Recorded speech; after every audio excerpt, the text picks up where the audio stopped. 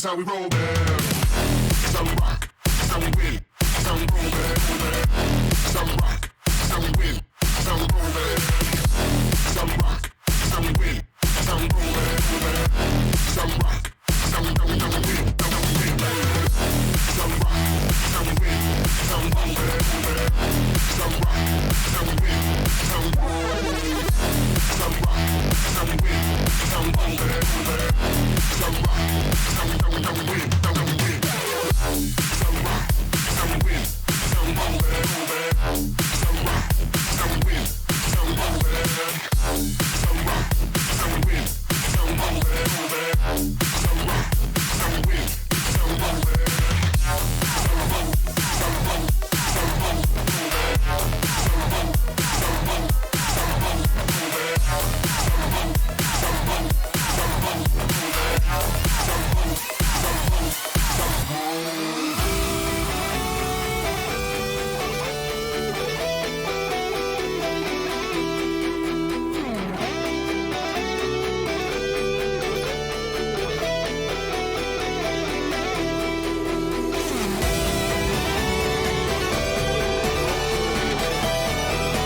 Some roll, some roll, some roll, man. Some roll, some roll, some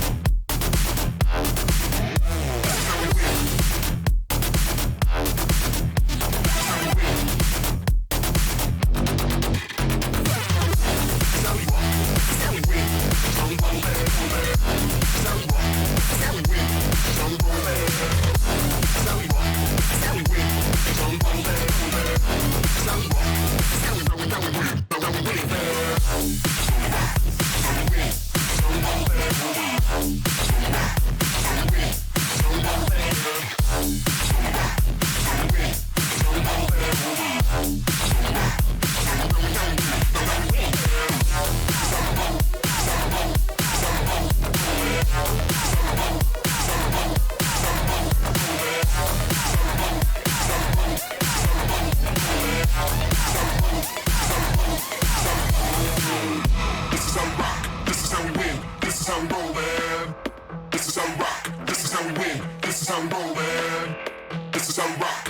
how we win. This is how we roll, man.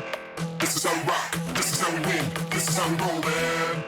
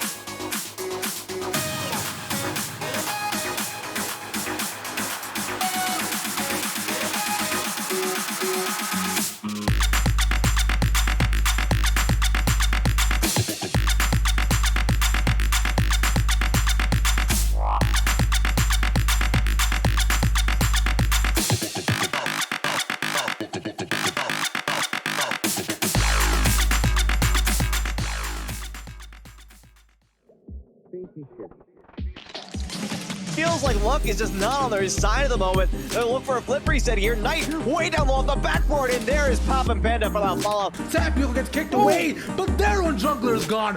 What is this fight? Continue. The shots are not there for you. Maybe it found value. I don't really know. Oh my God, Mike Wazowski denies the Deadeye. And welcome back, ladies and gentlemen, to some more Fortnite action right here on the NACE Starleague. I will be one of your casters for the evening, ravishing beyond the internet. Joined here by my side by the illustrious Bass from the past. How you doing, baby? I'm doing fantastic. I'm excited to get into more Fortnite action here on this fine Saturday. And this isn't just random Fortnite action. This is the championship, Ravish. We have gotten here through a long season, through the toil, fire, and flames. These guys have battled their way for a $2,000 championship here tonight. We've got 6 games going east and west to include them all. And oh my, I am ready to get into it. Indeed, my friend, as you can tell, our future looks bright more than the view that is behind my window. So we'll be able to see a lot more of that and then some. But before we get into all of that, right, Bass, why don't you talk to us a little bit about what we're fighting for today? Because I know we're all here for one thing. You're indeed here for that $2,000 prize pool. Like you said, 1,000 first place, 500 second, 300 to third, and 200 going to fourth. We're going to be playing all 6 matches. Each one of these games are going to be a standard format. 1 point per elimination, points based on placement. But the bigger thing here, Ravish, is that this isn't the usual like you see in FNCS where it trickles down a little bit. You get down to 17th, that's only 1 point. Top 20 don't get points. It is a little bit more cutthroat here today. Man, I do love that. That means that we might see teams going all out from the beginning, or things might get a little bit warm in here where I might require a towel due to how much drip I will be getting off me. I'm sure the teams will be as well. So I'm thinking the lobbies will be very competitive, but as we do have 6 matches here for us today, right? I know the first 2 are a little bit just feeling each other out, but as we get down to it, as things get hot, heavy, and exciting. Indeed they do. The crazy thing is that, like you said, game number 1, it's going to look near unidentifiable in comparison to what we will see in games 5 and 6. The teams will get more aggressive. The teams will start to really feel themselves. We're going to see these guys not necessarily keying each other as much as they are going to just be, full guns a-blazing. They don't have to care once they get further into the night, or maybe they care a little bit more. I guess we'll just have to find out here, Ravish, because now we got to get into the first game of the night, which is going to be a rather interesting one. We've got our front runners, the teams that we think should be the ones to really carry the squads, but you never really know. There's always those underdogs that show themselves. Yeah, 100%, right? Because this is Fortnite, so anything can realistically happen. It depends on your drops too, and within how many early engagements you get into as well, and your rotations. If they get sniffed out potentially by other teams, then things start to look a little dangereux. That's dangerous in French for y'all. And I know there's also like a couple different squads that we're looking at personally. All the way from Bushlall to St. Clair as well, who really has such a rise in the standings and are really showing up in the show in the past couple of weeks.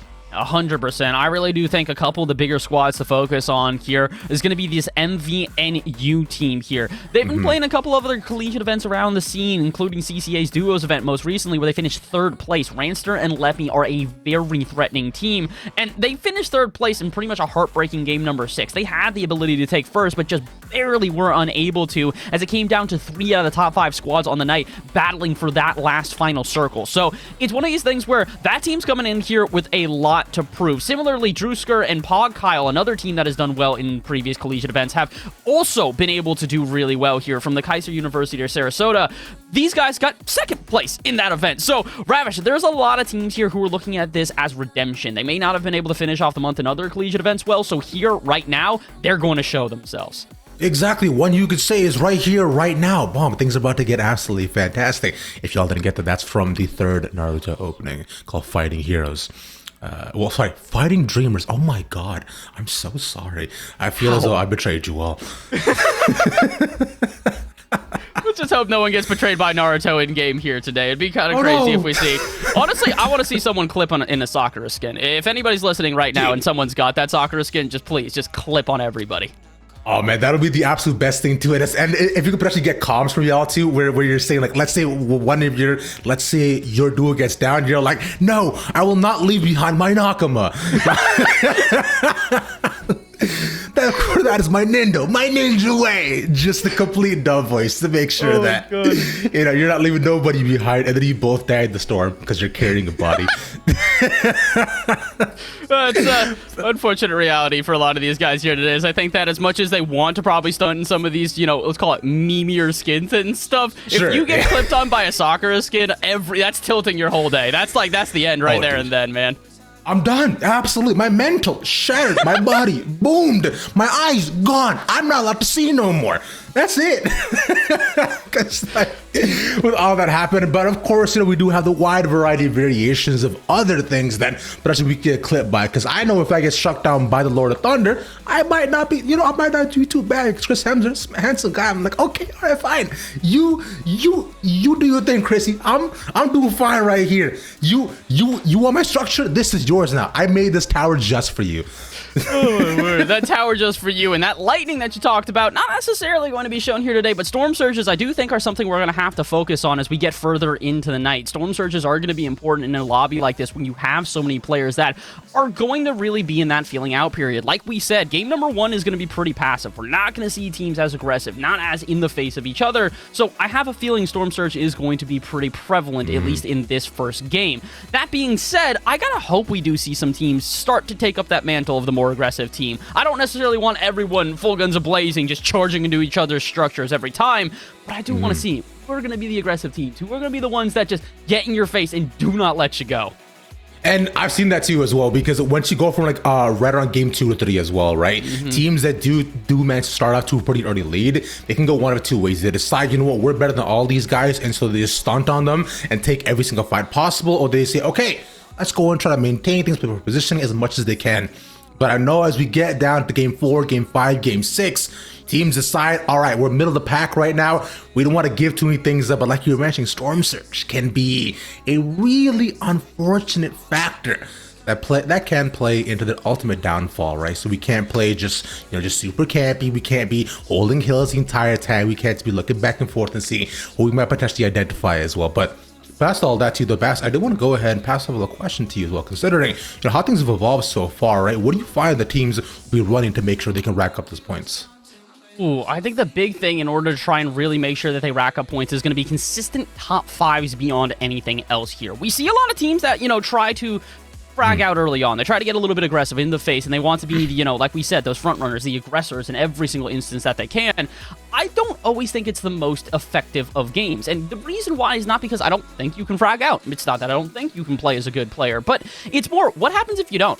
What if you have that one match where all of a sudden you drop 30th in the lobby? You're no longer really in top contention, and you have a round where you have 0 points. At that moment, all of a sudden, all those other rounds where you finish 9th with 8 eliminations, 7th with 12 eliminations, something insane, they don't matter anymore because you've lost an entire round that just completely throws you out of contention. So here today, I want to see teams focus on consistency. When you're only getting 1 point per elimination, it's not going to be as lucrative to just continually key every team that you see. No, not ever at all, because if you're trying to take every single fight you can, then things might not turn in your favor, because there's this wonderful word that we toss around and, does happen to the best of us, called third partying. Now, I know just the thought of it does strike fear in the hearts of many. I know strike fear in the hearts of mine, because when teams do notice that suddenly, they're taking engagements all across the entire other map, other teams will try to take advantage of you on that. And I find the teams that are the most resilient are the ones that wait for the fights to eventually end, and then they decide, all right, and before they decide to go ahead and met up, let me just sneak on in there, take all of your loot and more. In fact, that's actually how I got my first solo squad win. Fun fact. Thank you. I didn't do a thing in the entire game. I sat inside of a truck, and I remember it was, it was back when it was a mission where you had to make sure to be at the center of the storm, right? Of the circle every single time. And luckily, it was fine where I was at. So I went from the next to the next. I hit a truck, and I saw one guy who was also solo squatting. Took out 2 squads in front of me. He was killing it. Insane. And then as soon as everything ended, it was me and him. I was looking around, and he was like, okay, cool, I got it. And he starts to met up, and I'm like, bang, boom, bomb, shot. That's it. Victory Royale. It's the way to do it, though. Honestly, dude, that's the vibes. If you can be that guy to not only do well for yourself, but play spoiler for everybody else in the lobby, oh my god, they are my favorites. Nuisance playstyle 2AT in the best way possible here today. And I mean, we are going to see that at some point. With the amount of these teams just being proficient with their building, once those cone battles start to appear, as soon as someone moves from one cone to another and just finds themselves in the middle of no man's land, yeah, you can guarantee, not just third party, 4th, 5th, and 6th, everybody's firing off shots at you. Oh yeah, they say Rome wasn't built in a day. I dare you to shoot I dare you to shoot one of these squads to see what happens, man. Go ahead, try it out. Just literally just one straight shot, just right up to the sky, and all you see there, which I find too, as well. I also wonder this about a lot of the teams too, because I've seen some of the playstyles go along the forms of they don't farm a ton at the beginning, but they decide to go ahead and instead just take early engagements and take whatever else other people have acquired, especially squads that spend a ton of time make sure to get max mats right at the beginning and then going from there. Now that can be a tumultuous and tedious task, but if you find a squad that just has like max brick and you suddenly take them down, oh brother, you're living. Sorry, no work done for you. You can just go around with just your 10 match you came into it, and you go out a king. Oh, beautiful. That's the big thing here, is just making sure that, do whatever you can to just survive. And I do want to say, one of the bigger things here with the way that Matt's builds have now developed late game is that a lot of these teams that are looking for refreshes when it comes to, you know, taking out an elimination, finding another squad, picking up their mats, and then continuing to run on, it is no longer as difficult for them to pick up those mats. Those spider web, the web shooters that we have seen, they have been so integral because you can literally just grab an item out of the storm if you can whip onto it, and it doesn't cost you a charge. So the fact that you can literally grab basically a full stack of brick, a full stack of metal, just because you saw someone get eliminated and now you're able to grab their items, it changes late game so incredibly much because these teams that usually get boxed into this one little box running out of resources, they no longer have to. If they can just find one good whip into the storm, find themselves some of those resources, all of a sudden their late game completely turns on its head. So I'm excited for this one, Ravish. I think from the very moment that we hit the battle bus to the very, very last victory royale, we are going to see action the entire night. And at this point, I'm just waiting to get into it. Exactly, my friend. I cannot wait to just look up and once I see the battle bus go by, it's be like, aha, that's hot. That's hot. It's going to be absolutely classic. But yeah, like you mentioned, we'll be into it in about 30 seconds or so. So I hope you guys are ready. I hope you have yourself strapped to your chair, making sure that you're ready for the excitement but to come your way. Because I know I personally am. Bess, let me ask you a question. The question, because you being a former professional competitor and better than and better than most people in this lobby, right? Just you said it, not me, right? It's talking a little bit about just I imagine just the nerves must get to you, right? Especially before you pop in tournaments like this. So one of the cooler things about, I guess, my competitive experience for people who are not familiar with, I never really played at an international level or to a level at which people were really knowing or knowing my name. But what I did do is I was there when Fortnite first added tournaments to this game, when FNCS was still trying to establish itself and they just were starting to put tournaments in game to try and give open qualifiers for stuff like that. That was where I was first competing. And I do remember back then that it was a very different feel from what you see nowadays. The meta has evolved so much in comparison to what it used to be because, dude, I mean, you and I know this. Back in the day, you could literally bush camp. You could be on the top of the hill somewhere with a sniper in your hand waiting for someone to make a mistake as soon as, okay, duos lobby, I'm solo by myself. One of them goes down, the other one's trying to heal them up. Bang, one shot, that's it. You're back to the lobby. So the difference nowadays is I do feel like teams are still going to play that little bit of passivity, but oh my, the close range battles are so much more nerve-wracking nowadays because it's one of these things where if you're not spamming builds, if you're not basically able to completely wall yourself up and do so effectively and not allow that other person to take over your structure, that's GG's. Like, you just cannot allow people into your little cone. Versus back in the day, teams would never want to try and get into your cone. They'd stay as far away from you as possible because they knew if you went in, that is impending doom. There's no way you're making it out. Nowadays, with the ways that shotguns and SMGs have created these close-range battles that can extend for minutes at a time, completely different ballgame. It's awesome to see in comparison to what I saw in Chapter 1, but man, Chapter 3, completely different tale. Yeah, well, because if you remember, Bess, there was this thing used to be called traps. Right, that used to be present in a lot of these houses, which we'll get into that and more as you come back from a short break. Don't go nowhere.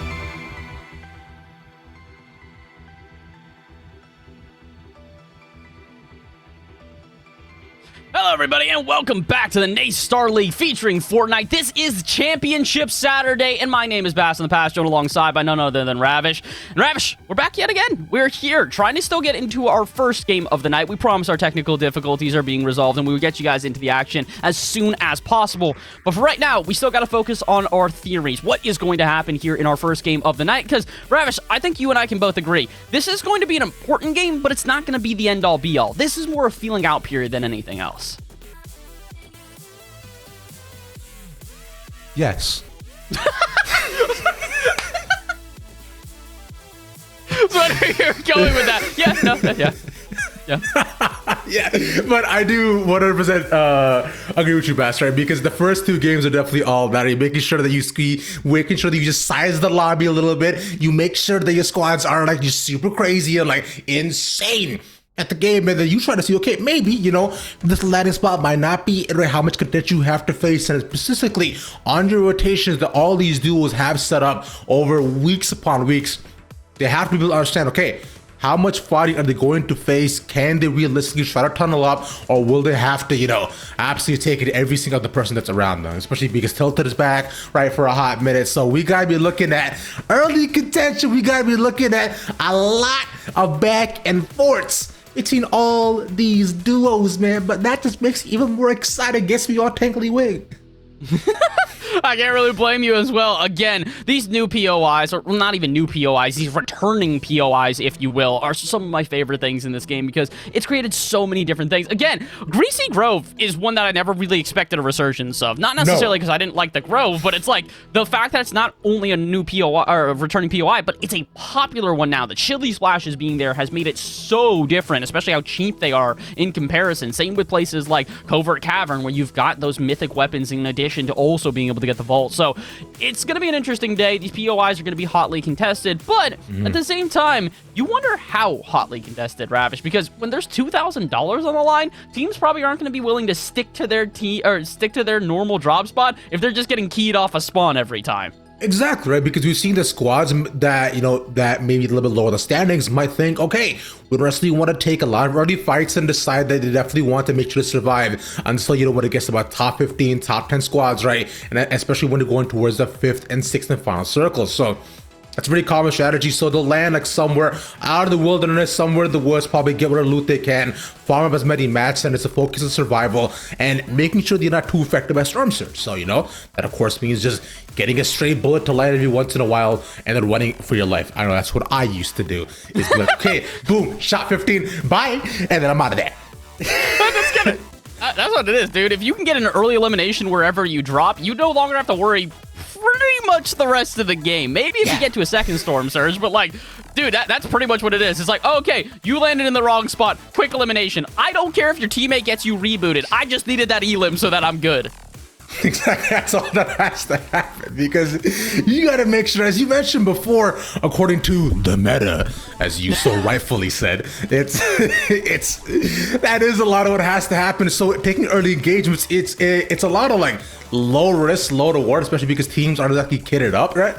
So you know, most people will have like maybe like 50 shield max, right? Or you might have found just one mini and then you're just sharing with everybody else around you. So things are less likely to go, you know, more so in your favor if you also catch teams off by surprise, right? That's a big thing, which I've seen also a lot of like early duos do. They decide, okay, you know, they'll just wait to see who lands around them. They might try to find a weapon or two, and then they'll wait, they'll lurk, like as if like Jaws, you know, outside the door of the house, just right? You know, you hear the squad moving around the house, you hear them moving towards the door, and suddenly, as soon as they open the door, boom, in your face. You're down. Put it out.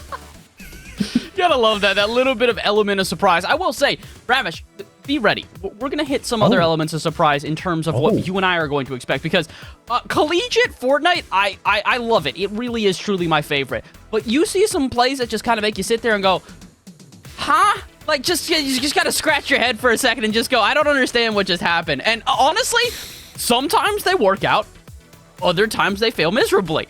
I don't know which one I prefer, though, because they both lead to very high levels of excitement. So I'm just kind of going to balance them both. But get ready. You're going to see a couple of plays from these kids that may just have to do with the pressure that they are under. When there's $2,000 on the line, for a lot of these guys, it's a bigger paycheck than they've ever seen. Now, and considering we were talking about exciting plays that we could potentially see, I mentioned before the break, there was one thing that my friends and I loved to do back when we played a disgusting amount of this game, right? Which is trap killing people. I remember when there was a meta, we would set up we would actually set up fake houses all across popular rotation paths. And they'd be like, okay, we used to be in one of the 5 we had set up, and the rest 4 had traps. And so we like, all right, cool. You choose which one you want, and then whenever somebody used to come to try to attack us, right? We said, all right, great. And then if you pick the wrong one, they die. Listen, you're creating your own little maze. Who did that? Wasn't it like the Mad Hatter and Batman who did that, where you just kind of like create like these little traps for him and just have like a bunch of like little hidden things here and there? Hey man, listen, props to you. I don't think I could ever be that clever. I basically just set down a bunch of like walls around me and go, please don't shoot, please don't shoot, please don't shoot. Exactly, because you want to find other ways to win the game, and when you know that you were as bad as we were, so we're not gonna win the game. So we might as well have fun while we're doing it, right? We might as well just like ruin somebody else's day, right? Which is what we said we might see other squads might also attempt to do. But best, being the professional player in line with Booga yourself, right? Talk to me a little bit about, like what's probably the most exciting thing you've done in a game that you were like, yo, this is crazy. This guy's mental boot. Making me, dude, I haven't thought about this since college, literally. Like, this is just how far back I gotta go. It's crazy for me. It's crazy for me to think also that that's how long Fortnite has been out now. It's literally been 5 years. You like try to think back and you're like, yeah, newer game. And then you realize this game came out 2 years after Rocket League, and now both of them are like top tier esports. Kind of crazy how long these guys have been around at this point. But, craziest thing I've ever done. Honestly, I always think back to my bush camping days. That is by far my favorite bush gang until I'm gone, man. It really is one of my favorite things. I remember when they added bushes to this game, but I think my favorite one I ever had was just being able to sneak around basically in a 1v3. I was the last one alive for my team, starting off with a sniper, immediate headshot, 2 other guys around me. They have no idea where I am. Drill one of them from a distance, and as I'm running in, that guy goes down. All I have left is the one shotgun, and it ended up just being, I think, a 2-tap, 1 to the body, and then 1 to head. And I was like, it's the best 3-piece I've ever been able to pick up. And I remember that pretty vividly. That's probably the only one that I can remember vividly, because back in the day, you go through so many games of just like GG's go next. And I just remember being like, yeah, ruined, Q, just keep it going. Just like, don't think too much about it. Man, I remember I was talking to you about this too, but then just the hours upon hours of what my friends used to play all the way until 4 a.m. in the morning sometimes, where we used to go to bed so sad because we wouldn't get a single win in like 5-6 hours of playing. And then sometimes we would call it early because we were going down like second or third because people started landing where we did, right? Which is, we used to be 50 shots. And so just suddenly we're like, all right, we can't take these fights. What do we do? Next? Nah, man, I'm going to bed. That's it. Hey, listen, cut your losses where you're at. If you're not feeling it for the night, you're not feeling for the night. Don't just keep on like trying to push it. Like, I think my favorite example of this was, I wanted to give a shout out to my homie Danger Taco, another caster that works around us, and he was huge shout out to Danger. But he was talking about, he's having people come through, like he's talking about his chat, and he was like, yeah, I just heard one of my subs basically go, yeah, I was GC1 to start the night, and now I'm C1. I'm down to champ. I've dropped an entire rank. And he's like, yeah, honestly, what's your best advice for me to try and get back? And he goes, get off. Like, stop trying. You're not gonna get better tonight. It's not tonight. Try again next time, because this ain't your day. Yeah, it's not it, man. And like, you're basically just rage queuing at that point. Like, I'm gonna get a win. No, you're not, brother. You're caught in what I like to call the spin cycle. Like, nothing you ever do will ever change until the laundry machine is done its cycle. And either you just let it happen to you, or you take a break and wait till the cycle is done. And maybe once your clothes come out all high and dry, then maybe you can think a little bit more about trying to run it back, as I believe we're getting word we'll be into game number 1 in just a couple of seconds. I promise this time I'm not leading you guys astray. So, Bess, I hope you're excited. I already said I'm tingling at the seams, so much so that my pores are opening up. I'm impressed that you can tell that. I don't think I can see that acutely if my pores are opening at this point. Look at steam. I got Steam. Well, hopefully the players have got some steam as well, because we are officially underway here in game number 1. And now we get into the action, the calamity, the chaos that is going to be this very first game. And Ravish, we've said this a million times already on broadcast, but this first game, beginning of it, probably going to be a little bit more passive than usual. Not as much aggression to start us off. Yeah, most likely not too, as we're seeing, just the overall spread is a little bit very far apart. From what we can see so far, just the concentration is a little bit interesting. So I imagine we might see already some early contention. We see Vexy TV loading on in. All right, managed to get a couple of early mats, but with their duo, they do see about around 3 people in front of them. So, things might be a little bit contentious right from the start. Just a little bit to start on off. Maybe if they can, oh, come on, hit the snipe shot out the gates here. Would have been beautiful to see it out of Sirius, but not quite able to do so. I will say, if I ever see someone hit a snipe shot, just like out the gates with that sniper, I'm always going to just pop out of my chair. It's so rare in competitive Fortnite nowadays, but what's not rare is the fact that we have had a couple of teams already drop off. 2 teams officially being eliminated here as we're down to 72 players remaining in this lobby, so maybe not as passive as usual. Maybe at least a little bit of aggression to start us off. Just a little bit, as you say that, we lost 1 more squad, maybe 2, as people are dropping left and right. Shots are going here and there. But talk about a sniper, man. Do you remember way back when I used to religiously watch Dr. Lupo? Yep. And some of the things he used to be able to do, I could never recreate. But just every time he would land the most disgusting shot, just his exhilarating. I just gotta love it, man. It's something about, I will always say this, even when I came back to Fortnite, because once I started getting back into casting for this type of stuff, I started trying to play as much as I could again. And I remember very specifically, the #1 comment I've always had about Fortnite, the gunplay in this game is so satisfying. So many other games do not have that same sort of feel. You hit a headshot in Call of Duty, yeah, it's nice, but ain't like Fortnite. And, well, something else that isn't like Fortnite is the ability to build early on here. Phoenix gonna get hit from behind. Wait a minute, where'd they get shot from? There was another squad right behind that being Trick, right? And the thing is, of course, we were talking about the ability of third party, and of course, we were taking these early games. You got to make sure to watch your back. That's what the builds are for. That's why you can box yourself in. But of course, I'm sure they were not expecting to be shot like that all the way outside as Trick.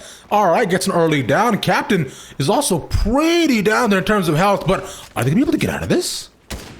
Gonna try their best. The unfortunate thing for Trick here is that they've only got this Ranger rifle, so they don't really have anything to play close range with. Their opponent can get a couple good shots. They might be able to send them packing, but instead, Track takes the team down by themselves. Another one bites the dust, and we're down to 33 squads. Exactly like you mentioned, my friend. Yeah, it's quite nice, I gotta say, especially because in Trick pretty much did that by himself, got the first third party, and then went in, picked up what, like 3 early limbs. They're absolutely set in terms of the points, right? So as of right now, him and the squad can choose to just play it safe all the way until the end. But right now, it seems Machiavelli wants to get into some danger as he spots a duo above them, as his own duo decides to put down some more shots. That's the a good player that is going to be helping him out here. Hits Bula, another solid player and another solid contender here today. And Machiavelli, not to be outdone, though, will take out the second player in the duo here. Continuing to have players drop like flies. We started off with almost 80 in this lobby. We are down to 16. We haven't even hit the first circle. I love that. And that means that if this trend continues, which we definitely know it won't, then final couple circles might be 1 or 2 ways, right? It's all the continues fighting, or it'll be solo people that will have to wait for the storm to do a little bit of nudging for these teams to make sure that you can try to continue to fight. You see your KU all right now, just looking to roam around to see what they can find. There's a squad not too far from them either, but they're making all the rotation into the storm. They could actually just hold this edge here too. I think that they probably will. There's no one really around them, and as you can see them building further up with multiple sniper rifles on them, this might be one of the few teams we see play a little bit more passive than normal here. They're going to still try and loot on up. Probably just going to play this one find whatever they can. Early game, you got no one around you. Just try and see if you can find some extra loot that you might not expect here. And, well, speaking of not expecting, look how many people have dropped over here in the Sanctuary. This is going to be something brutal, especially for Freeze, who has now engaged the AI. Twin is behind them and should be able to help out, but this is not necessarily a place you want to start trying to engage AI. Not this early when you're just going to attract attention to yourself. There's also no builds on Freeze either, too, so he's taking a bunch of shots at the beginning. He should be able to shield up as you go along, but the question is, him surviving by the end of it. As, oh, best, they do have the Spider-Man slings. We've been talking about those before we got on broadcast. One of the most important things in this game right now in terms of the meta. And the crazy thing about it is this would probably be the last competitive competition we see with the Spider-Man web slingers in them. This is the end of the season here today. So as integral as they will be here and now, once the next season starts, who knows what that mobility item is going to be. Speaking of mobility, give me Eris. The squad are just getting mowed down in this car. Deciding that perhaps, this modus operandi of transportation might not be the exact ideal one, as they look to get a little bit of high ground against their opponents who are right beside them. This is not an opponent you want to have right next to you. Ranster and Leppy, yeah, look how quickly they drain them of their health. Talk about build battles. That was a little bit of in-between. Taking the height while also taking a life as well. 1-2 combo, and all of a sudden Athena's got to try and just escape here. They're doing their best. A couple of builds, but Leppy's not going to let them run. 1-2, and again, there's a reason I call these guys the top dogs. They might as well be my front runners for the night. You were talking about this already, man. They were second already previously. Considering how Collegiate Fortnite has gone, then if this has anything to say about how the games might go, then Leppy might be going out to a hot start. And we were mentioning before as well, if you do match against the stall placements and some early elims to rack up the point to get number 1, that means your games 2 and 3s are pretty much set for you, because depending on how the lobbies go, if you continue your consistent performance, then things will be A-okay. 100%. I think the big thing is also that if you do get a pop-off game, all of a sudden, first place, 7 eliminations, that's 32 points in total. You no longer really have to panic going into the later games if you have a bad one. But team that's not having a bad one so far, both these guys already found some eliminations. Track by themselves, though, trying to do this here. They've got Mikavelli and hits Bula on top of them, and they will not survive. Another one sent home as we are now down to our top 25 as even more squads go down. One after the next, best just keeps happening. I like that Mama waited for the edit, and so he's like, "Yo, surprise!" Like you were saying before, suddenly things are getting out to a hot start, and all these teams being scared out of nowhere. Because if I'm be honest, I was not expecting him to be outside of the build. Think, okay, he's probably gonna go around. He might take the roof. No. That's what you thought. As Vivid thought he might have landed some of the shots.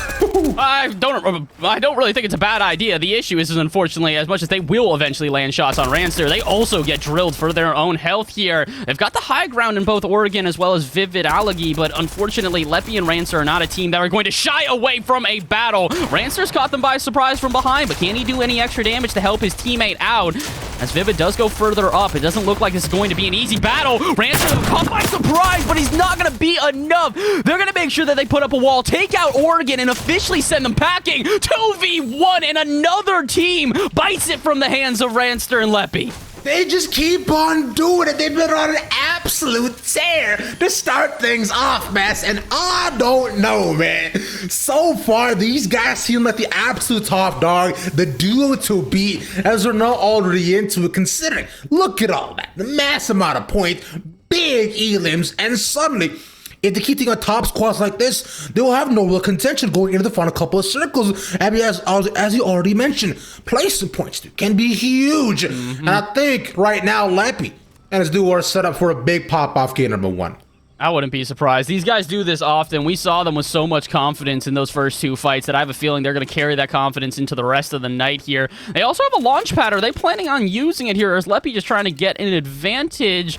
Oh, wait a minute. Hold up. Yeah, they do. They also have those chili splashes, so they're about to key yet another team. They see Vexy out in the distance, and this is a player you want to take out early. This is a solid contender, so if they can take out another top dog right here, right now, they're setting themselves up for a victory royale. This is crazy, man, because Siri and Vexy have actually been competitive veterans in the collegiate scene, but Leppy might have bit up more than he can chew. Now under a lot of firepower built all the way down, and like you mentioned, those chunk splashes should be more than okay, but right outside, there is potential that's waiting for them. But they get to med up, so for now, they're ready to fight once more.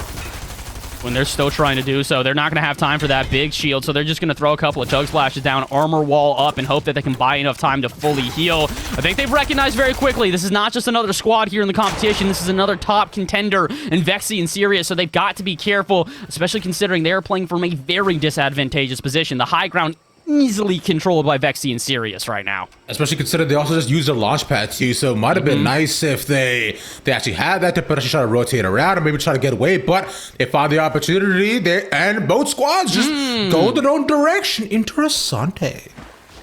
I'm thinking that maybe they heard the car start getting used and they realized that, all right, that means that we finally got an exit out of this one here. So Leppy and Ranster will use the one opportunity to dip on away. And they'll find themselves a little bit of sanctuary in sanctuary, as it looks like there are no other players around, only the AI. So interesting. Two top dogs see each other, recognize it's going to be a long fight, and rather than just try and battle it out, they both decide, let's just play for placement.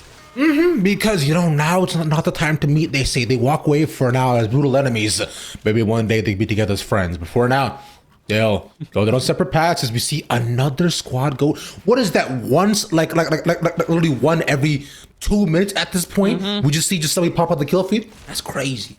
Just continually dropping like flies, one after another here. And a team that we haven't really checked in on quite yet that I'm hoping is still around is going to be Pog Kyle, as well as their teammate Indrusker. Another top contender we've seen many times around, but I haven't really seen much of them this game. To be fair, Straphadon and Zen, another team we haven't really heard too much about here, and considering they're in the Sleepy Sound, which is very, very contested. Look how many teams are currently in this one POI. Now, the question has to be, though, Bass, do they decide to engage each other? Or will they just go their separate directions? Now, this has most commonly been the case, and considering they're very well in the circle, if the Storm Gods do favor them, this is exactly what things might end up. But considering where it's pulling, it might not. So for now, I think each team's going to decide, you know what, they're just going to hold their own little area, keep things safe, and maybe just get a couple of shots that maybe affect the shielding of resources a little bit, people around them, if they can. But for now, I believe this is where we reach mid-game. This point, as all the squads have been catered up, and they know that, okay, position is key. It's perfect that we end up in Sleepy Sound for what is going to be the sleepiest part of this game in its reality here. Just a little bit of a lull. Just, we're going to wait, theorize about what might happen, because we've stuck at this 42 players remaining for quite some time. If Hitzbullah wants to change that one up, though, I'm not going to complain. Snipe shots usually this late in the game are not common, so Hits, let's see something spectacular. Yeah, at this point, I know more often that snipe shots being used to just set up for your teammate to land. So beautiful spray downs, but for now, though, not much will happen, as that is a very, very precarious build. We decided to try to land against that, but as right now, it's Bullard duo just wasting some mats. Well, Trying to waste their mats if they can, I would say. It does look like they're pretty well established up there on the hill. I don't think that Swirl is really going to panic too much, but a team that we also don't think needs to panic here is going to be J-Carbs and Ray, another top contender going in here tonight. Ray been a very aggressive player, same with J-Carbs, and they usually manage to rack up a decent amount of frags, but the issue for them is always being able to find decent success during the late games, and it's because of instances like this. They mark themselves up against another really top dog, and they don't really know what to do against them. So as you can see, both Jit and kills in front of them means that they're not going to be able to move out of Sleepy Sound all too effectively. Getting down to it, third circle has arrived now, Ravish, and it doesn't seem like teams are too eager to push any further. So what's going to be the play as we get down to our next circle? so from what I'm seeing so far between these two teams, it seems to be a little bit interesting, because right now we're looking at early rotations out of here as well. Because like you were mentioning, there's a ton of teams right around them. So you can try to do this, just brute force your way all the way to the outside Sleepy Sound. Or you can just have to pop right in the middle and set yourselves up. That was actually not too bad. And considering all the teams around them, they know if one team pops outside, they'll become a target for everybody else. So Vexy and Cirrus set themselves up near the so far edge-ish of Sleepy Sound, as you do see one squad right on the precipice of where Sleepy Sound is. So I think this will be the main trend that we see so far. Someone's got explosives here. Someone brought the grenade launcher, so this is going to be a little bit interesting. How are they going to use this to their advantage? And honestly, if you're going to use the grenade launcher against any team, this is probably the one to do so. Vexy and Sirius, a squad you want to get out early, or at least direct enough attention to them that other teams start to involve themselves in third party with you here. does look like they found a little bit of reprieve. The initial shots will go on, but as they just continue to cone on up, they're not going to really allow any other teams around them to continue with said pressure. And speaking of the teams around them, look at that. Literally within about a 50-meter radius are both Anna and Flapjack, as well as J-Carbs and Ray FN. Man, you know, all these teams coming into Sleepy Sound thinking this neighborhood, he's a little bit dangerous. All the people around us seem to want to, you know, wish ill will. I don't know. I think the property value might drop here, Bass.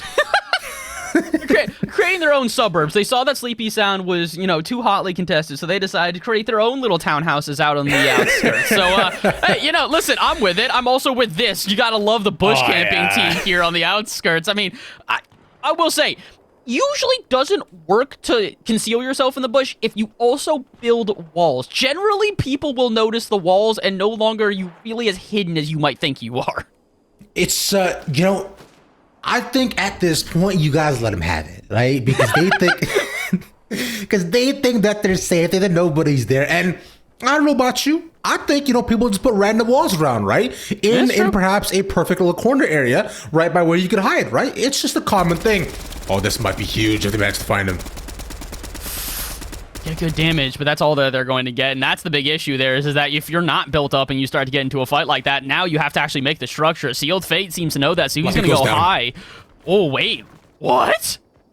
If he goes down, this might be bad. I don't know if I actually saw Rancher going down too, but I believe that was also Rancher and Leppy actually moving into the side, which they might have been caught out so far. So if that could be absolutely massive down if they do manage to fall, which I think they have at this point. So that's crazy. That's our top squad. That's probably the top squad in my mind right now. Without seeing Drewsker or Pogtile here in this game, I had really good money down to say that those guys were probably going to win this one. But the crazy thing is there's too many unpredictable things in game number one. Like we said before, making sure that you get some placement points, making sure that you find yourself with a couple eliminations to start your day right is going to be, I mean, valuable beyond compare. They haven't done that. 18 squads remaining, meaning we haven't even gotten into placement points yet, Ravish. No, not at all. Once one more squad. Okay. All right. It's just Ranster left. So Leppy did unfortunately fall. Oh, poor guy. Now he's all alone. There's no all one alone there. Again. Alone again. You know, I don't know lyrics to that song, unfortunately. That's like the only lyrics I know to that song. So it's not alone again. It's actually on the road again, which is where this squad is going towards, right? See, because I know we're both singing Shrek, but we're singing different songs, right?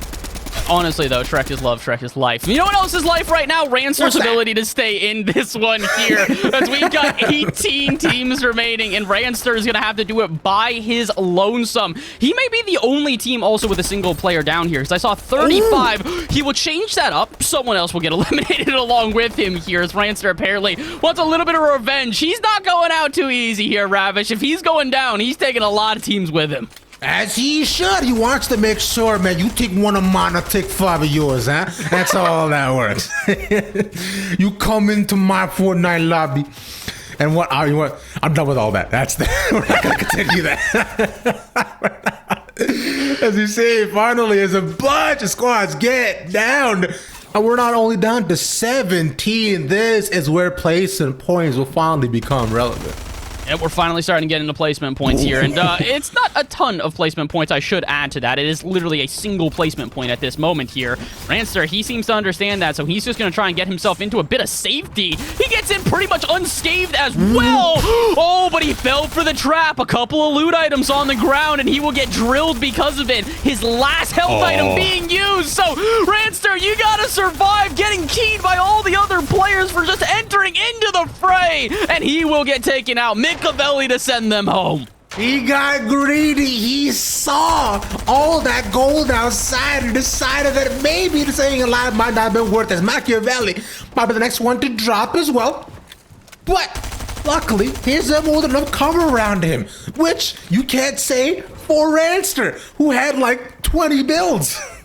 It's a shame. Those armored walls really are so integral once you get down to the late game, just because of the fact that you can just hold yourself for at least a second. Force teams to try and push you from a different angle rather than going straight through like they normally do here, tarping on top of tarping. But let's see, can anybody find some more eliminations? We're dropping down to 15 squads remaining, so now we're really getting into the meat of this ball game as there's less than 30 teams remaining, or excuse me, players remaining here. Could go down to 28 in just a second. It does look like they've got a team on the edge here. Tender and Riv gonna send another one packing. We're down to 14 as we get down to our 6th zone. I was just about to say here, right now, this is where it gets all hot and heavy because all teams are stacked on top of one another. So now we have to be able to establish the ultimate high ground and the ultimate low ground team. And so far, Grandpa Tender and his duo so far wants to make sure to take the high ground, but there is one squad right in front of them and they don't want to deny that from. So they could try to possibly battle against them, maybe waste a couple more of their mats, but so far I think they can just make sure to stay safe as we've quieted down here, best team so far. We decided, okay, we can stay safe because at the next circle comes the race. This is where the rotations come in. This is where things get exciting. And the big issue is for everybody else is that we're talking about high ground. Shades and Tender don't just have the high ground. They've got the circle as well. You can see the circle is moving somewhat with them here. They can just kind of play the edge and keep picking off teams from a distance. Shades will do exactly that. Finds another one down here. And as the Great Migration moves all of these players to a completely different side of Sleepy Sound, a couple of them will bite the dust along the way. A full squad eliminated here. Ray trying to avoid that. Micavelli just barely skirting by as they find themselves yet another cone. They'll actually even pick up an elimination on Grande there. Down to 12 squads remaining, and we're just dropping players left, right, and center right now, Ravish. As it should be, Bass. Everybody wants out of the neighborhood, and I think Shades decided alongside Grandpa Tender that, you know what, the only one who's going to stay right here in this town is going to be me and my boy. As right now we do see, that was a sick laser from Shades. Kill is going down, and also on the other end was 2 more falling, but Shades now under a lot of hot contested fire. He's out of the open though, but he's so far up, teams cannot rightfully choose to try to target him, as Strafon also falls. We knew that these guys were going to hold the high ground. They put themselves in such a great position, and as we move further through the circle, they've continued to dominate up here in the sky. Aerial prowess being something massive for these teams, but the only thing they have to watch out for is if someone uses a launch pad and surprises them, they are very vulnerable. The unfortunate thing is that no one really has time to focus on a launch pad. Again, eliminations popping up in that feed in the top left every single second. As we turn away, we now see Hitsbula and Micavelli. 10 total elims for the duo here. Considering they're in 11th place, they have guaranteed themselves a solid finish in game number 1, even if they go out right here, right now. This is such a huge start, and there's still now 10 squads remaining, Bass. We're down to a top 10, and consider we're down to almost a final circle as well. Now all these teams will fall. Vexy picks up 2 on the other end as one more team goes down to the Storm. They're just getting absolutely annihilated one after the next. This is so unfortunate. Shades, how does he keep doing it? He just walked into Vexy's cone and went, nah, I think I'm taking this one. Squatters' rights, baby. And all of a sudden finds yet another elimination. We're down to only 4 teams remaining here. One of them is a solo. I don't know who it is, though. Dr. Duke and Big Riv, they don't really care. They've got 7 eliminations, and now they are the kings of the high ground here, or should I say the queens. Let's see if maybe they can work this one through. Doesn't really look like it. Looking around Riv right now, just trying to figure out if they can find some builds. They are currently completely out of mats, so they got to hold on to this high ground and hope that no one even tries to shoot them down. I mean, you're saying about that, but perhaps the team below them should be more worried about that too, is they have to make sure to mat up as much as they can and try to find small bits of cover so far. They do manage to do so for now, but Big Riv and his duo actually Micavelli goes down to on the back end of it. So suddenly, we're only at 6 people, 3 squads. Make that maybe 2 as he's fighting against Thirstpin. Dr. Duke, okay. You see hits pull up, but he's so low here though, Bass. I think he's going to for sure fall because one stray bullet could get him. Yeah, Hitspool has got to be very careful here. The big issue, like you said, is that not only do they have the low ground, but they really don't have much to play with here. They can heal back on up. They've got a chance. Ooh, they'll take a couple along the way, but QT Flow will eventually stop the madness, and unfortunately, I think we'll stop the game as well. Dr. Duke recognizes the 2v1, drops low, and sends them high. 2-1, or excuse me, game number 1 finished off here as this team continues to dominate every solo in that final circle. And Dr. Duke and his duo weren't even necessarily on our radar to the beginning. We're thinking, okay, you know what? This team is popping up. It's good for them. But not only till the very end did they manage to get the high ground that we're thinking, no, they might have a chance at this. They took the top squad at the very tippity top, and suddenly they get that victory royale here, baby. All of them points go in the back pocket. So shout out to them. The big issue is, again, something we saw before, is that high ground, as fantastic as it is, if you do that too early, you put a target on your back. So the team that we were looking there, as much as we thought that Grandpa and Shades would probably be in a good position, all of a sudden, you get 6 teams trying for your high ground. You're not going to be able to hold on to that. So you got to be careful, making sure that you rotate at the right moments and don't overshow your hand before it is too late. Unfortunately, for a couple of these teams, we saw that there. Ranster and Leppy going out pretty early. We didn't even see Pog Kyle in that first battle there. And seeing Shades go out so incredibly early in those final circles means, Ravish, we thought we'd have a pretty good idea of where this leaderboard's going to end up after game 1. I have no idea anymore. Exactly, and this is what we mentioned at the beginning, right? This is Fortnite. Anything can happen at any time. So, with all that being said, we're cutting to a show. When we come back, we'll have game number 2 for y'all.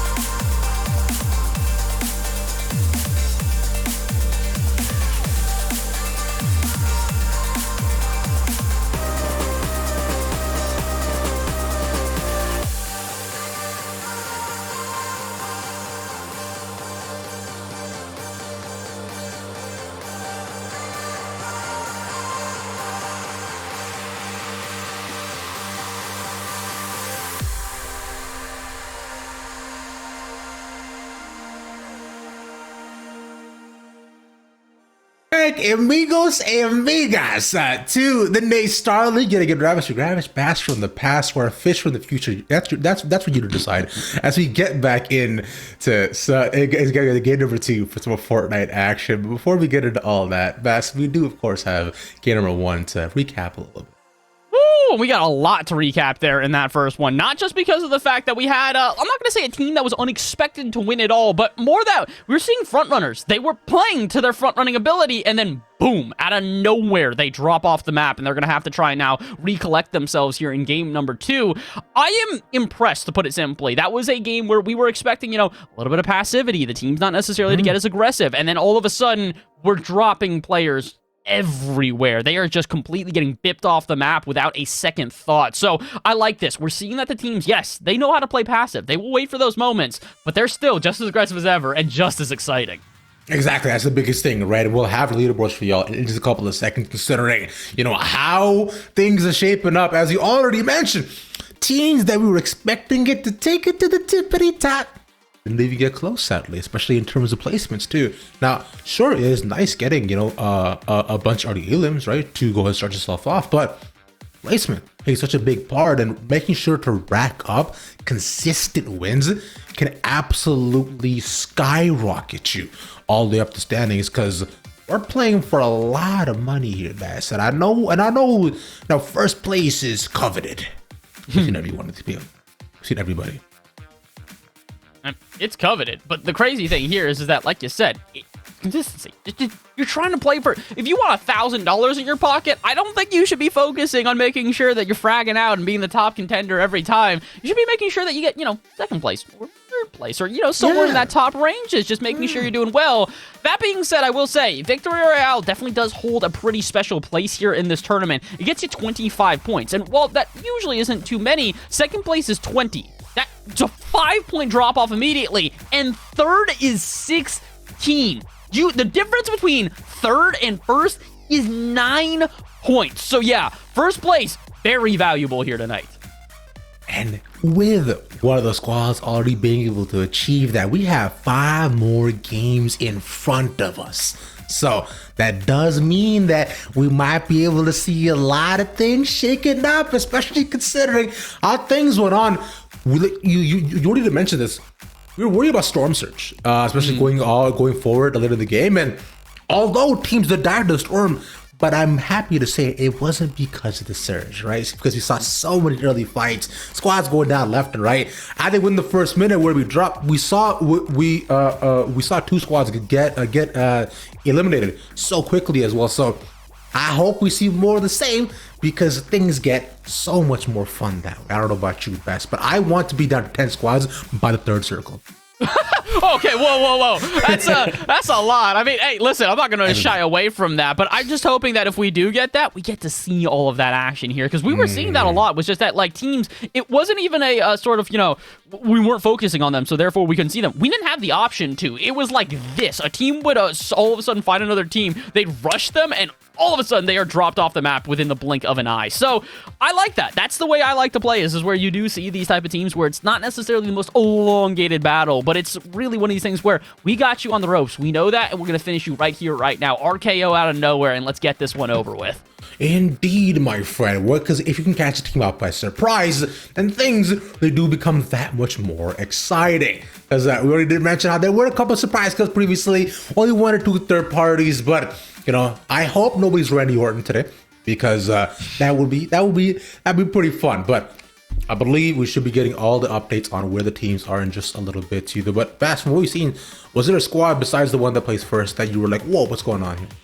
Honestly, the only other one I would really be looking at is going to be that Grandpa and Shades combo, as well as that Hitsbula plus, I got to remember who their teammate was in that game. I apologize if I cannot. I do have a list here that I think I can go back through and check in. Mika, which was...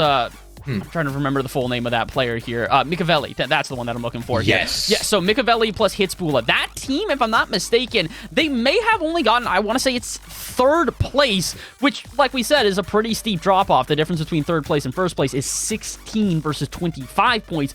But because of the fact that they had 10 eliminations, they're still going to be pretty far up there. They averaged themselves, or actually, I think even more than that, because Hit's got one of the top 3 players down as well. So, yeah they're going to be at least 25 points, if not more at this moment. Yeah, because I did want to say too, you saw right at the end, it was just Hit surviving. And the fact that he managed to not only make sure that he made it all the way to 3rd there as well, on what was maybe a combined 30 health, right? Just the fact that he got the elim, firmly securing 3rd place for her squad is such a huge dub, because 4th place is like, forget about it. It's not even there. It's not existent in terms of points, essentially. So that slow ramp up too has been a big thing as he continues throughout these games. I'm sure we'll see a lot of that and more so. But I'm just happy with the caliber of teams that we have already, as we do have some more information to show y'all. Ooh, let's take a look over here at the map so we can kind of read what happened there in that last game. As you can see, we focused up very heavily in Sleepy Sound in the top of the map here. I will say, my favorite thing about that last circle that we got is how much of it was being played over the water. When you get it in these little bit of battles for the sea, when it's a little bit of Pirate's Life for me for a second, I'm by far the most enthusiastic, because it gives you such weird battles that you just don't really expect. Indeed. Hey, Bass, what's a pirate's favorite letter? I feel like I'm going to say R, and that's going to be wrong. No, I don't know, because they don't speak their language, Bass. Come on. Because they didn't speak English, that's the problem. That's probably true. I don't actually know what languages pirates speak. I've only my biggest experience with pirates is probably playing Assassin's Creed. So, or I was going to say Black Flag. yeah. It's that and Sea, dude. It's that and Sea of Thieves. It's all anybody's ever done when it comes to Fortnite. If you're listening, add some pirate stuff next season. Let's see what we can get. Dude, ships. I know we've already had, like pirate-centered stuff across the map, but like, let's get more of that. Oh my God. Let's do a thing where we add an item that's an eye patch, and then when you put that on, half your screen is blacked out. The best is a competitive disadvantage. That's the new meta. That's what we're going for. Exactly. We want to make sure, hey, you know how you like seeing all the map? What if you didn't? What if you couldn't? Exactly. But that's the real immersive experience that I know Fortnite to have. Epic has delivered over and over again for giving us exciting things that I cannot necessarily believe that are here, but for making things just as fun when he merits to do so. Because I know personally for me, Fortnite has a beloved place in my heart. Yeah, absolutely, for me as well. And again, it's because it's one of these things where I remember when Fortnite first came out, and it was like one of the battle royales were all the rage. Everybody was trying to figure out what's the next battle royale. Actually, I think Fortnite was the first battle royale on console. That was like one of the big key selling points for me when I first got into it, was that like it was the first one on there. And it's nice to see how much they have not only stuck to this, like the normal structure of how their esport runs, but in a place where most battle royales haven't really been able to keep up with with an esports scene, they have done so, and they've done so in a very prominent way. Constant adaptations, and doing so by really, I would say, not listening to the pros specifically, but balancing pros and pub play. That's a huge thing for this esport. Exactly, right? And how especially they keep this balanced, right? And the biggest thing, which I do always praise that before, is just the community responses to, seeing what people like, what they don't, and what can actually be fair, right? Which I know in the past there's some, like many of the games have thrown things at us which you didn't necessarily expect, but I find at least with this, they keeps things exciting and just, interesting enough that you have surprise contentions to make sure that, perhaps you can make things explosive on the other end, which although we don't have C4s anymore, we do still have some, I believe it's a Molotov, right? That you can at least try to do something with. Yeah, you got Firefly jars, you have got grenades, and you have got not rocket launchers, grenade launchers at this point. Those are the only 3 options you really have for taking down structures in a massive way. Although I will say, as much as it isn't an explosive, the SMG might as well be. The way you melt walls with that thing, I mean, dude, it goes down in 2 seconds. If you're starting to drill a wood wall with an SMG, if your teammate has any other weapon, GG's to whoever's inside. There's no way you're surviving. Oh, not at all, which is why I'm saying we gotta bring back more snipers in the game here, man. Yes. The only way to contend against a SMG is to land those long range shots just back immediately, oh, I see you were trying to take down my structures. Well, what if you died? Oh, what a shame that would be. It's like, what if you fell, right? It's just so unfortunate, and what if it's more satisfying? There's hearing just that, just those three little bells, like just da-da-da, as you get the elim. Oh, beautiful. So satisfying. I will say, I really do appreciate that they didn't add them immediately into competitive play, but for like 2 to 3 weeks during the season here, they added back crossbows in a brand new way with different variations on them, an explosive one, a stink one, which is basically just like poisonous gas and such, and as well as also a shock one and a flame bow. The fact that they didn't put those into competitive play, I get it. I understand why, as much of a bummer as it was, but man, for those 2 to 3 weeks where Fortnite added it this season, structures didn't survive. If you were around and you started building up, someone was hitting you with a flame bow and burning that whole thing to the ground almost immediately, and maybe next season we can get something like that. I understand crossbows are definitely not in a state right now where they can be put into competitive play, but Epic, I got faith in you. I know you guys can find a way to work those in, and I'd love to see it. This is where we diverge, bro. I don't know what it is with a big crossbow coming into every game that I'm in. I'm tired of it. I don't like it. It's something that I'm not here for. Oh my God. Like, it's just like every single time, any game I go into, it's, oh, I have a crossbow. Why do you have a bow? It's boring. I don't like it. Let me go. Let me pew pew. Oh why make this complicated? That's it. Fair. All right, listen. I get it. I can't necessarily disagree. The only reason I appreciate it is because I've never had a more troll kill than hitting someone with a shockwave bow and then sending them literally 100 meters out of the circle, and they're just sitting there like, well, storm it is, I guess. That's how I'm going down. That's the most troll way to eliminate a person I've ever had, and I don't think it'll ever be topped. No, it's I guess to decide, oh, I know what I'm having for dinner now. I guess I'm just eating Storm for the next hour. And that's all that'll happen, as I believe we're getting into our second lobby of the day. So I hope you guys are excited. I know the players are excited to hop on up the battle bus and to go from there. By the way, can I just say just how iconic the battle bus is? I went to Toys R Us recently. I saw it and I was like, okay, I could buy this and go back to and be an adult because I have adult money now, or I could let this go because it was the last one. And I was like, I know some child would want this, so I let it be. Noble man. Probably not as noble as I would have been there. I'll be honest. But, hey, listen, better man than I, Ravish. Better man than I. But that being said, I will say, you want to talk about iconic. Perfect timing. Where we dropping, boys? It is one of the most iconic lines in all of just gaming at this point here, man. I remember when that first started, and everybody was chanting that on a daily basis. Man, me, my friends still say that when we want to go out. Yeah. All right, where are we dropping, boys? Dude, I say that for like nights out. Like when I'm going out with my friends tonight, like just for like a random outing to just go to a restaurant. Where are we dropping, boys? Where are we going? Like everything now. Dude, it's the best because everybody knows what it's mean, especially because those are the boys that I used to play Fortnite with, right? So it's like, I know, like everybody gets it, and the answer always is Shifty Shafts, where we're at right now. This is your home territory. You got to appreciate that our previous winners here are going to be dropping immediately. And are they going to be able to hold themselves as the winners here, though? They have found themselves in early engagement. Colossus, I don't think, knows that they're only one shot away from getting sent back to the lobby, and indeed they will. Dashing Colossus already out. And this is how you want to start it off if you are the top team, by taking engagement like this. As on the other end, we do already see the same state of the game that we were in before here, Bass. 2 squads going down right away within the first minute. And I'm happy to see it so far as we look over to X Original. Recognize that there's a player here. I know that they know they've got them down. Don't throw them into the public. Oh boy, that was very, very dangerous. I think Striker should be able to. Wait a minute. No, Original hits the side. Okay, they will finish off the player. I thought Original initially was not going to recognize that they were just shooting the structure underneath them, but, well, they're now going to start shooting Striker as well. They've got this team on the ropes here in the windmills. This is so tragic, but they actually get the med kit.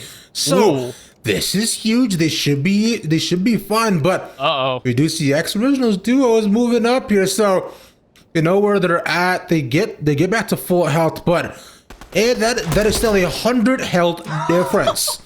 Oh my god. And he just pops him with a pistol. Oh, that's just so BM in the best way possible. My man was just waiting. He was literally watching as they started doing circles like Benny Hill, and then just kind of went, I'm going to finish this right here, right now. Two shots, and that's enough. Dude, I already said it, just Yeah. And as soon as he popped up, it was time for the shark attack, you baby. There was no other way to really get down on this. As Zulu on the other end, locked up and boxed up.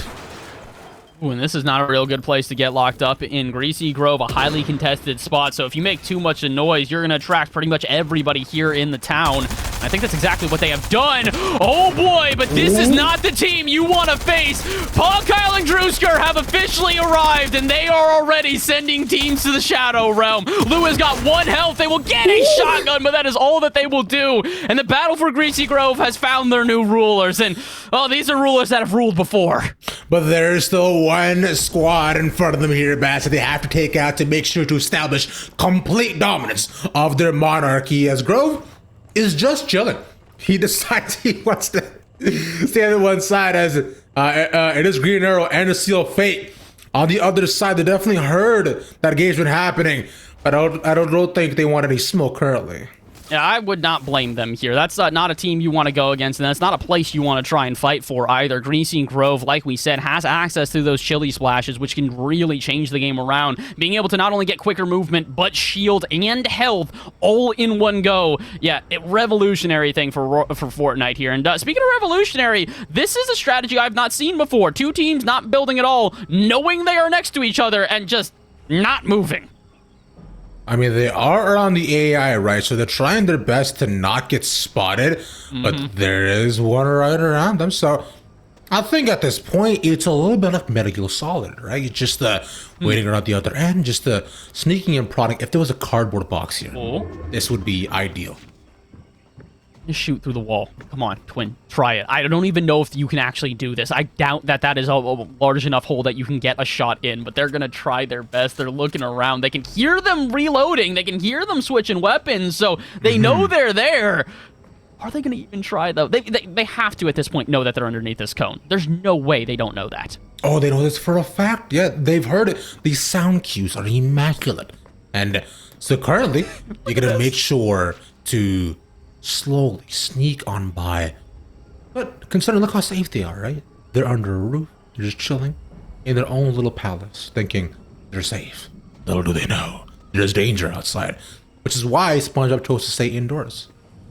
Boy, and I think there's more danger than they recognize here. I'm pretty sure that there's going to be at least some other squads around them. Yes, obviously, right at this moment, there's no one here, but if they put enough noise out, someone's going to interfere. I don't think that Swaggy and Soul Unleashed, though, are really looking to have that happen quite yet. They're going to retreat even further down. Is this just what we're going to be watching? Is it just going to be Freeze and Twins just kind of camping them? We'll not watch that for right now. Let's focus on Sealed Fate and Arrow, as it looks like the battle for Greasy Grove has officially begun. I am excited for this. We were saying before that the monarchy shall reign supreme. But for Sealed Fate, that might not be so, as they most likely will get taken down. Okay, but the trade shots between the two of them. Have 4 health though, but at this point in time with this duo going down, this is the opportunity, and the no-look shot will get the duo. Oh, and there we go. This is the redemption round that I think Drewsker and Paul Kyle were looking for. After not necessarily being able to show themselves in game number 1, yeah, everybody better get ready, because this team's going to want some revenge, and I think that they're going to look for exactly that. Speaking of revenge, though, apparently neither one of these teams wants to leave here. All right, you want to make bets? How many squads do we get down to before someone engages? 30. 30? You think 3 Sure. more? All right, and you know what? Here's how I want to play this best. I want this to be almost like a David Attenborough documentary. You see, Twin, right outside the building, waiting for their prey. Little do the prey know that they're under some danger as they're looking to put up some more resources.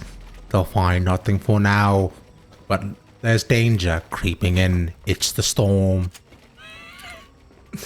Storm is playing very patiently. So are the players.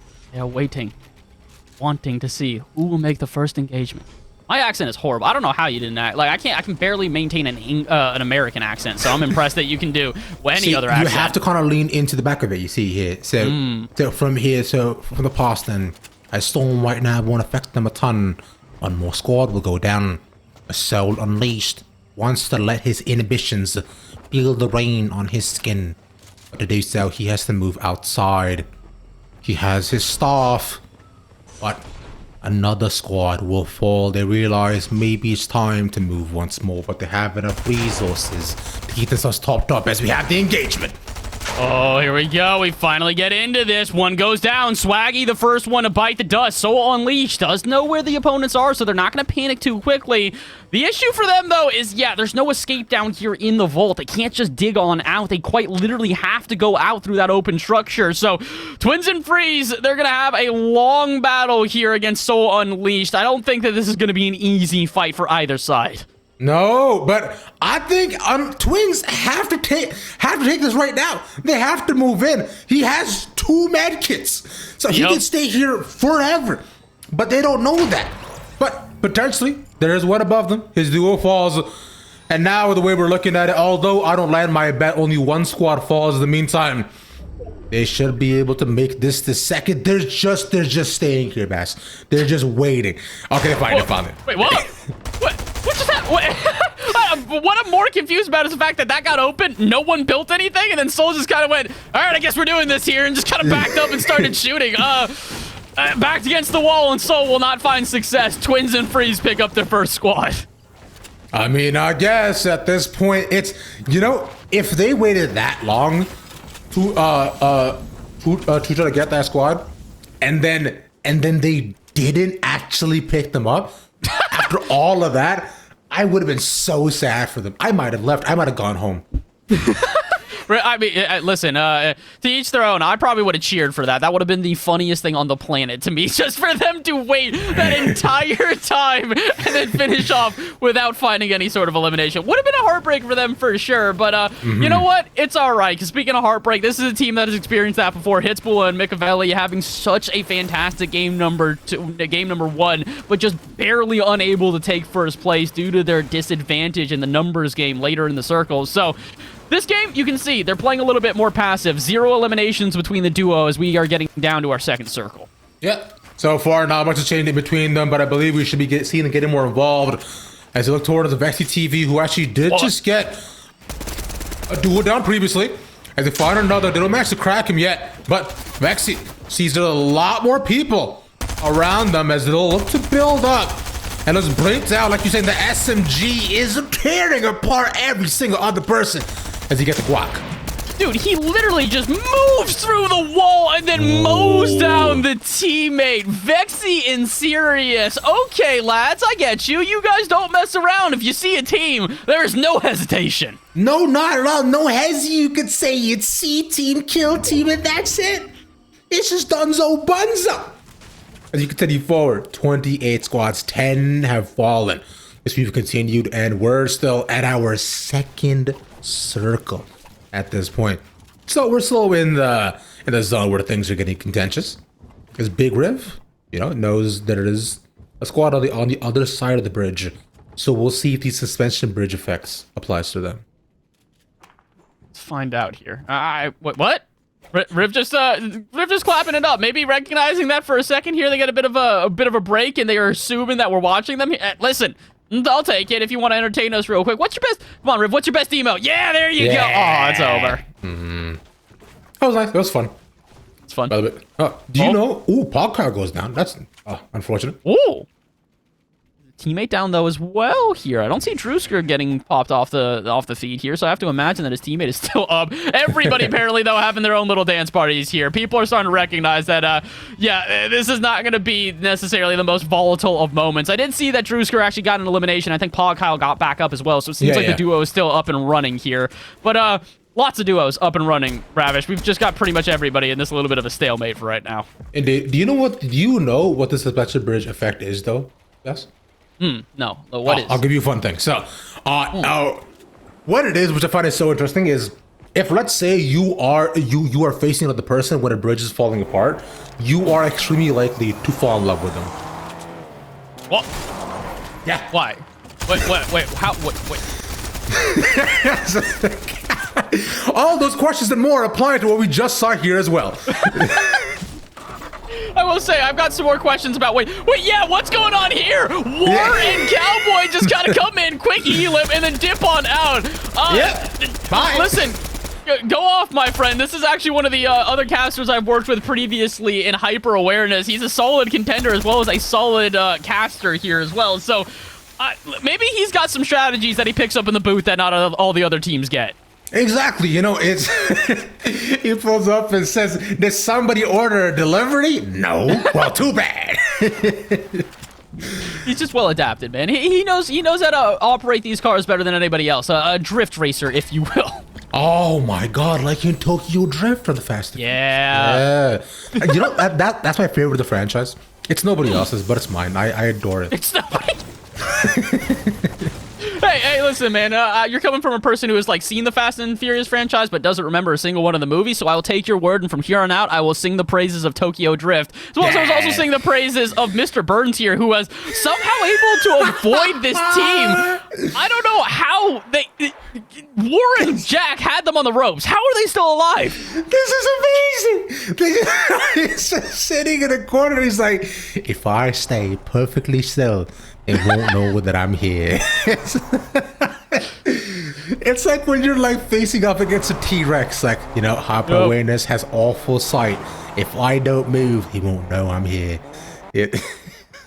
Apparently they didn't. They're just gone, dude. They've dipped on out, and we'll move on to the next team as a result here. Ranster and Leppy not necessarily fragging out like in their first game, but they might not have an option to not here as they are starting to get engaged over in Shifty Shafts. We're down to yet another circle here. 47 players still remain. We're not even into the points yet here. We've got 24 squads. We still need 7 of them to get sent home if we want to see anybody get some points. And if you saw last time as well, we actually didn't get into that sort of like territory until we were down to the 5th or 6th circle at that point here, Bass. So I think it might be a little bit for more of these squads go down as we mentioned before. We are in the thick of it, that being the mid game where we do find small lulls and moments. See all these squads who are now looking to just establish themselves as we get towards smaller and smaller circles. Everybody looking to find their own hill. Speaking of hills, Dr. Duke is being shot from one very far away. I thought he was about to get sniped. I was like, as much as I don't want to see, yeah, exactly. It's like I don't want to see it happen. But if you're emoting out in the open, someone's got to come around with a sniper and just pop right to the head. Like that's the perfect way to end this one. The Doctor's still going back to it. This man, oh my, oh my. Listen, either they're feeling themselves or they're feeling the rhythm. Either way. You know, one of my favorite emotes is a Carlton, which I practice IRL day in and day out because I want to exactly be like the Fresh Prince, but. For now, Mr. Buns showing some fresh moves of his own as he's bobbing and weaving in between the storm. No cover at all. He's just sliding and drifting. And out into the open they go. So does Captain Kringles. 1 health. And they will fall. And they'll get taken out by the storm there. They get an elimination for the row. They do take out Mr. Buns just to sort of, not going to call it a you know, just sort of last resort sort of elimination. But I do think that it was one of these things where he was realizing, not a good position. Let's get some points before we head on out of here. Might as well finish it off like that. And well, speaking of finish it off at this point here, we're getting down to the last couple of circles, and we are down to just about 20 squads remaining. Ranster and Leppy, one of those front runners who have managed to not only find themselves a decent placement here in this game, but 4 eliminations as well. They're set up in a great place. Tons of resources, tons of weapons to play with, and also those chili splashes, which I don't think we can overestimate. Wait a minute, they got a launch pad too. Where did that come from? I mean, who knows? Where does anything come from, Bass? But what matters is that it's here and right now. They'll be able to use it to just bob around and go a little bit higher in their own builds and make things their own. You know, because it's not because a house is not a home until all the walls are your own, Bass. But I think they'll decide to just move on out. Dodging so I was about to say this is really impressive, but they did what you get hit. Land out of the open as Renegade Ranster able to find some cover. He's not only able to find some cover, but he does so pretty effectively. Yeah, the trees around him are going to allow him to pick up a couple more mats here and there. This is his teammate on top of him. Yeah, that is Leppy. I was wondering if someone else had moved into their box and we were about to see an engagement, but no. Still in that little bit of a lull. You'll hear shots fire off here and there, and a couple of players pop down in the feed, but it's only in these engagements that are being forced. The rest of these players are coning up and just kind of waiting until the next circle. They've got about 50 seconds until they're going to be forced to move, and we're right next to a lake yet again here. If we move on top of another body of water, this is going to be yet another weird zone to finish us off. I do hope some of these teams are Olympic champion swimmers with the way we've been just on top of water at this point. They have to just butterfly their way out of the outside. As Paul Carl actually picks up another elim, so they've been able to rack up the points at the beginning of the game as we're now into our 15 top squads. All right, we're officially into the points, like you said here, but the question is how many points are you really going to get? Because eliminations, they only give you one, and 17th place only gives you one as well. So they're going to need to frag out just a little bit more here. And a player who did that previously but is now under fire is going to be Track on the outside here. I don't think they've got their teammate around, so they've got to play this one carefully. But similarly, so does everybody else here, because the circle, it's officially gone half and half. We're not heading over the seas, but we are heading up the mountain, which means there's going to be a long trek for almost every player, as almost no one is in that next zone. The journey of 1,000 miles begins with a single step, but the thing has to be, but one of these players has to step outside to be able to actually start that journey is the question. Pretty sure Gandhi said that. As Track right now also has to remember Gandhi because he gets eliminated, sadly. I don't think that man's remembering Gandhi. He's just remembering that he's gone. That man is completely gone from the lobby and eliminated here. As Hitzbullah and Mikavelli look to avoid the same sort of fate. They've only found themselves 2 eliminations in this game, so playing a lot more passively, but maybe not the right move for them here, Ravish. No, because as of right now, they do have to try to see if they can perhaps get a little bit more of an open area to try to take some shots back, considering how low they are. But the Chuck Splashes, like you've been mentioned throughout the game, are doing so much work to keep all of these teams topped up. And they managed to at least start with the firepower for now, considering how deep the trenches they are currently. There's still 13 squads left, and look at the concentration that we're at right now, Bass.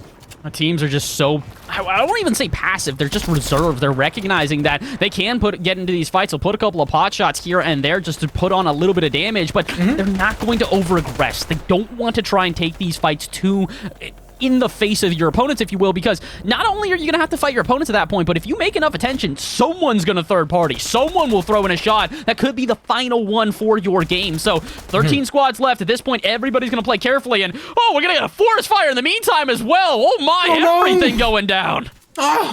Things are starting to heat up, as you could say. As with all these squads looking around, trees are falling, no more masses. Renegade or Anster looks around and sees the squads above him and below him. Will assess the situation closely and carefully and realizes this is where he stands and this is where he will fight. As in 6 seconds is where we'll truly see the rotations come in. Bass, are you ready for all these squads to potentially go down right now as we get it started? I love it. As I like to call it, the Great Migration has officially begun. And for Renegade, for Ranster and Leppy here, they might take to the skies for this. They had 2 pads on them, so I wouldn't be surprised if they start going high flying and head their way into the circle a little bit more aggressively. Right now, the only team that seems to be going up into the air is going to be Jit and Kills there. I think Grandpa Tender might have used the exact same bounce pad, but they're not necessarily going to stick to the skies. A team that will stick to the upper echelon, though, is going to be Vexy and Sirius here. They're trying to take the high ground again, but we saw how this didn't necessarily work out last time. If you get the high ground too early, you just put a target on your back. Yeah, because at this point, like you mentioned before, they have managed to rack up a solid amount of kills already as they go for some more vehicular destruction to perhaps force the squads out of more than their builds. But like you were mentioning already, so far they're facing a ton of shots from squads below them as they see actually 1 or 2 more squads have actually managed to make it almost to their high level as well. Well, Sirius, they're just barely holding on to it. They will drop down at least A level. They're recognizing maybe they shouldn't be too far up into the sky here as they're getting down to a lot of teams biting the dust. Drewsker sent home there. Pogkyle going to get his revenge on Pexy here, and we're down to almost our top 10.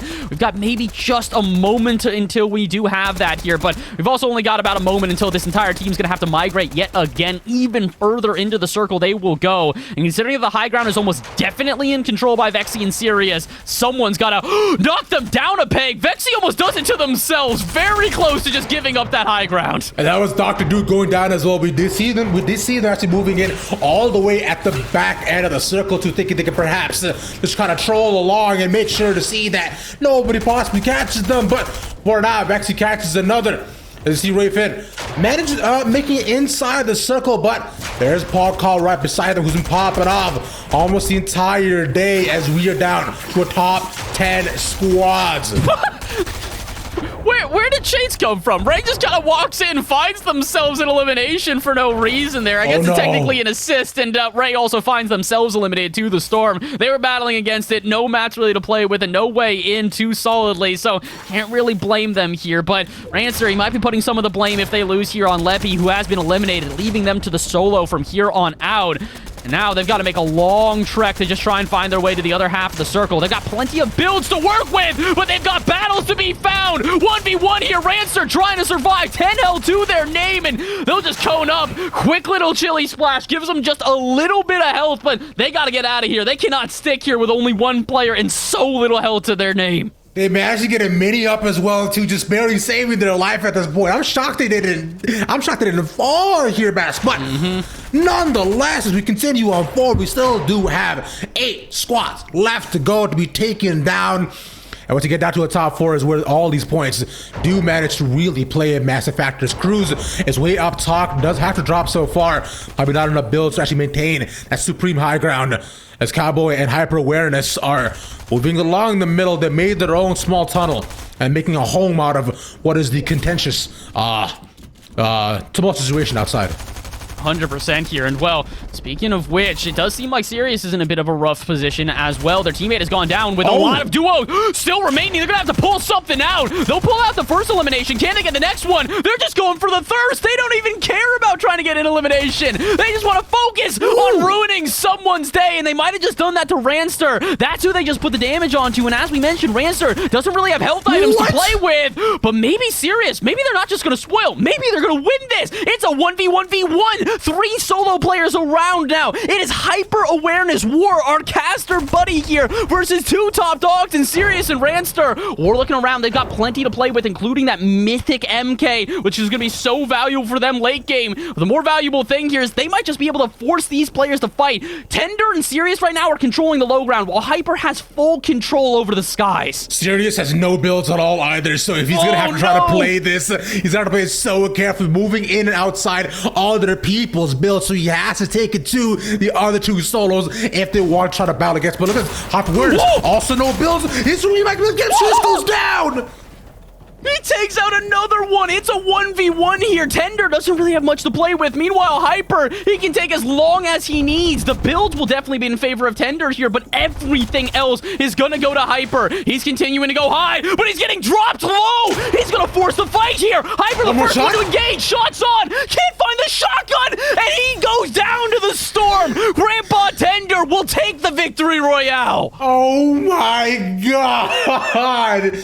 That was insane, and just the fact that it actually shaped out like that in the final couple of seconds, yet again, just signals to the incredible and insane and just the insanity of what can happen in Fortnite. The 1v1v1, 2 of them with no builds, and 1 making it out alive. A single drop changed it. I cannot believe that Sirius was able to keep themselves in that one as long as they did. Comes in as the solo player against what I think was probably at least 7 to 8 squads remaining. Finds themselves a top 3. And not only finds themselves a top 3, I would say they almost ruined that top 3 for Hyper Awareness there. War did not really get the ability to play in that final game just because he was just looking around, trying to figure out where Sirius was. Gets dropped from the heavens, has to try and get into a fight, and barely is unable to survive. But hey, props to Tender there. A fantastic way to take that victory royale. And Ravish, a fantastic game number 2 as well. Absolutely massive, and this kind of action is what you can expect more and more as we head towards game number 3. So we're gonna do a short break. We'll be back at you soon.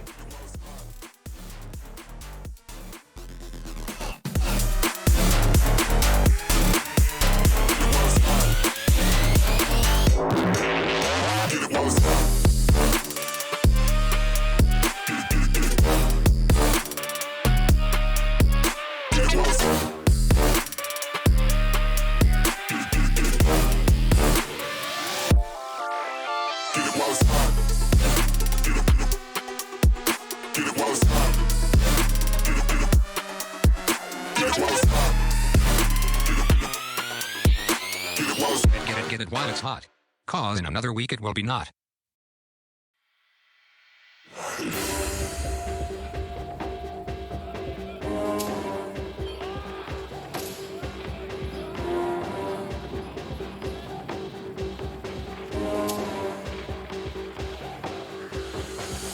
Facing the enemy. We prideful gladiators. Show them that they came to die. Let me hear your battle cry.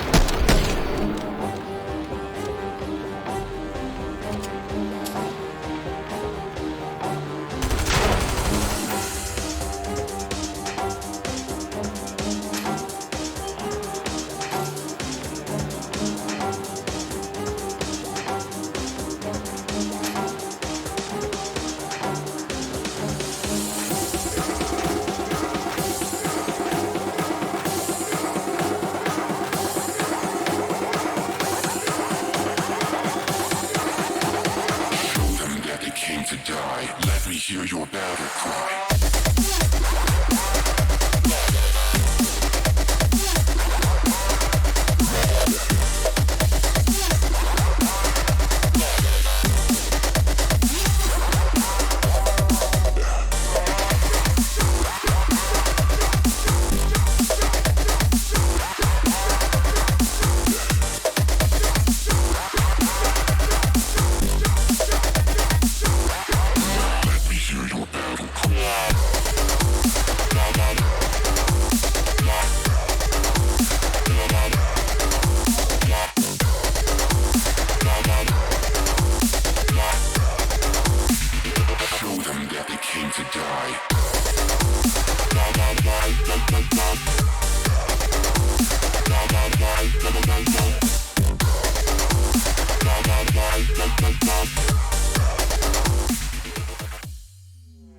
Ladies and gentlemen, the sun has shone once again. The air continues moving, and the NACE Starleague is now into game number 3. Ravish back to the past, and so far the games so far have been anything but slow.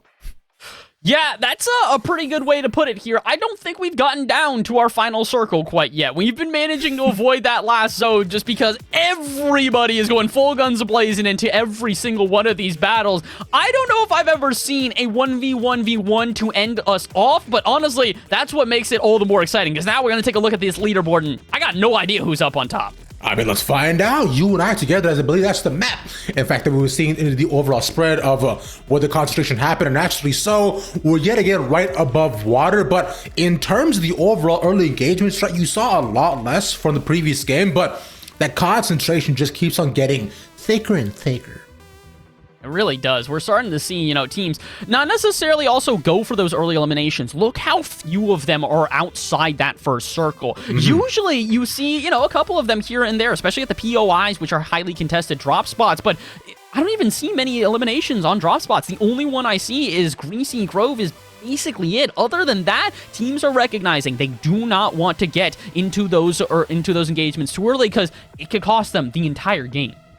Exactly. And we've seen so far at this point, which, just how solid these teams can play and how patient they can be, as I believe we do have the leaderboard ready and now to be able to see what we have going on for us. And Syrian Vexi I managed to shoot themselves all the way up to the top with only a 2-point lead, though.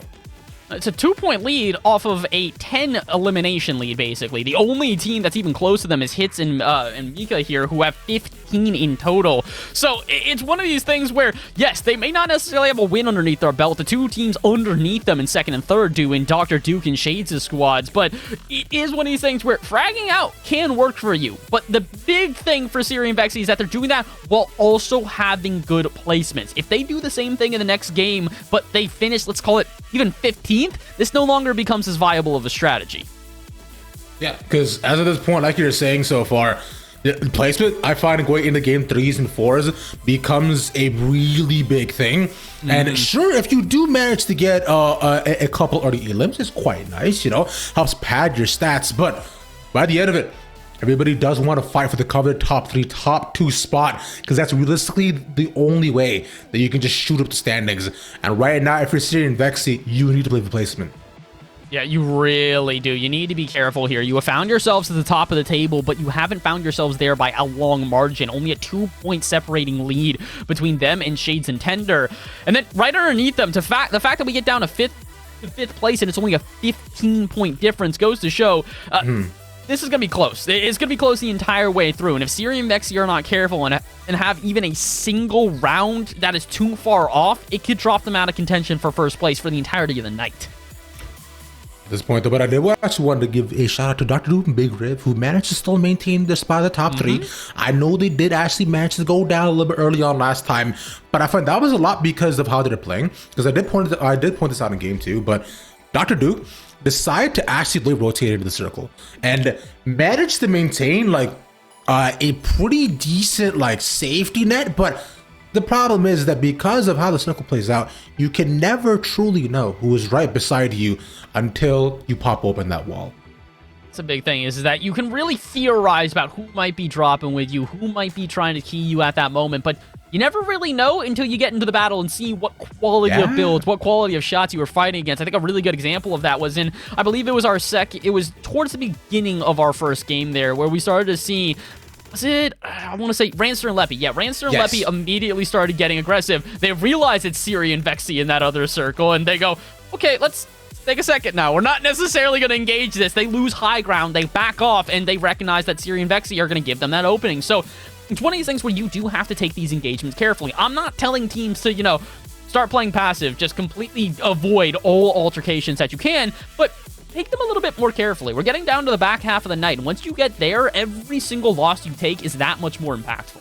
Yeah, because realistically, after this game, we will be at the halfway point, right? And right from here is where I find teams who've taken that lead do maintain it. So if anybody who is at the below in the standings, this is the game to do it. If you're watching the broadcast right now, well, firstly, why? Secondly, if you are, make sure this is the game where you show up. You got to do it. Once you drop in, play carefully. Box yourselves in. Don't wait 10 minutes to kill one squad. Well, sorry, two down one squad. Because once that happens, what are you supposed to do after that? What are you supposed to do after you get the first elim? Chill and storm? I don't know about you, but I'm full. That's the big thing, is that you really do have to, you gotta pick them carefully. I don't think there's another way we can really put this besides just saying, choose your battles wisely, because it could be your last. It really is one of those things where if you are too over-aggressive, too passive, too in between, that hesitation, that uncertainty of yourself is probably what's going to get you bopped here in any sort of instance. So, Ravish, I'm interested to get into game number 3 here, because like you said, we do have our front runners starting to establish themselves. Teams like Siri and Vexy, teams like Dr. Duke and Big Rib, Shades and Tender, Flow, as well as Super, as well as Hits and Mika, Ranster, Leppy, all these guys are starting to show themselves. As well as also I'm recognizing Pog Kyle and Drewsker, I think they might not have really actually gotten placement points in their first game, so they get 23 in their second game, and that's their introduction. So we still have a front runner that hasn't even been able to establish themselves yet.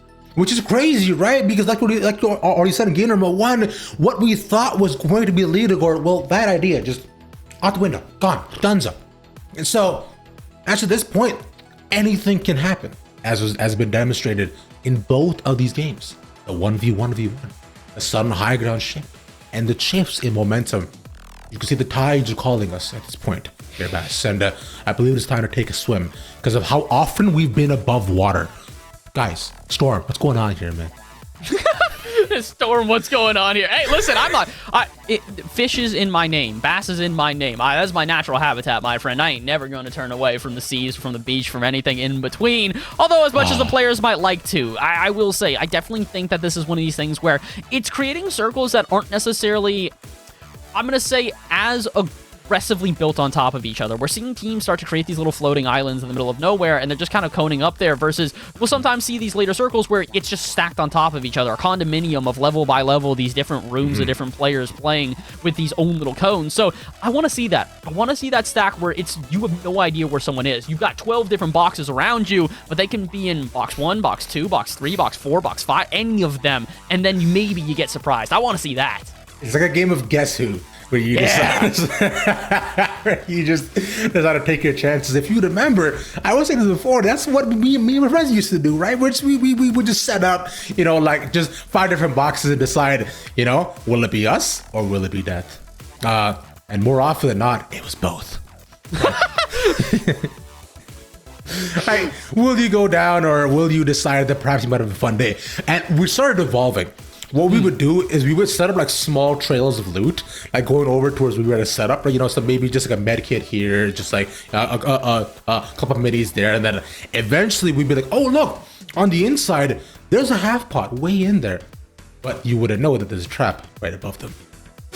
Traps, man. I just love it. I want them back, but also at the same time, I understand why they're not in competitive Fortnite. If you get down, imagine getting down to like 3 or 4 players left, and then all of a sudden you walk in, boom, trap. That's the end of your FNCS. That's the end of your NACE Starleague. That's the end of your cash go, like whatever it might be. That is, my God. It's so troll in the best way possible, but I think that these players are looking for something with a little bit more structure. So speaking of which, let's get into our game number 3 here. I think we're just about to hop on the battle bus or maybe hop off for some of these teams, and I'm interested to see if some of these POIs start to get a little bit more hotly contested. For the most part, we've seen players really not necessarily fight over the same points of interest, but that could change as we get further into the night. The spread so far has been pretty interesting considering how concentrated and how far apart it has been, right? Of course, we don't see a ton of, duels like landing all the way on the wilderness, which is a natural, understandably so. You want to make sure you are practiced in your rotations, but interestingly enough, even though there's so much concentration in these hotly contested spots, we've only seen 2 squads go down within the early game. And from there, it has been somewhat smooth sailing unless somebody catches you out. And I think in this 3rd game, it should be a lot more of that as you wait to just load in. Yeah, I would imagine so here. I think that we're going to see, the real meat of this night here in game number 3. This is where the teams are no longer in that feeling out here. This is where they are ready to go. They're hitting the ground running. They are constantly finding themselves in engagements. And like we said, not necessarily shying away, but not also going into it full guns a-blazing here. They've recognized the strategies that are going to be necessary. So let's see. Can they do something special here? As it does look like we've got a pretty spread out map. Overall, doesn't really look like we're going to have many POIs that are too hotly contested. As I was going to say as well, I did just see one person go down. We already have a squad getting eliminated before everybody's even dropped at this point. Can't say that I knew this would happen, but I'm excited for nonetheless.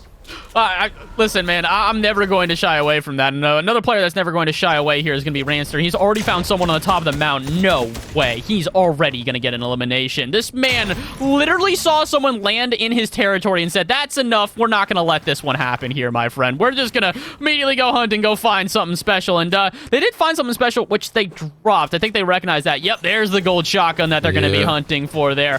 Off the gate, go to the gold weapon. That is scary for anybody else who might be in this lobby. Renegade Rancher sees the person right by him and said, you're in the wrong neighborhood, kid. And just as immediately takes him out as he's serious. The person who played spoiler this time up against the duo that he sees. Could he take top 5? Put in some shots here. He is going to figure out that he has found another squad with him. The issue for Sirius is that Vexy is way behind him all the way at this racetrack here. So they're going to actually even try and take this one. They've gotten...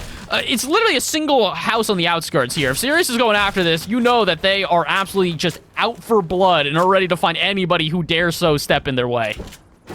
But I believe Duo has understood what kind of situation they're in.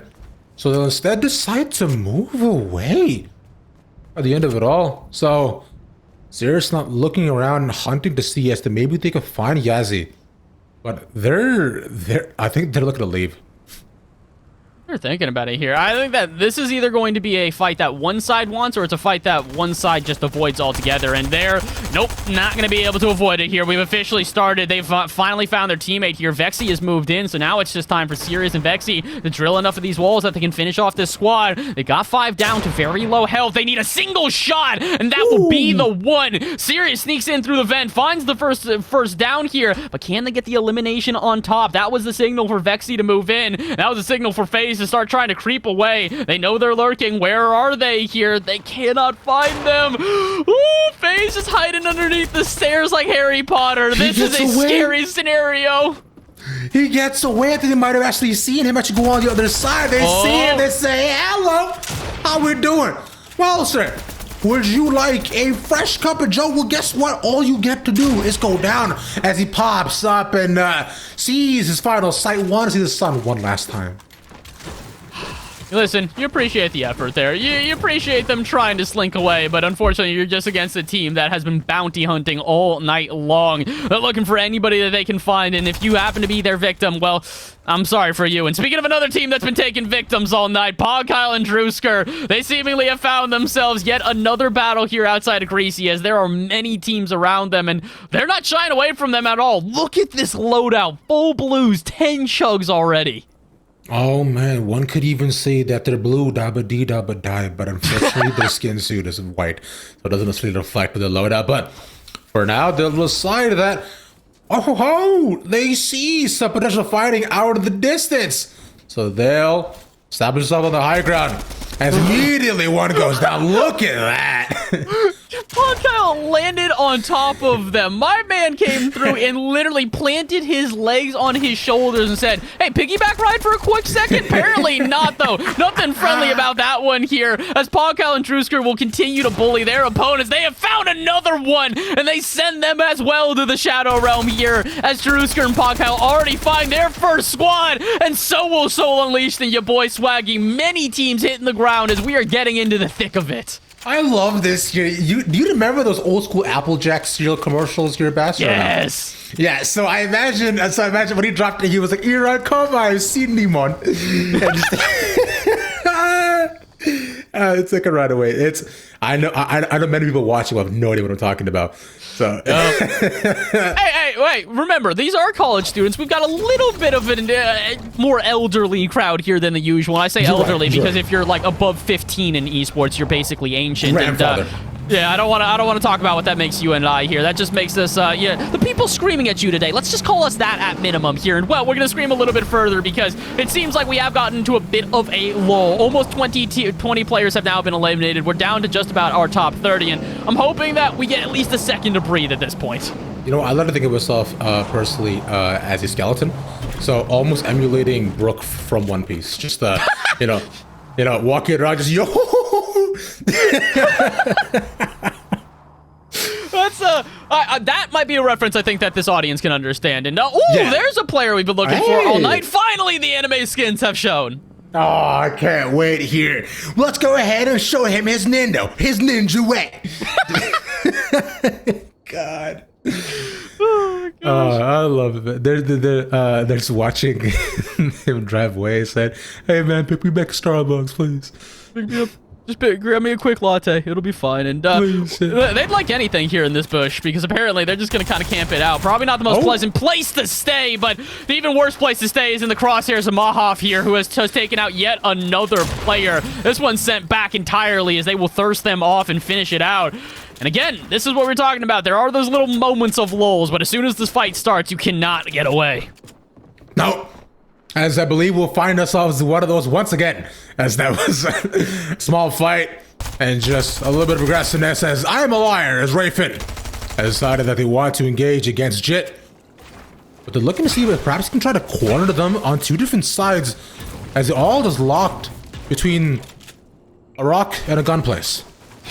And the issue for them is that it's not just a single gun place, it is multiple. There's 3 teams here right now. So I'm thinking that maybe Ray is recognizing this and is just trying to dip on out of here. I think that they're trying to take their teammate and say, hey, let's leave this fight for another day, because there will be a fight here no matter what. And if you notice in the map on the top right, or in the top right there, there's another squad moving in. They got out just in time. It is about to be a battle over there.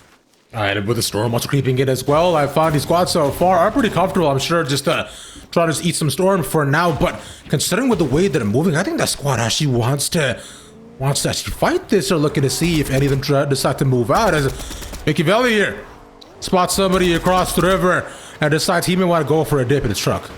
Ooh, I don't really blame them for this one as well. They're just moving in, taking out structures, fighting their way in, crashing down all the walls, and doing so literally here. Machiavelli has found themselves the first shots, tracking to hit the dust here as they do find the first down, but where is the teammate? Even going to hunt for them, or are they just going to focus on this one player and bait them out here? Looks like Machiavelli is ready for the thirst, though, and yeah, unfortunately, their opponent knows that, and they will get sent back to the lobby. 2v1, not completely finished here, but where is that player? You can see that Shano on the other side does not want to engage, but are they going to even be able to have that option on the hunt here? But speaking of on the hunt, we knew this fight would happen. Here it is eventually. Jit has gotten in, and it's against Vexy and Sirius in a 2v1. And his duel is also already gone down too, so like you mentioned, that 2v1 is going to be pretty rough if they are to try to take this engagement, especially with the cover that they're in as of right now. They have to find some sort of way to possibly transition out and take this from a much longer range, because they could potentially get sandwiched, as also Killzex goes down as well on the other side. Cheers to Vexy, don't see Jit above them, but he's with them to pop outside the build. He sees Sirius, takes it, but way too many shots land on him. He gets cracked for all of his shield, and now he knows this is not a fight he wants.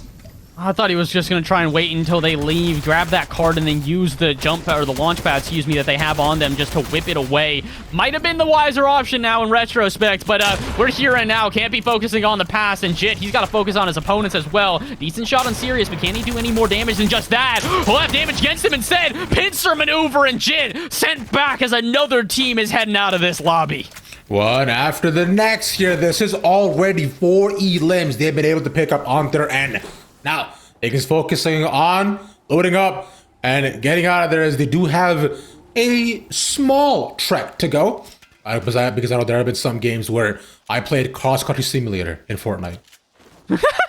Yeah, honestly, listen, it's always okay. If you got to hit the Oregon Trail for a second there, you know, you just wagon on up, make your way out. That's something no one's going to know. Yeah, that's a reference that is older than time. I can almost guarantee you that game is older than certain players in this lobby. Oh, 100%. That game is older than I am, actually. But actually, no, it's not. But no, the remake was in like what, 2001 or something like that, when they like redid it for like all the new consoles. Like, when was that? Yeah, I think 01, but then it came out. What I think 93, 94 is when that was on console. But Fortnite, speaking of being on a console, his bullet looked to be goated on the stakes here as he looks to pop on down. He gets a good shot initially there. I don't know how he saw them in the bush there. Maybe he just fired off a shot and they built and they just happened to get exposed. But speaking of exposure there, Hannah gonna bite the dust as Hitzbula sends them down and officially sends them packing as well. Where's their teammate though? They're under the stairs right behind them. There is no way they didn't see them here.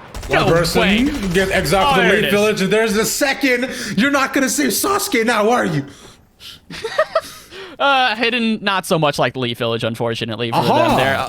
It is what it is, though. You know, the reality is basically this is a top dog. Machiavelli and Hitzbull have 6 elims already, Ravish. The village hidden in the open. That's what it is. Yeah, there you go.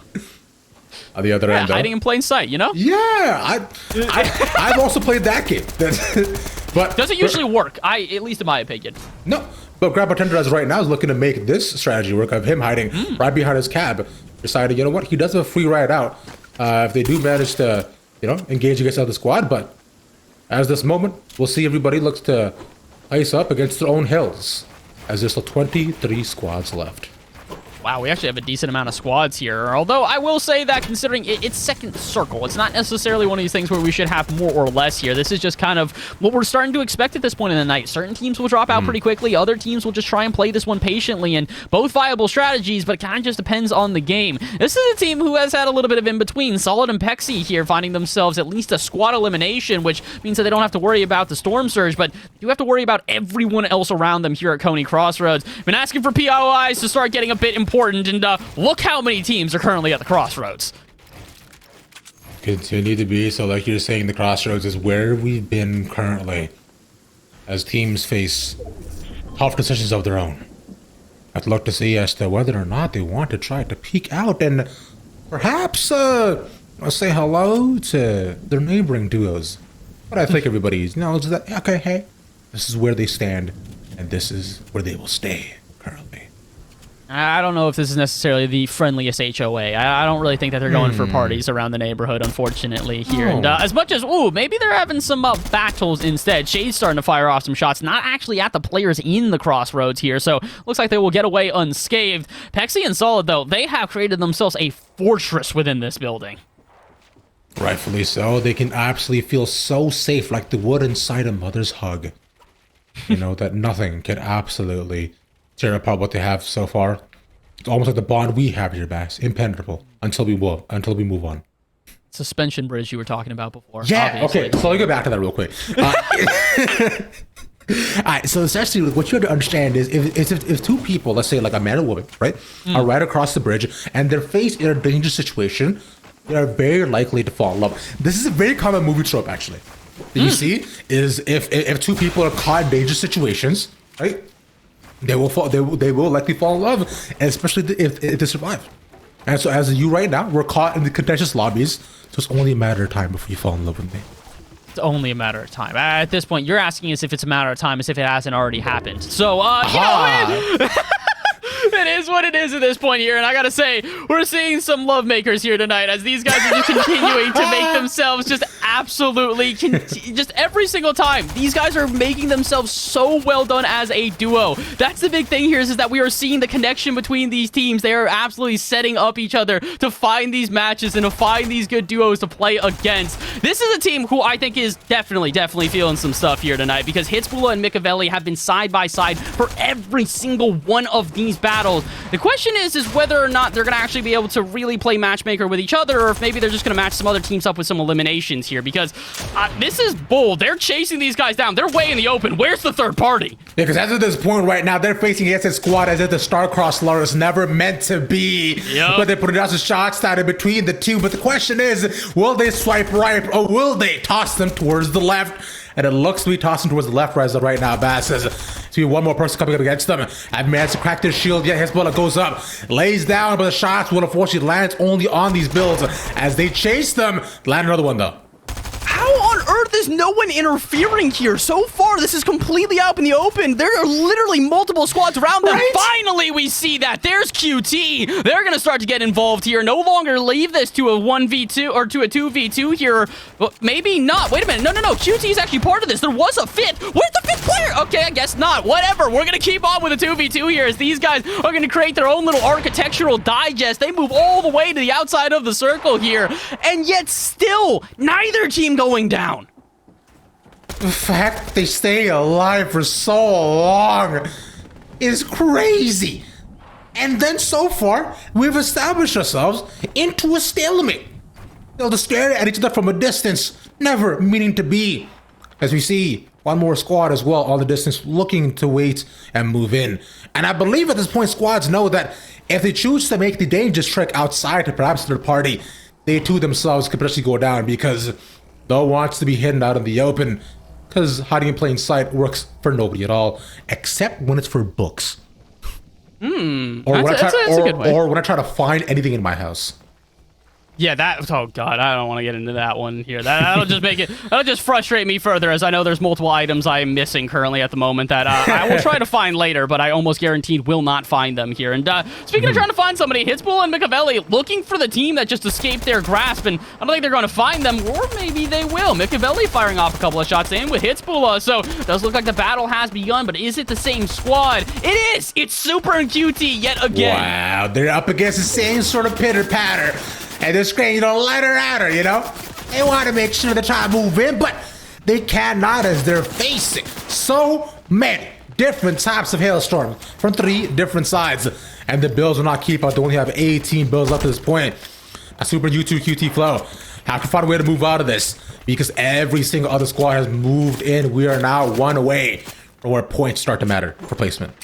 I'm starting to really believe your suspension bridge theory here, because these guys got into a dangerous situation, a fight with another team, and now they can't seem to separate away from them here. They really have fallen in love, and maybe not the most wise of love. Yeah, we hear this every once in a while. It's a relationship that maybe you shouldn't be getting into. It's too toxic. You shouldn't be there, but they can't seem to separate no matter what. At this point, though, this team has separated themselves well away from the squad, the only ones on this side of the river. So here for Mahoff and for Plaz, they don't really got to concern themselves with the rest of the jibber-jabber that is in the middle of the circle. It's a love story here, Bass. Just I wish they would just say yes, like Taylor Swift does.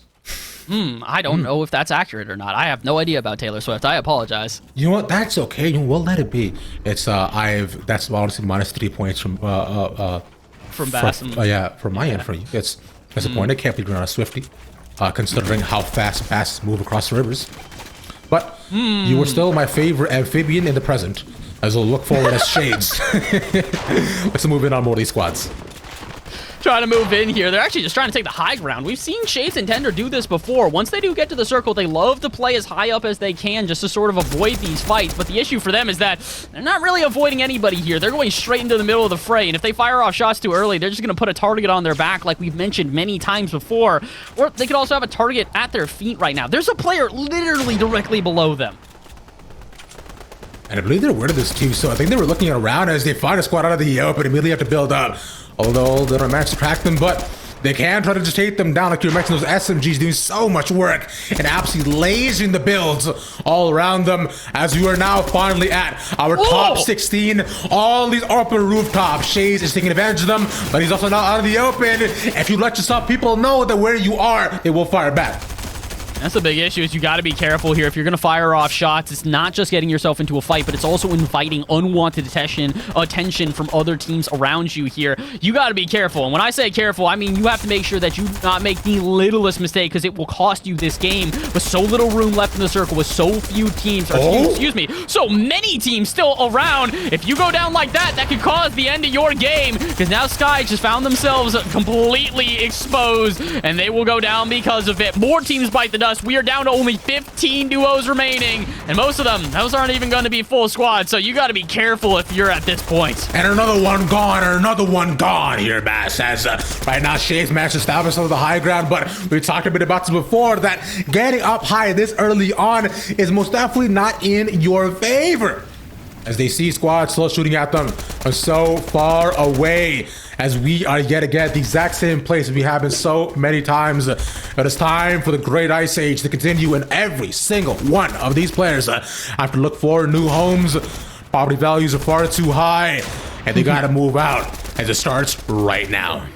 Oh, here we go. Everybody's got to move all the way across the crossroads, and they got to do that basically along the river here. We're not technically over a body of water like the previous games, but we're still going to have to navigate past that flowing stream. So can they do that? Can we see the entire migration? We won't see Trooster be a part of that there. They get eliminated, and they're going to be sent home, unfortunately. So not necessarily the second game that they were looking for, but Pog Kyle is alive, and he's actually at the front of the pack here. In the back, you can see Mahoff trying to lead the charge, but we've still got a long way to go, halfway through this zone as we continue to move and teams continue to drop off this map. Right now, Jix looking to show her crazy side with Dr. Duke, as they're bobbing, weaving, and swinging, but they only have 2 more swings left to try to move forward within this, as I believe they were right in the middle of the pack so far between all the squads who are looking to move all the way to the other end of the circle. For now, though, they actually won't get taken down. They'll find nobody as Machiavelli actually gets res, takes, and gets another elim on the other side. Pops over the wall. That's Hitsbull as well.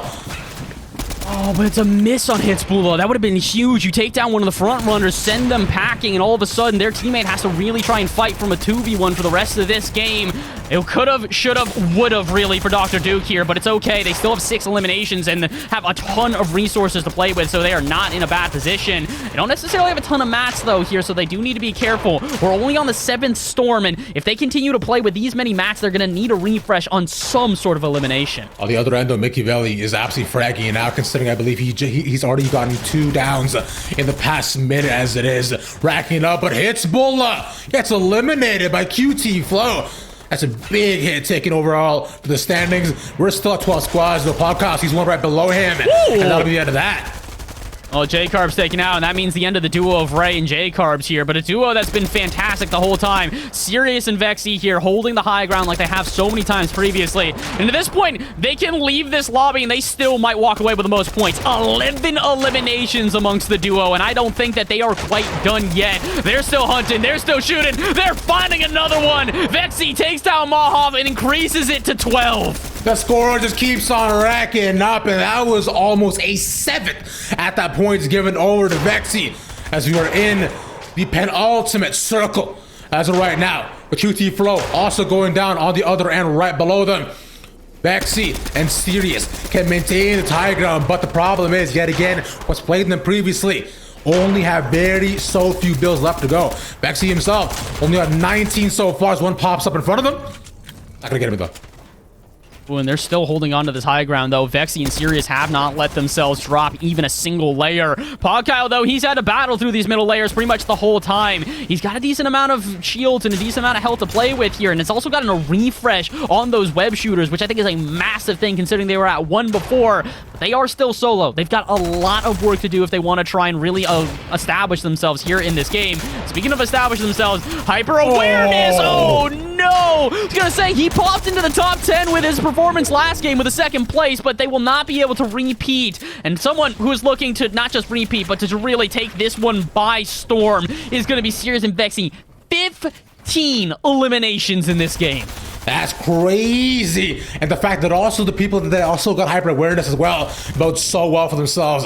And there's just 5 more people left. 2 squads and a solo.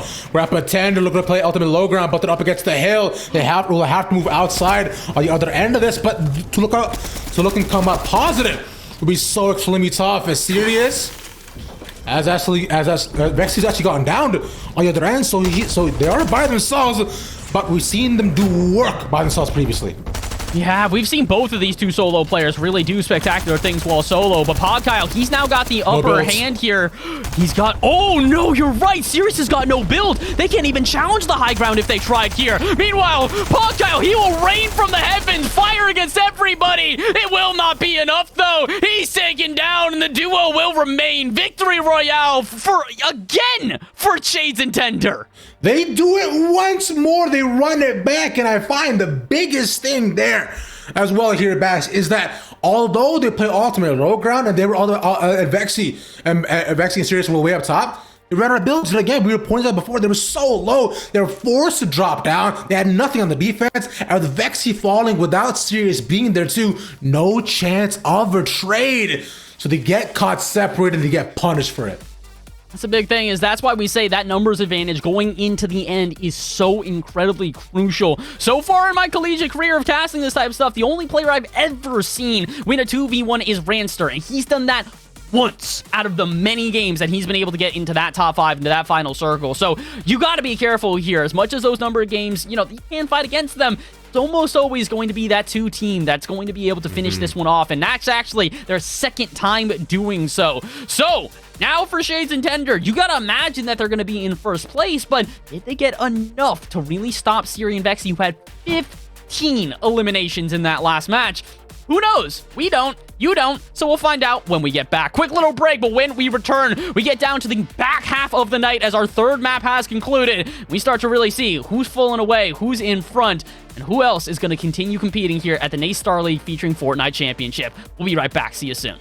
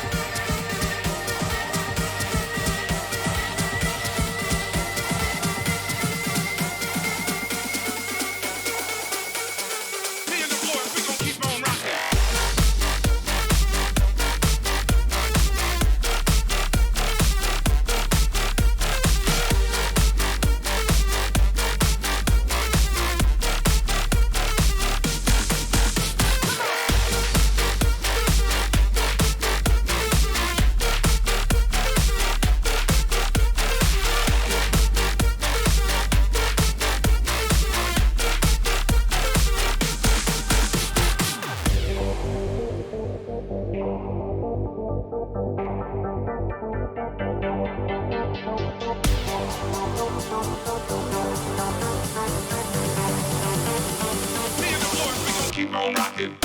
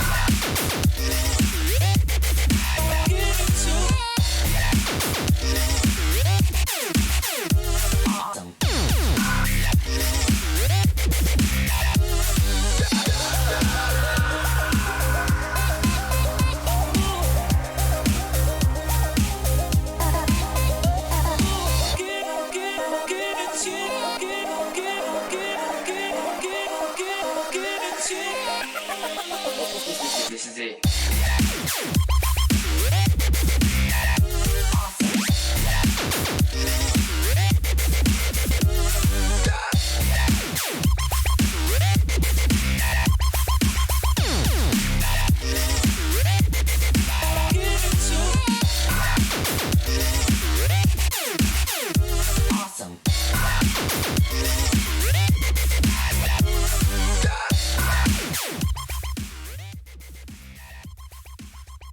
Hello, everybody, and welcome back to the NACE Starleague featuring Fortnite Championship. My name is Bass from the Past, joined alongside by none other than Ravishing Ravish. And Ravish, you're back yet again here. We have finished the front half of the night. We have gotten through our first 3 games, and to say that these were spicy games, that's an understatement beyond compare. 100,000%, my friend, because you saw that right from the beginning.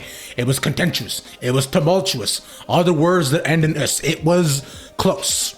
Right, just across the board. And considering how exciting things have been so far, I expect more of the same and nothing less. But one thing I did find changed was that as we got towards that mid game, we truly did see true lulls with teams playing a lot safer.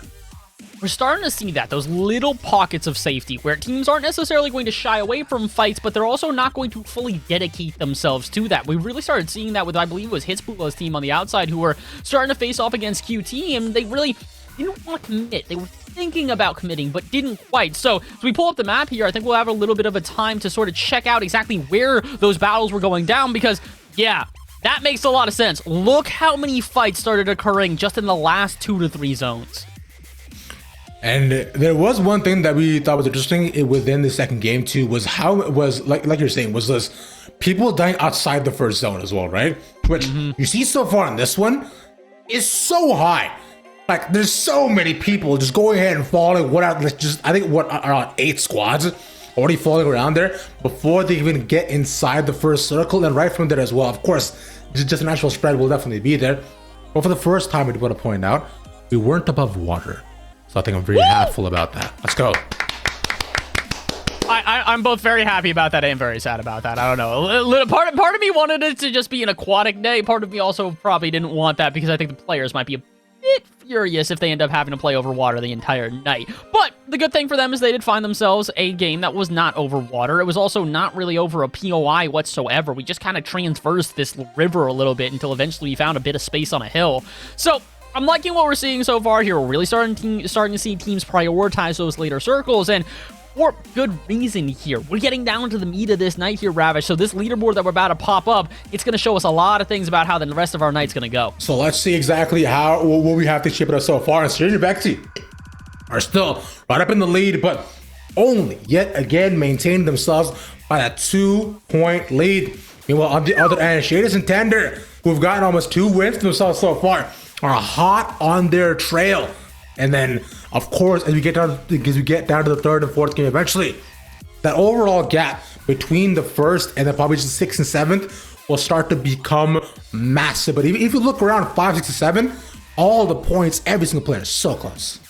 Yeah, that's a big thing, is that you usually have it go one of 2 ways. Either we see, the front of the pack just really solidify themselves, 1 through 5 being close contest the whole time, or you start to see the front runners really start to create their own little battle here, and that's what we're seeing here tonight, is Syrian Vexy versus Shades and Tender becoming our top 2 contenders here, and it's not too surprising to see. The more surprising thing is how they've done that. 2 completely different flips of the script here. Shades and Tender are about consistency. 2 wins, 21 eliminations. Not necessarily not fragging out, but also not trying to go for those eliminations above all else. They're currently in 3rd place overall for eliminations, but are far and away the #1 team when it comes to placement points.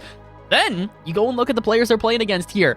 Siri and Vexy are looking to frag out beyond compare. They are a single elimination away from 40 elims for the night. Which is wild, just the fact that they find so many consistent engagements throughout the entire rounds as well. And past that, the fact that they will come out on top of them too, getting duo after duo after duo. Truly does show them to be a force to be reckoned with, right? Now, although they have not managed to find a single victory royale yet, just due to how aggressive they can be, but if they manage to get one, this should be a really big boost in the standings. But I think that's what they do have to focus on, because they're going down a little bit too early. Although they do still manage, I believe, still manage to make it to around the top 5. But that first place would really just cement the lead. It really would. It'd be something special for them here to just sort of... It's also not like they haven't gotten close to that. Siri and Vexy have been in that top 3 so many times that it's only right that they get themselves that win on the board at some point here. Now, that being said, there's a couple other teams on this list that I think that are really looking to try and finally find their first victory royale. I think the 3 teams that I'm really going to be looking at for that are going to be Hits and Mikavelli, Ranster and Leppy, and then Pog Kyle, as well as Drewsker. I do also see War and Cowboy Jack having a decent chance of that one, too. That team has been very sneaky and getting themselves into good positions multiple times. But more than anything else, I really do see Pog Kyle, Ranster, and Hitsbula. Those 3 teams have the ability to not only frag out, but also consistently find good placements. Right, and we've seen them actually take on some really interesting engagements, Hitsbula especially too. We've seen actually pop up on the feed one too many times, especially after right after that first game, who he managed to escape barely with his life, but I found the overall playstyle has been really interesting, considering they play pretty decently careful, but they're also not coming for third parties, right? It's very patient style of engagement. I want to say, perceptive precision with what they decide to do. 100% here, and I really do think that precision is going to be the name of the game from here on out. Basically, if you do not play these ones with exact execution every single time, you are going to run yourself into a lot of these teams who are feeling hot. We're no longer in that warm-up here. These teams are at their full potential. If they get an opportunity to drill you, they're going to laser your health down to nothing in the blink of an eye. So it's one of these things, blinking, you might miss it. If you make a single mistake, that could cost you your game.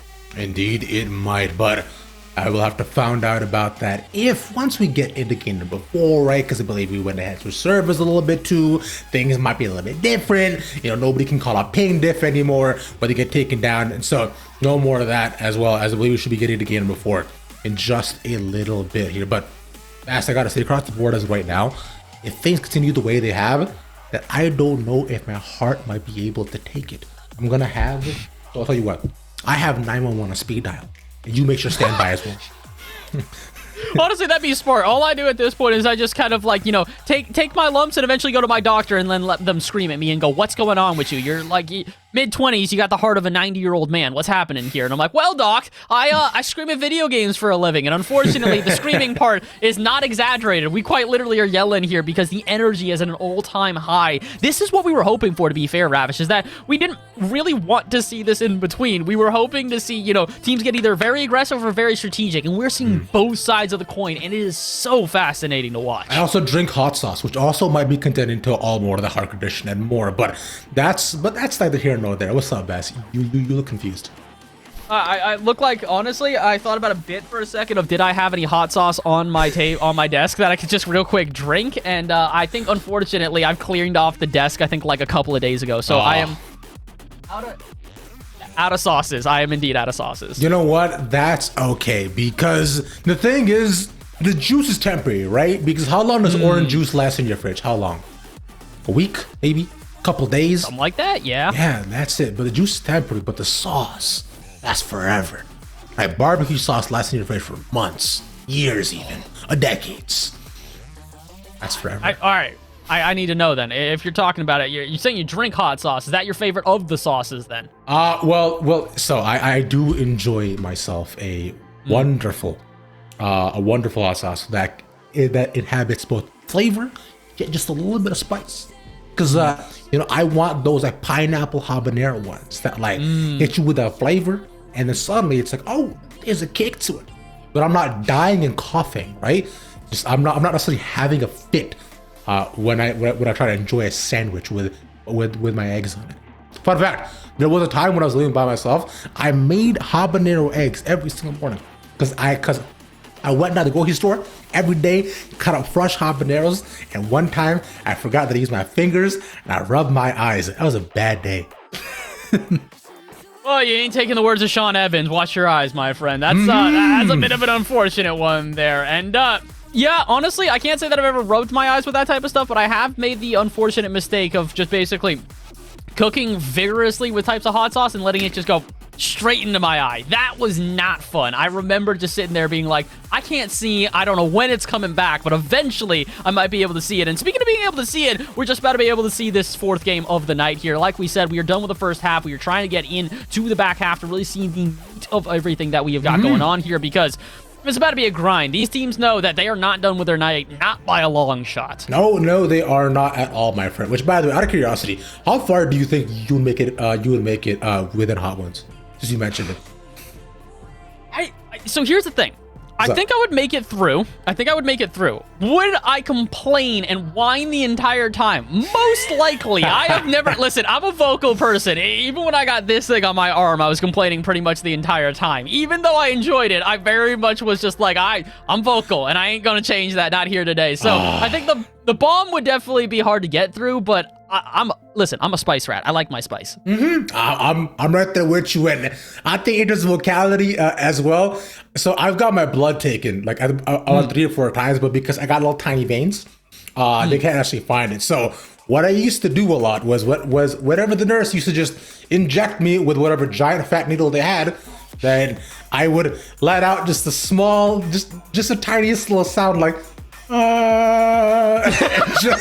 and just hold it the entire time as if I was in the opera. And then the nurse would get mad at me, like, stop it, you're scared of the patient. And I was like, I can't help it. I'm scared. If I don't do this, I might shake. But most times I did both. Because as of right now, I'm shaking with more excitement as we're about to get into our 4th game of the day. Now, my scaly friend from this current time zone. Are you excited? Ready? I am. Absolutely. Very, very excited for this one here, especially considering the fact that we've had so many good stories to now talk about during this, because I've got a million drawing of blood stories at this point here, and I will say I do agree with you. I hate needles beyond compare. To anybody, by the way, who is out there thinking, you know, maybe one day I want to get a tattoo, I just need to remind you that it is needles. You're not really walking away from a tattoo. They're not just printing it on whatever part of you. No, that's a lot of needles on repeat. So for a guy who was scared of shots, walking into a tattoo shop was terrifying until eventually I met my tattoo artist, and I cannot recommend him enough. But that's for a different day. For here right now, let's focus on something else, maybe not as permanent, which is game number 4. It will be set in stone pretty soon, but like we said, this is not the end-all be-all game. We still have another 2 after this one, so if you do have a bad game 4, you technically can pick it up games 5 and 6. This is 100% true, like you said. Now, in terms of tattoos, I've always thought that I want just a 9 trigram seal on my stomach. Yeah. So it's almost like I have the 9-tailed fox inside. But then everybody I told this to is like, that's a horrible idea. Why would you do that to yourself? Why? That's a sick tattoo. That's it. All right, you know what? They're lame. We are not, and neither is this game. We're getting into game number 4 here. Let's see if we have the same sort of start as before, because it's not usually been battles at POIs that have started us off. It's just been battles everywhere at this point. Because as of right now, I believe we see these almost exact same spread depending on the trajectory of the bus that we've currently had. But for now, you know, we've gone down a little bit in number already. So don't be afraid. 2 squads didn't fall. It was just a little bit of a thinning, as I believe 1 squad is about to, though. A couple of squads dropping out of here, and Soul Unleashed being one of the teams to go down is a bit surprising. Soul's had some decent results previously, not necessarily been able to prove themselves here today, but they also haven't been too far out of that top 10 either, so it's unfortunate, but it is what it is here, as we are starting to find some more of these early battles going down with, let's call it some vigor, if you will. These guys are not necessarily shying away, nor are they starting to find themselves aggressive, but if a fight does arrive, they're not necessarily going to go into it scared. No, and why would you? Because a fight, once it gets down to about 5 and 6, right? If these 2 teams stick around, what they can do essentially is just play spoiler. Like, although they know they might not make the top 10, but what they can do is ruin somebody else's day. Which is when I see a squad doing that, it makes my heart happy, because it's what I used to do. I used to play a lot of Fortnite. And, you know, you may not get to win, but somebody else loses, and that's fine. Listen, at the end of the day, there is always at least going to be one loser, and there will be at least one winner. The good thing about Fortnite is if you finish, somewhere in between, you get to feel a little bit better about yourself. But I don't know. When there's this much money on the line, I don't think teams are going to be satisfied unless they get that first place finish. Because once again, first place, it is a grand, straight up $1,000 to the duo that wins this all. Man, what would you do if you had $1,000, Bass? Put it into savings. I hate to say that. It makes me sound old and lame, but like, listen, man, I can't be messing around with my money no more. Man, you know what? It's I respect that because I would have done the exact same thing. Oh, children, hey, folks, everybody that's in college right now, appreciate that you are in college, because once you get out, you're no longer messing around with that money no more. I need that money for land, baby. I gotta go to LA, all right? Come on. The amount of arguments I have to have with myself if I am to eat out as of right now, Putty Perry might get a chance to get some food as he gets down. Let's get down here, but is this going to be the end of the fight overall? It does seem like Jit and Kills have heard the shots, so now they're looking around, trying to figure out where they might be. Track on the ropes. He's just trying to make sure that he can avoid some shots. Headshot, though, and that's a clean dink. I'm thinking that he's down to no shield, and I'm thinking that the team knows it as well. Kills and Jit now going to try and move on in, see if they can finish off this player. They're not going to finish them off quite yet, but they will on the follow-up. Trax gets sent down, and all of a sudden, it's a 2v1, and where is that one player? There's a looking around. We're seeing if they can possibly find where he's hidden. And there we go. Right at the end, they managed to get the thirst, and the track being taken away. Where is he? Where did he go? I'm genuinely confused. Like, it's just, I guess he managed to escape. All right. Fly, little birdie, fly. Apparently, he recognized one too many times they've been in this scenario where all of a sudden they're just getting bullied off start, and they went, yeah, nope, I'm good. I'll live to see another day, and we'll try to take another fight here, and maybe they'll go back for that reboot card in the future. A player who hasn't necessarily needed the reboot card so far, though, is going to be Hyper and Cowboy here, who have done a really good job at establishing themselves later into these zones. That first game really has left them in such a vulnerable position. Currently, they are in that top 10, and they're doing a good job at keeping themselves around there, but they need something more than that initial start, because after a second place and sixth place finish, that 39th has left them so high and dry going into the back half of the night. As of right now, they're going to have to really play for maybe some more, maybe a couple of elims like we were talking about before. But if they manage to get it, I think going into the final couple of circles, right, what it has been a strategy that's working so far is not necessarily high ground, but I've seen this already, but the late starts into the migration have been interesting because you don't necessarily get caught out first, and you can kind of play around other people's builds as long as you manage to tear through them fast enough. So although it might cost a couple of bullets, but at least you're staying safe, and catching people off by surprise is the most fun part, as I believe Falcon is looking to do exactly that. I'm trying to right now, but the issue for them is that they've only got themselves to do it with. Penguin has been sent home already here, and they also don't really have a lot to play with here. They've got 19 bullets in their AR and only 48 in their sub. So if they want to run this one, they need to find a down on one of these two players and then immediately thirst them to pick up their ammo and all of the resources they might own. Save them. Actually, just watch their opponents. Alright, on the zip line, they could try to pitter-patter them with some bullets, but I think Falcon decides that it's not necessarily worth it, because like you're saying, taking a 2v1 at this moment is exactly great, because you want to at least try to play for position as much as you can. Trying their best right now. It doesn't really look like anybody is trying to get into these engagements. Okay, well, never mind. I was going to say getting into these engagements anymore. That's probably the wrong team for me to say is going to play passive. Vexy and Sirius, if they see you, you might as well say your final prayers, because the odds of being able to take them down are going to be rather low, especially when they're taking the high ground like this. Flap's going to just try and cone himself up and possibly avoid this fight, but my friend, I don't think you're recognizing this is an unavoidable instance here. You better get prepared, because the battle has already begun. He does have the Spider-Man slings to try to possibly run away from this here too, but he's moving around his own builds and has to come to suffer every single witch angle. Only has 34 builds left and is taking every single shot the Sirius is putting out against him. See if he finds a couple of moments to perhaps med up and does manage to do so, but Sirius is hot on his trail. Well, let's see. Can they find something here? I will say a little bit of reprieve for Flapjack to heal on up and a little bit of reprieve for Sirius to do the same. Annan came in and put on a couple of good shots, which really made the team have to second guess themselves here in this engagement. And something that's making me second guess myself as well. Yes, yeah, you can see Annon's taking the shots at them. Another team has arrived now. So as Annon and Flapjack get out, are Vexy and Sirius going to be able to do the same? They want to chase this squad down, but like I said, where's that 5th player I saw on the map? Where are they, and are they going to continue to interfere? Sirius also only has 11 builds as well too, and knowing last time where he was here in situation, he knows that he cannot be taking a fight this early on because their opponents are rightfully very, very healthy in terms of their mats. So he decides instead to place some cover and take the fight right to their face. Perhaps he can take some of their own supplies as you see the squad right around them. Oh, this is the other squad we were talking about. It's Mahoff and Plaz here, who I think are going to take out Sirius. Indeed, they do. Sirius, like we said, not a lot of builds, not a lot of ammo, so now it's going to be Vexy to try and 2v1. This team goes out this early in the round. This changes the leaderboard entirely, and this is what we said was the issue for Vexy and for Sirius, is that they were so aggressive that while they might be winning a majority of their fights, if it's a 99th percentile, that's still 1 out of 100 games where you're biting the dust far too early, and indeed they will. 26 teams remaining, and already our top dogs have been sent home. And see, they had to be a lot more careful with when they decided to do a lot of this because they were down, they were outgunned, they were outmanned, outnumbered, and outplanned by the end of it. Unfortunate that they do fall, but as of right now, it now does give the second and third place teams to actually try to move in on this.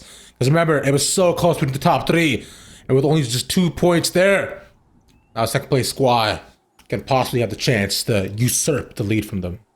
I'd love to see where that second place squad is right now as well. Reminder, that is Shades and Grandpa Tender. That duo has been so good this entire night, but the issue for them is that they've got a lot of teams behind them that are also going to be headhunting for them, looking for them early, trying to bop them off before they can really establish themselves some points, because we're only down to the top 25, and like we mentioned before, the way that this tournament is structured, it is top 17 that get points. So for the 2 teams right now, I'm thinking maybe a bit of a change up in the strategy might be valuable here. QT and Super eventually going to try and whip it out, but maybe they're going to continue to play pretty carefully here. This is a team that has been doing this the entire night, so not too surprising to see them with the same strategies.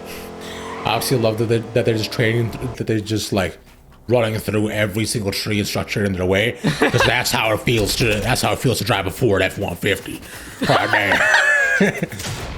there. Dash is right now has caught in another engagement.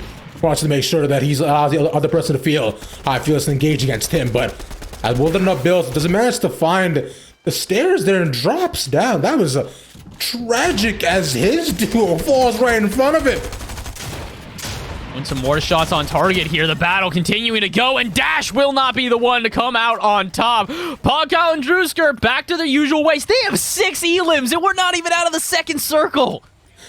I mean, if they continue to rack up all these points like this, and they have a real shot of just moving all the way up in the standings for it now, but let's get into, as we already mentioned, getting Temperature Real is going to be huge as we see Maha as well. Along with Pfizer, sorry, with Plaz. We're gonna possibly just try to get out of this because I don't know if they actually can. I don't know who they're fighting as well. Oh, this is Annan, and I was going to say Flap, but the issue for them is that one of those 2 players has already gone down, and Flap may just join them. Flapjack here just trying to make sure that Annan does not get eliminated, but indeed they do. They wanted to delay the inevitable, but the inevitable at this point is they're going to have to come back for that card. So if Plaz and Mahoff just want to camp this until eventually Flapjack returns, I think they'll find themselves yet another elimination. That's why it's called the inevitable, Flubbass, because it is bound to happen. Yeah, right? I think Flap, as of this moment, decides to defy fate a little bit and move on forward to see what else he can find.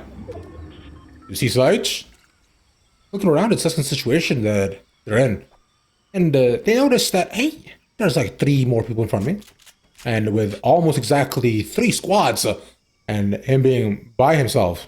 Sorry, where him being with his duo, right there, not exactly the safest spots.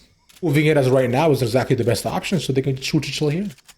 They're just kind of chilling at the temple, and I don't really blame them, especially when there's so many teams exiting out of the Bugle, one of the most highly contested spots in normal games. And although it may not be here in this lobby, it's still got a ton of loot. And speaking of a ton of loot, this is a team that looks prepped and ready to go here. Some more bush campers, though. And listen, I'm never going to shy away from this. I think that it's one of the most brilliant strategies in the game. Is it always the most successful one? We can debate that another day. Yeah, we most definitely can. as they happened right upon them. They were not ready to just appear up, and I believe that's also Hezbollah as well, that is duo. So they just take a couple of shots down. I don't even believe they actually get the knock either, and they'll manage to run away, but Ro makes a bunch of damage, and there's the knock we were looking for.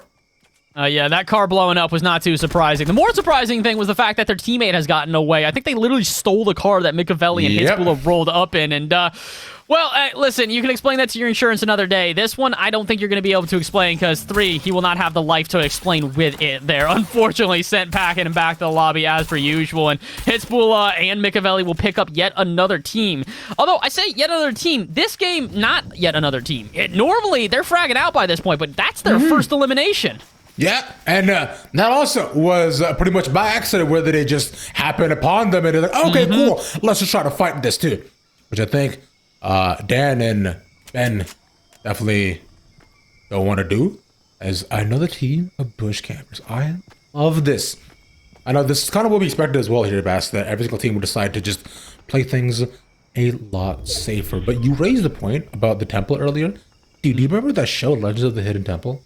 Oh my god, that show was so good. That show, didn't they try to do like a revival of that or something like that? Yeah, they did. Like, with adults. It was weird. Is it good? No. I never watched it. Oh, okay.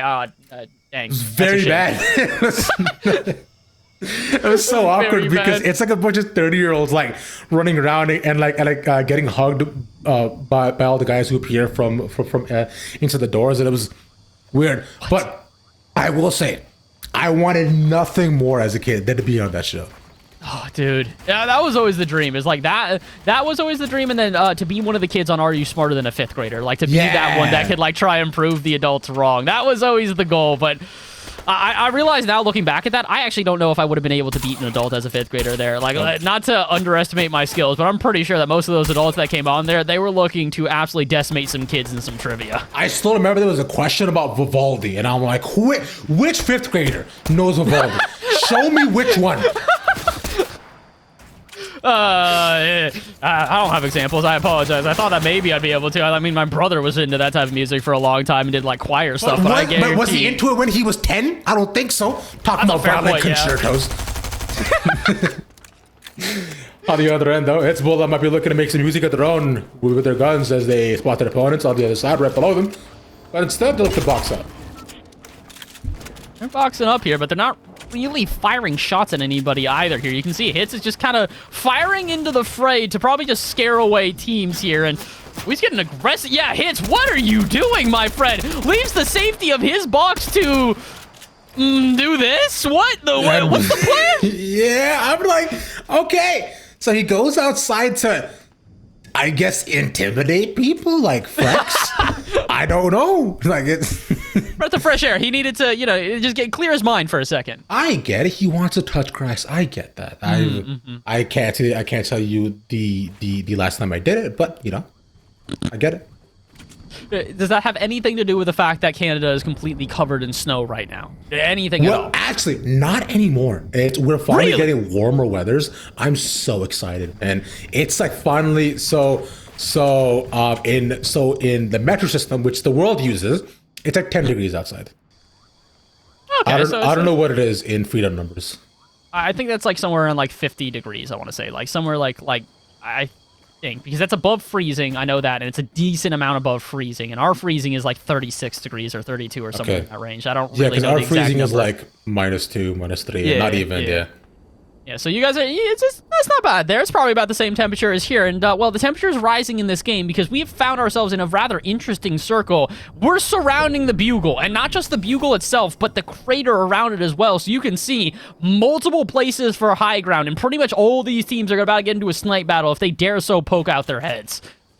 Which we were hoping for quite a fair bit, but with Mikavelli here, deciding to at least slowly trot along and establish a couple different points of interest and property that they could take advantage of.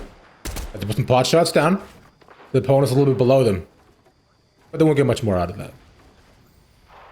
really starting to fall into these lull periods, and I'm not against them. I definitely am. Definitely a fan of them, but it's one of these things where, at this point, all we can really do is theorize. You see a couple of teams bite the dust there. The Coldest and Twins both going down, but the unfortunate reality is this is what most of these engagements are like. Can you find a little angle, put a couple of shots on, and just play nuisance against another squad as they try and find themselves a bit of reprieve? And can you maybe get it down randomly? I just don't see anybody trying to engage too aggressively right now, and honestly, I think that's the right way to play this, to be fair. You don't want to try and overexpose yourself. It's game 4. You can't do that anymore. See, a question in Are You Smarter Than a Fifth Grader would be like, okay, cool. Track the trajectory of that bullet. Which fifth grader knows pre-calc? Tell me that right now. It baffles me every single time some of the questions they ask, and I'm like, there's just no way. Which school? Show me. Show me the syllabus. Liars. Bro, that's American public school education. Is where it's one of these things where I gotta go. Really, that's what we're teaching fifth graders right nowadays. Is how to track the. I don't believe. Like, I don't know. It just feels like maybe I'm that old. That it's just what we were getting taught back then is a completely different thing. But we're getting taught right now is that no one wants to fight. Apparently, some more shots firing from a distance. Everybody hitting them, but not a single down in what feels like so long. It's just. They're looking to spell Vivaldi with the bullets they've actually put down at this point. Which, by the way, show me which favorite grader can even spell Vivaldi. I still can't. I'm 25. Bro, I couldn't spell that. I don't think that I could. If you hadn't told me about Vivaldi here today, I probably would have forgotten that dude existed. Like, that's just like one of these things. This is like, that is not a common topic of conversation unless you're on to Are You Smarter Than a Fifth Grader? It's like the only time that they'll bring that up consistently. So I want to do that, and also I wanted to get slimed. So badly. But I've heard from people, and people talk about it, how it's just like, it's kind of gross. I would imagine so. It's warm, which is yeah, which is the worst feeling. I don't know what would be worse though. Imagine ice cold slime. That sounds almost like maybe that's better just because you're like, okay, this is, it's been kept at a decent temperature. Versus just makes me think that they just kind of leave it out and just like ferment. Here, don't think of it as ice cold. Think of it as chilled. Wouldn't you want like a nice glass of chilled slime?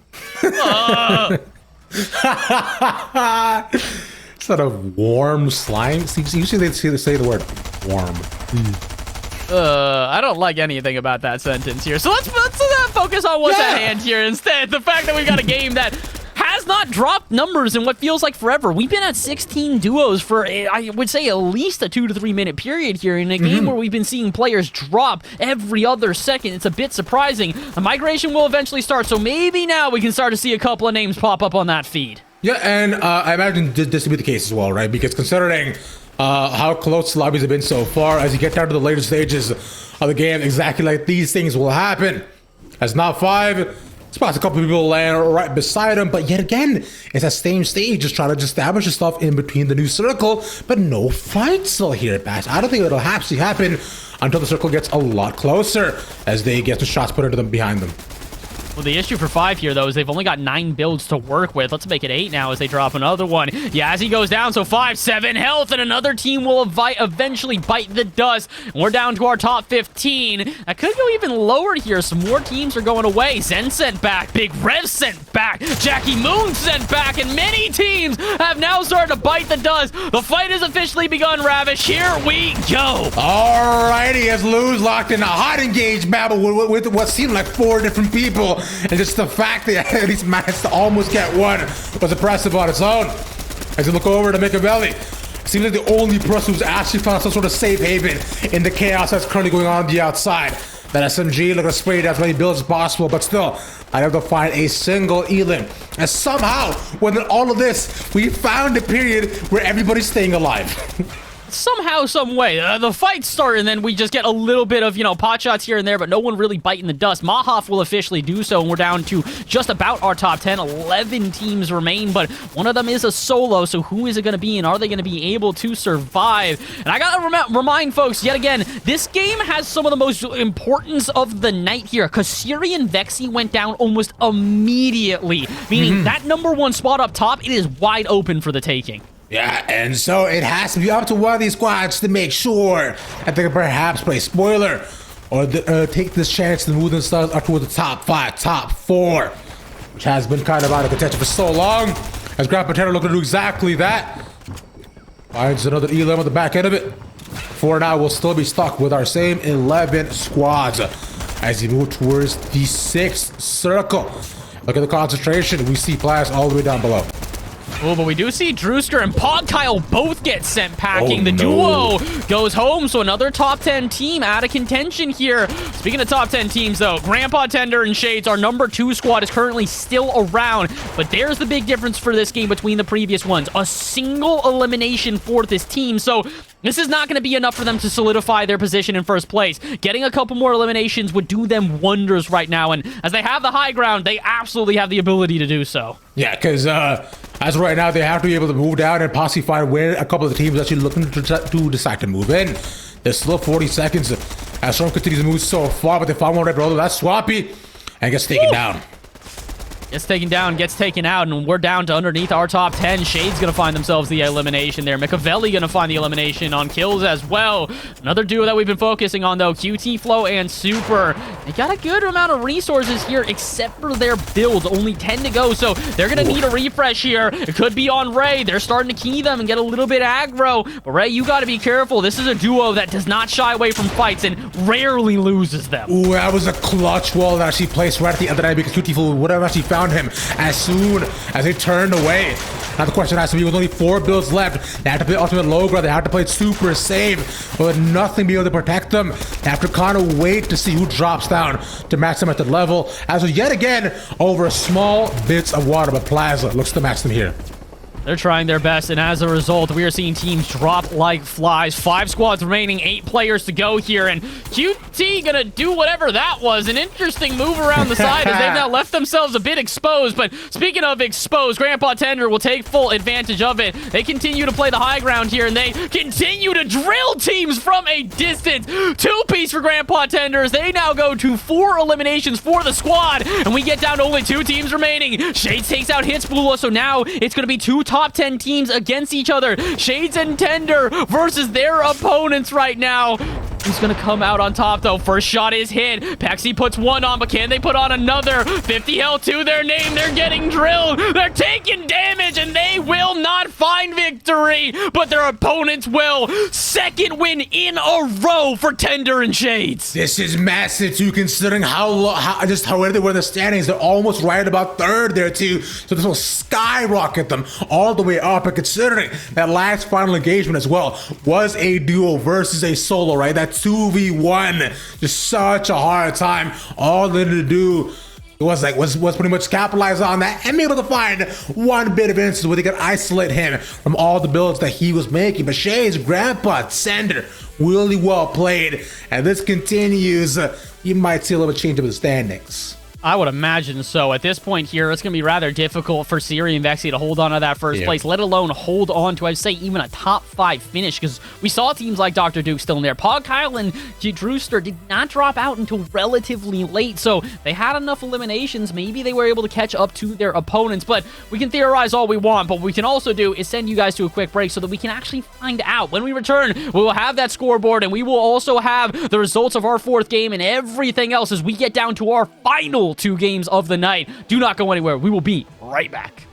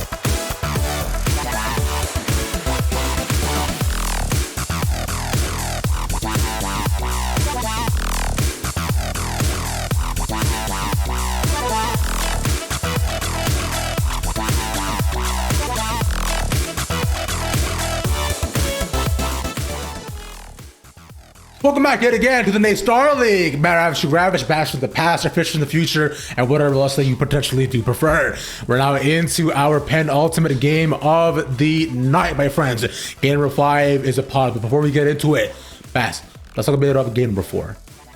Woo! Game number 4, an interesting one, because it was everything we were hoping for, but the highest of highs and the lowest of lows. It was these moments where we would have no one firing. You could drop a pin and it'd be louder than the movements that were going on. And then you had these moments where everyone, and I mean everyone, started getting into these fights. Once we got down to the top 15, there were no breaks. It was go, go, go until the very last moments.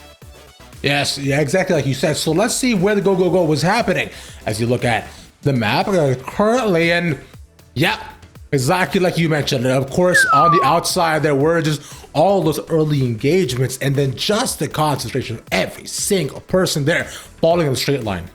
It's just so crazy to see. You can literally see when the teams start getting close to each other here, because not a lot outside of our first circle this time here. Yes, there are the occasional teams here and there, but we saw those teams go battle. We saw what was happening there. It was usually teams that would get in closer drop spots, battle against each other, and basically neither one of them would be allowed to get away uncontested. So not too surprising to see. The more surprising thing is when we start to get into our second to last circle. And that's where we actually really did start seeing teams start to drop off. In third circle, there's 1, 2, 3, 4, 5 squads or so, but it's those final 2 circles where just everything goes buck wild. Exactly, like you said, right? And I find it, even though we actually got the movement of the circles like a little bit early on too, which is kind of just kind of nudging along teams to be like, hey, come on, fight, do something. Just prodding at them to possibly take the early engages. But as with that happening so far, you know, I find we might see a little bit more of that as you continue forward in Game 5 and Game 6. Because Game 5 is where teams are like, all right, cool. If you're at the top 5, things are going real great for you. If you're not, the team's like, okay, let's see what happens. As I believe we do also have a leaderboard almost ready for us to be able to see how things shaped out. Ooh. Wow. Wow. Okay. We knew Shades and Tender were gonna start to pull away with a win there. That's their, by the way, second win in a row, third on the night. They've won half of the maps we have played, or no, more than half, 3/4 of the maps that we have played so far. The more surprising thing to me, not only have they found themselves 3 wins, they're, what, is that 4th place? Yeah, 4th place overall for eliminations right now. This team is doing that while also just going insane. And the fact they've managed to take such a demanding lead now brings a contention, because they qualified in the first qualifier and they didn't play it for another week already. And the fact they're not coming into this dominating every single other team is truly something to behold. Because fun fact for y'all, Shades has 35,000 PR currently, and so he is pretty good. You know, it's not too shabby. Yeah, he's not the worst player I've ever seen, to put it simply here. And honestly, the unfortunate thing is that our other top runners now, they've found themselves in a bit of a precarious position here, because second and third, still pretty separated, 14 points between the two of them. But now we've seen the Giants, they can bleed just a little bit here. Siri and Vexy are not just going to be immortal and continue to wipe through these lobbies until the very last circle. It's been proven you can take them down in a one-on-one battle, or I guess I should say 2-on-2 battle, if you will, and that is what costed them here. They went into the last game with 39 eliminations. They walked out of it, 39 eliminations. Not a single elim nor point on the board from that last game. And that already doesn't bode favorably, because we were talking about the engagements that they took early in game number 4 right there. They had almost no mats at all too, and they decided to move in with, I guess, the hopes of maybe possibly catching at the opponent by surprise, but they're ready and waiting. And past all that, if they have it in a game like this, then they might just shoot right below it to about maybe the 5th to 6th position. Considering how close all these squads are, especially the people below them, do have some pretty solid games. But we finally do have a standout number 1 and a squad to not watch if they manage to maintain their very, very nice top tier position. I wouldn't be surprised either at that, because one of the crazier things about Shades and Tender taking their 3rd win, by the way, I was wrong, it's their 3rd win in a row, not just their 3rd win at this point here. It's also that their first game wasn't a bad one either. They got 4th place with 6 eliminations. That's something that most of the teams in here would love to have. It's 20 points on the board. So this team is showing that there's both consistency and also the ability to frag out. Because when you finish 1st place with 11 eliminations, this team is got the hot hand in more ways than one right now. Yeah, exactly that. We were talking about things getting warm, and I believe this is exactly where the squad is at right now, right? They're feeling it themselves. They're probably a little hot in their hands, thinking, all right, cool. They're feeling it. Just with a touch of their mouth, it sizzles. I might be able to handle all the heat that's just emanating from their fingers. Which, by the way, fun fact, did you know the human body is at a consistent 20 degrees Celsius on the inside?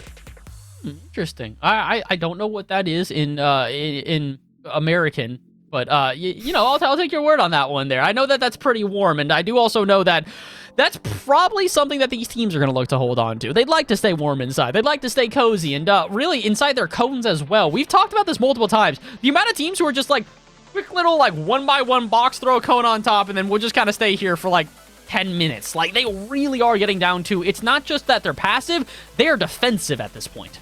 You know what? I wouldn't even say that they're defensive at this point. They're stationary. They're just staying still and deciding, all right, cool, you right here. I don't want to say NPCs because that's wrong, because they're a lot better than I am. But you know, it's like when you kind of sit outside or just in your hut for so long, you're kind of like, you know, just chilling at a certain point. You could, you know, that's all I have to say. That's exactly how I live in other people's heads. taking a property, increasing value, chilling. Just chilling. You know, that's what they're trying to do right now. Is they're actually trying to create a new POI. They're trying to prove that to Epic that not only is it worth it to have these POIs, but let us create our own. Let us create our suburbs outside of Tilted. Let us make our own little stations outside of Greasy, and let us get into game number 5 as well. I think we're just about ready to get in here, and I don't think we can overstate this here, Ravish. This is where you've got to perform. If you drop off with only 2 games remaining, that could literally break your entire night. Yeah, because being able to be in a spot of desperation in game 6 is not where you want to be, where you're looking for the smallest types of engagements. That's what might happen to Syrian Vex if they continue doing this at this point. And we saw what desperation leads to. Unfortunately, falling off very early on, and I know none of these squads want that to happen. You mentioned this in the beginning here, Bass, but consistency is key. Literally to this door, right outside here. The key to it, consistency. I was trying to understand that for a second. I was like, I agree with him. It's the key. I don't know what door he's talking about, but maybe it's the doors to victory here. That's where that matchmaking comes back in here. That's where we're going back to it again. Persistence. Love the chase. Seriously, we are in for game number 5.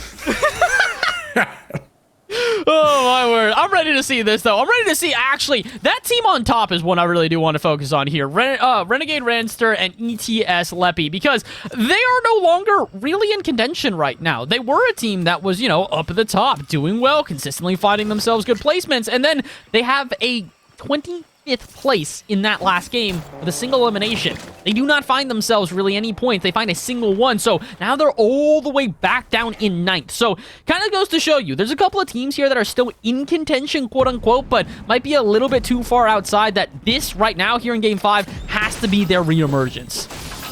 Speaking of reemergence, kills actually fall super early on. This was a squad that we look at. Like to actually usually be in the top 10, but it is just pandemonium at this point. And already we see a couple people going down, but numbers haven't changed. But they did manage to get the revive, so it should be fine.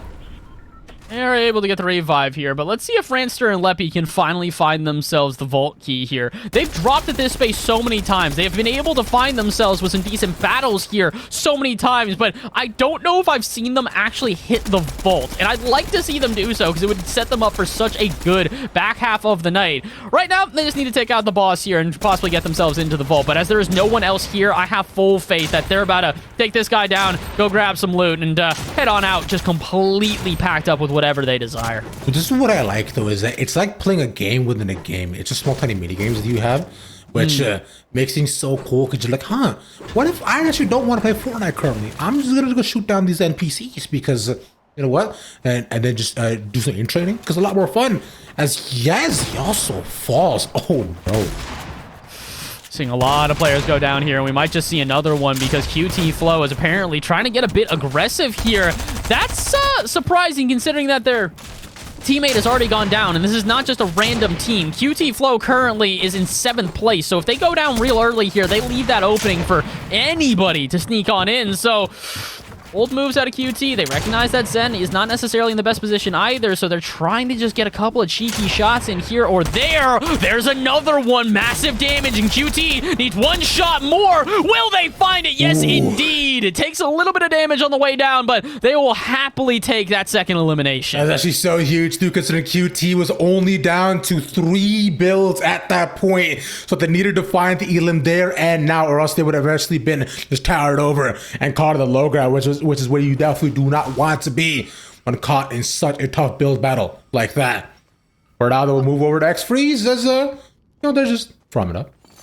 I'm a bit confused, though. I was noticing as QT, as we were zooming out on them, I think they were taking a med kit. There was a campfire right next to them. I don't, those waste of resources, if you will, but who am I to judge? I'm not nearly as good as these players, not nearly as good as Mikavelli, who has found themselves yet another elimination here, and they're not done with just that. They're not satisfied. They know there's another one around, so where are they? It looks like it's Penguin, who has actually kind of just dipped out of this mansion here, so maybe they're looking to just avoid this fight. Good call out by the end of it, because considering you know it's only 2v1, with your duo being, just cornered from all sides, they decide that, you know, I might try to move on out, see other sides, explore my options, meet different people, because this isn't working out.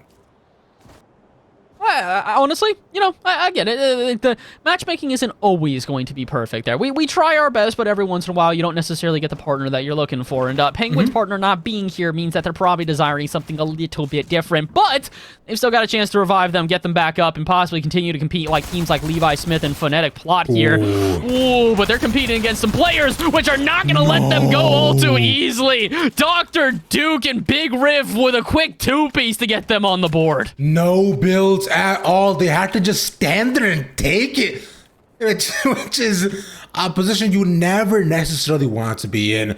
So they had no resources. Try to contend. Speaking of resources, real quick, Bass, I find people who are too tall are waste resources. If you're 6'5", what are you doing with all that height? Like, what are you doing? I mean, if you're my co-caster in Hypheria, you're living in the middle of the Netherlands at a 6'3" body build and not doing any sort of sports with it. Now, to be fair, I know that Hype can't necessarily play sports, but like when I talk to dudes, like what is it? Rapid is like what 6'7", and he's a professional Rocket League player. I don't know how dudes like that are able to just contain themselves. They've got to have too much energy, and they have enough energy, like Ray, to dive on in and find themselves a quick little two-piece here.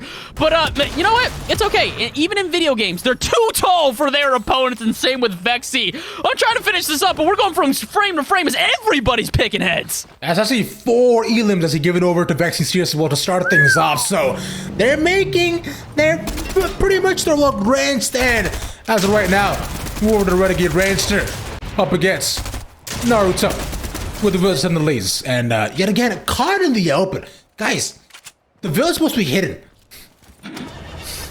I think that they need to be hidden. I think that a lot of players need to also start second-guessing themselves here because we're getting into this really weird... It's the first zone. Still the first zone, and we are down 23 players already. Yeah, I thought that maybe we'd get into a little bit more of a reserved battle as we get to the end of the night. Yeah, never mind. It's not going to happen at all. It's... See, because I'm 5'7", right? And I know I'm doing okay, but... Dash right now might not be doing so hot himself as they're gone. Bye. Listen, you know, ambitious trying to throw a chili splash literally in the face of your opponent. Almost more ambitious than Colossus going in there with 0 builds, thinking that maybe, you know, shotgun to the rescue here. I always like the shotgun rain. Don't know how effective it is in Fortnite, though. And you know what? This is why I've been saving for so long. Bring back the double pump. I practiced that for so long. I poured my heart and soul into it. They took it out. Bring it back. I want to see it. Way more fun. You're not going to get a contest out of me here. The only reason that I would say no to that is, dude, these new SMGs have been so much fun. I've enjoyed the SMGs so much. They shred through walls like they are butter. But, to be fair, you can see teams are still running with different loadouts here. The almost guarantee, though, is we're seeing players with MKs and some sort of close range. No one really wants that duo close range at this point here. They're recognizing how valuable it is to shred teams from a distance, at least up until those final couple of circles. And we said it already before, too, but the sniper economy, in terms of all of these lobbies, desolate. Not a I've seen maybe one person pick up a sniper so far. As there we go. Vexy actually picks up kills on the other end. That's a big team to be taken down as well. Kills and Sinister are currently sitting in 13th place overall, so these guys are definitely going to be another top contender sent home early. And like we said, here in Game 5, that can really cost you, as it is really the end of the night. You're getting down to where you can establish your points, and if you do not do that, you're going into Game 6 basically having to go full guns a-blazing if you even want a shot at prize money here, because prize money is pretty exclusive in this tournament. It's not necessarily going to go all the way down. Only 1st through 4th are able to get that. First place takes home 1,000. Second place takes home, I believe, let's say 500, and then third 300 and fourth 200. So there's a decent amount of money going around here, but the issue is when you're a player like Jit who's close to the money but not quite in there, you gotta just try to survive here. Just try and get away from your enemies who are taking pot shots at you as you fly through the air. They're dodging a decent amount of them, but the issue is that they've navigated to their position pretty clearly, so there's no way they're gonna escape without getting into a second fight here. You could say that you could say that Jit's opponent's looking for that money shot on him. Ooh. But at least he tries to find his own. Yet again, it is serious. Who takes out the gauge with 20 health on Jit. It's only a matter of time. Oh my gosh, I don't know what got shredded quicker, them or the actual wall that they were next to there. They put up a wall and it was gone within the blink of an eye. The issue is that Sirius and Vexy, they'd like to be gone in the blink of an eye because they're recognizing they're not necessarily alone here. They've got War and Jack on the other side of them at that island, so we might have to check in on them in a little while to see where their next engagement comes through. But speaking of engagements, Rancer and Leppy looking like they might have just won one as well. They've already got 4 eliminations, and even bigger than that, they've got 2 launch pads to play with. This is interesting one because Renegade Rancer is duo as well with Leppy. They do see, I was gonna say, a squad right outside of them, so they could have decided to take the fight, but instead they are in a vehicular mode of transportation. Try to laser it down, but for now though, they will manage to get away. They did pop one of the tires there, so it's going to be pretty difficult for them to get too far. And yep, Ranster seems to know that. They will use one of those 2 jump pads that we talked about before, and they're going to absolutely key this team. They'll try to get a little bit of extra health back in, but Ranster lights them up. Super officially dropped down. Leppy will finish them off, and now it's a 2v1. Difficult stuff here for QT as they just want to survive, but they are having Leppy right on top of them, not an inch to breathe. And as Ranster gets some shots from a distance, this is going to be hard. QT's got the high ground, but how long can they hold on to it? They have more than a builds to possibly be able to do so, considering they do all take a moment to possibly try to met up for now, and the engagement shall continue as Super has no chance of being able to revive as right now. But Leppy can lock down the builds as QT Flow is quite far up. Does get knocked. Takes a little bit of damage for now, though, right in front of them. Now the shot goes wide as looking to possibly just try to take a 1v1, but they're not going to let this happen. Ranster and Leppy, they know at this point they can stick together because 2 minds are always stronger than 1. QT decided maybe he could possibly hide it inside the porta potty, but instead they'll have to pop away and just taking all these shots from every direction as they get rocked in between the box. The delay, the inevitable there. QT knew they weren't getting away, but they also knew that there was no way they were going to win that fight either. Not enough resources on them and against a team that was aggro as ever. So Rancer and Leppy will pick up yet another duo here. They're down to 6 eliminations already. We're not even that far into game number 5 here. We're down to 20 squads, but we've only just barely gotten out of our second zone. How is this happening, by the way? Like, just everybody's just going off the rails out of nowhere. We're at 19, and at this point, I would expect this at, like, maybe the 3rd or 4th circle. We can almost get points at this point for standing. Oh my gosh. Yeah, this is wild to me. It's not what I expected by any stretch of the imagination. And the things that are even less expected here is that there are teams that are in the top contention here who are fragging out. A good example, Dr. Duke and Big Riv, they're currently very far up. They're in 2nd place right now. Or, no, excuse me, not 2nd place. They're currently in 4th place overall. So you'd expect them to try and take this kind of seriously. You know, play reserved. If they have to get into a fight, they will. But the goal with them would be to get placement points. Or at least you would think. Apparently not. These guys are not shying away from any fight. Although, this one, they might not. We don't have a glimpse of their name right now, but if I'm not mistaken, that's another top dog right next to them. And as you see with 3 more squads around them too, Dr. Duke might want to consider perhaps just boxing themselves in instead of trying to take a fight currently, because as the circle does close down, this is where I find we should see a bit safer gameplay for these squads. We get back into that lull, I'm not necessarily going to be surprised. I would be surprised, though, if we get into that lull at 18. I have a feeling teams are recognizing they're a single elimination away from finding themselves with the points in hand. So, can they do that? Can they find themselves that one last squad? Maybe Ray can do so here. They haven't necessarily been able to frag out to their normal degree. Only 2 eliminations to the squad as a total. They've got teams right next to them. I don't know if that is Ray's duo there, right over at that other hill, but they've got a lot of players right around them. Yes, they do. As Pog Kyle also can see that. That's a pick for a Vexy as well. They must be at like 10 or 11 elims at this point.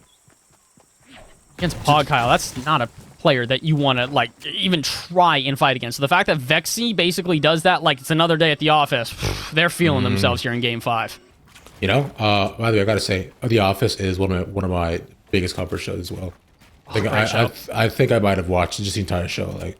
Because sometimes I always skip the Scott's Tots episode, watch the other day. But you know what? It was okay. Was it rough? Yes, but I did it. I trudged through. I trudged through. I've watched that episode once, and I will never do it again. Honestly, the only harder part for me is season 9 as a whole. That final season is just like, yeah, it's rough, man. It's like, you wish they had closed it out a little bit better for a couple of different storylines. Yes. But you know what? It's okay. It's not here nor there. The storyline that we've got on hand here today is that we are still at 18 squads. How are we still here at this many teams remaining? I told you, bro. At this point, everybody is going to try to wait until the storm forces them to move. And with it all set up, I don't think it's gonna ask them to move anywhere like close anytime soon at all. We're the third circle at this point. Oh my. You don't even have to worry. If they get hit by the storm, it's like, what, 2-tick right now? They really don't even have to worry about moving through the storm here. Folks, settle in. But right now, all we can really do is theorize about where maybe these zones are going to move, because as it stands right now, it just kind of looks like we're outside the bugle again, but we're focusing more on the temple there rather than the bugle itself. Half of this is in the water, though. If we get another water zone, this could get interesting. I'm tired of it. I don't want it. Look, man, I used to swim a lot. I was, in fact, a competitive swimmer. In fact, back when it used to happen, I used to do freestyle and butterfly, but it's boring. You know what's weird though is that when you're swimming, like, I imagine myself as if what if I was a fish, and I gotta think, what do fishes like think about if you read their mind? You know, like this going around like swim, breathe, swim. Dude, if fish were actually that intelligent, I feel like we'd be having a different conversation. But I don't really know if they have enough thought power. What's brain power? Yeah, that's the word we're looking brain for. Power, sure. Yeah, thought process, brain power. Well, you know, all one and the same here. You would know. Maybe I don't have enough either. Apparently, at this point here, I'm not really sure as I'm stumbling over my words. But similarly, Buns and Delta stumbling to get away here. Yeah, you guys might have stuck to that car a bit too long, because now you're out in the open and you're about to get lasered. The fact that they actually matched the alive for some. Look at what your Buns has to do. Okay, he finally goes down, but he's literally spinning in a circle, expanding on this. Spinning like a ballerina. Na, na, na. It's TikTok all over again here. Well, we'll focus on TTV instead here, because it's both of the Twitch players, J-Carbs and Ray, who take them out, and they do so pretty open. Ray is going after the loot, and oh boy, I don't think they recognize how many teams are around them. Dude, my friend, it's 4 now. We'll see Vexy actually drop down. Okay. Managed to get back up, but that could have been a ton of damage given over. Like we say, those SMGs melting on the platforms in front of them, as they only have 3 elims to their name. But this is what I find better than they've done in quite a fair bit in terms of standings. If you look over to Sirius and Vexy, our potential top squad. They've got 7 eliminations already, and this team has got so many more players that they can just pick off one by one. Speaking of which, Sirius trying to drill a player out the air.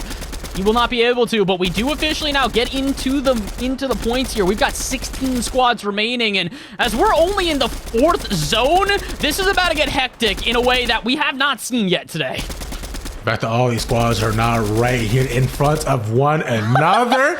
No! They just kept shooting. And now look, there's another squad on the outside. They're not going to survive this. You're in the water, you're having to build. You will, yeah, it's only a matter of time. But they have to be able to land their shots for that to happen. I also want to see someone interfere. Sirius and Vexy are literally, the entire lobby has to know where they're shooting from here. So yeah, Sirius recognizes that, and they're no longer going to expose themselves. They've decided now it's time to turtle up and try and reestablish their home here, as does it look like everybody's just kind of trying to establish themselves right now. This water level has made us really, really uncomfortable overall, and I don't know if any of these teams really want to even try and engage right now. They'll fire from a distance, but no one is leaving the safety of their structures. It's like we're permanently in the water level in Mario at this point, just moving through, and I can hear the soundtrack in the back of my mind, like do. Machiavelli. That's another one too. But I was going to point out a big reason as well why Sirius and things actually stopped shooting too. They were down to like 40 bullets, so they need to find a way to take some other engagements to top up on the resources. They're trying to do exactly that. Hitsbula just trying to survive. I don't even know where they're getting shot from, but Mikavelli apparently didn't know enough to even survive. Vexy's gonna take it, so they're going against the top dog here. This could quite literally shake our entire top 5. They're just stuck right below him at this point, Bass. He can do nothing at all. Hitsbula down to 43 health. And even with the chug, you cannot get anywhere out of this. It's just about expending as many builds as they can. And there we go. Vexy picks up the second as he sees so many squads in front of them. But finally, somebody fighting back. And that's what we were looking for, though. That's why we said it's so difficult to get into fights here, because as soon as you do, you're not just attracting the attention of whoever's in the box with you, you're attracting the attention of the entire lobby. The shots from up top here from Mahoff and from Plaz really were what made that player go down. Let's see, can we find a couple more eliminations here? We're down to just about our top 10 as we get down to the 5th zone as well. This is only halfway through the zones, and we're down to this few players. And I find this is going to be the exact sort of situation that we will be stuck in for as right now. As you know, it was like in the movie Insidious, right? When you talk to the dead, they all hear you. When you shoot at somebody, everybody sees you. And right now, they want to try to do some shooting of their own.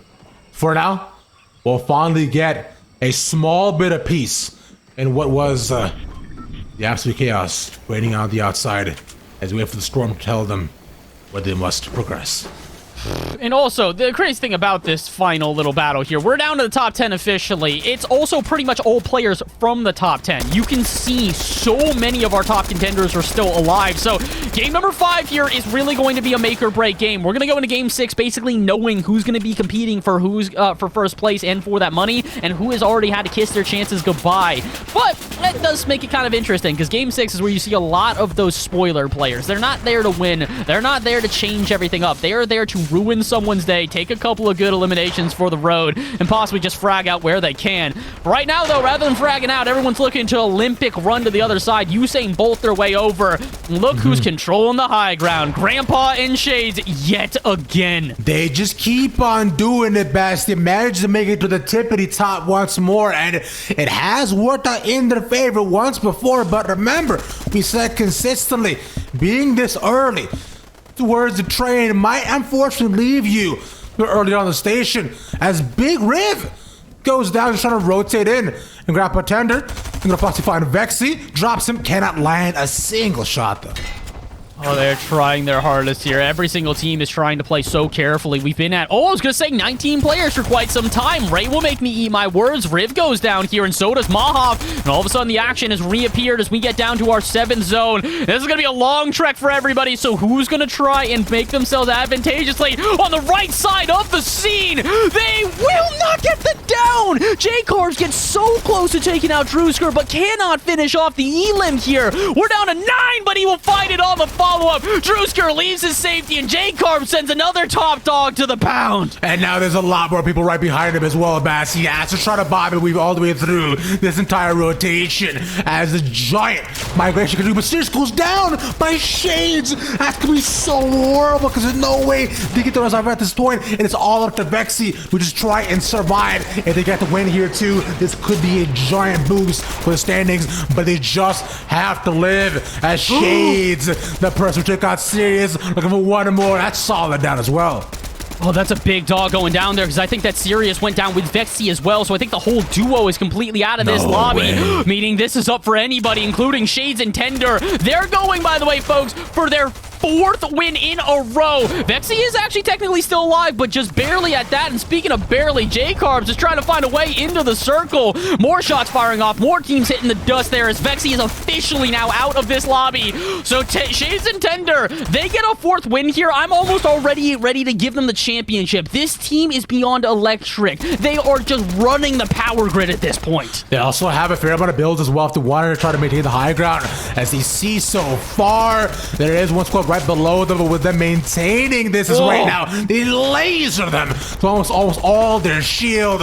And Bass with 8 people left to go, as Dr. Duke down as well. One more of the big dogs taken away. Shades and Tender continue to destroy every single bit of cover that is below them. Oh boy, but the issue for them is that they've got a lot of big teams that are going to get aggressive and in their face. Ranster and Leppy being alive right now means that this is not going to be as easy of a battle for Shades and Tender. And I think they know that right now. They are very well aware that they're going to need to play carefully, even if they do have the high ground. Because Ranster and Leppy are not going to be able to do anything. Plaz plays spoiler. He gets a 2-piece, and Ranster will technically finish them off from the storm, but it's a 4th win in a row now for this squad. There's no way they just keep doing it so consistently. Four. I haven't even won 4 games the past year. And they did it. They did it in the past hour and a half. That's mind-boggling at this point, and I can't wait to see how far up they shot, considering that not only were they first in the Victory Royale, they also got so many elims as well. I gotta say, it's a bit poetic. They pick up their 4th win, and guess what their worst placement on the night is, Ravish? 4th. Their first game, they got 4th place, and since then, they have not lost a game. And it's not as if, they're shying away from these battles either. That's their 2nd win in a row with 6 elims. They've gone back-to-back with 6 elim games. This team is fragging out while placing top tier as well. So, Ravish, at this point, all we can really do is head to a break and hope that when we come back, someone's got a chance at catching up to this team, because they're not just pulling away, they're running away with it and sprinting into the sunset here. So, quick break, but when we return, an update on the scoreboard and our final game here in the NACE Starleague featuring Fortnite Championship.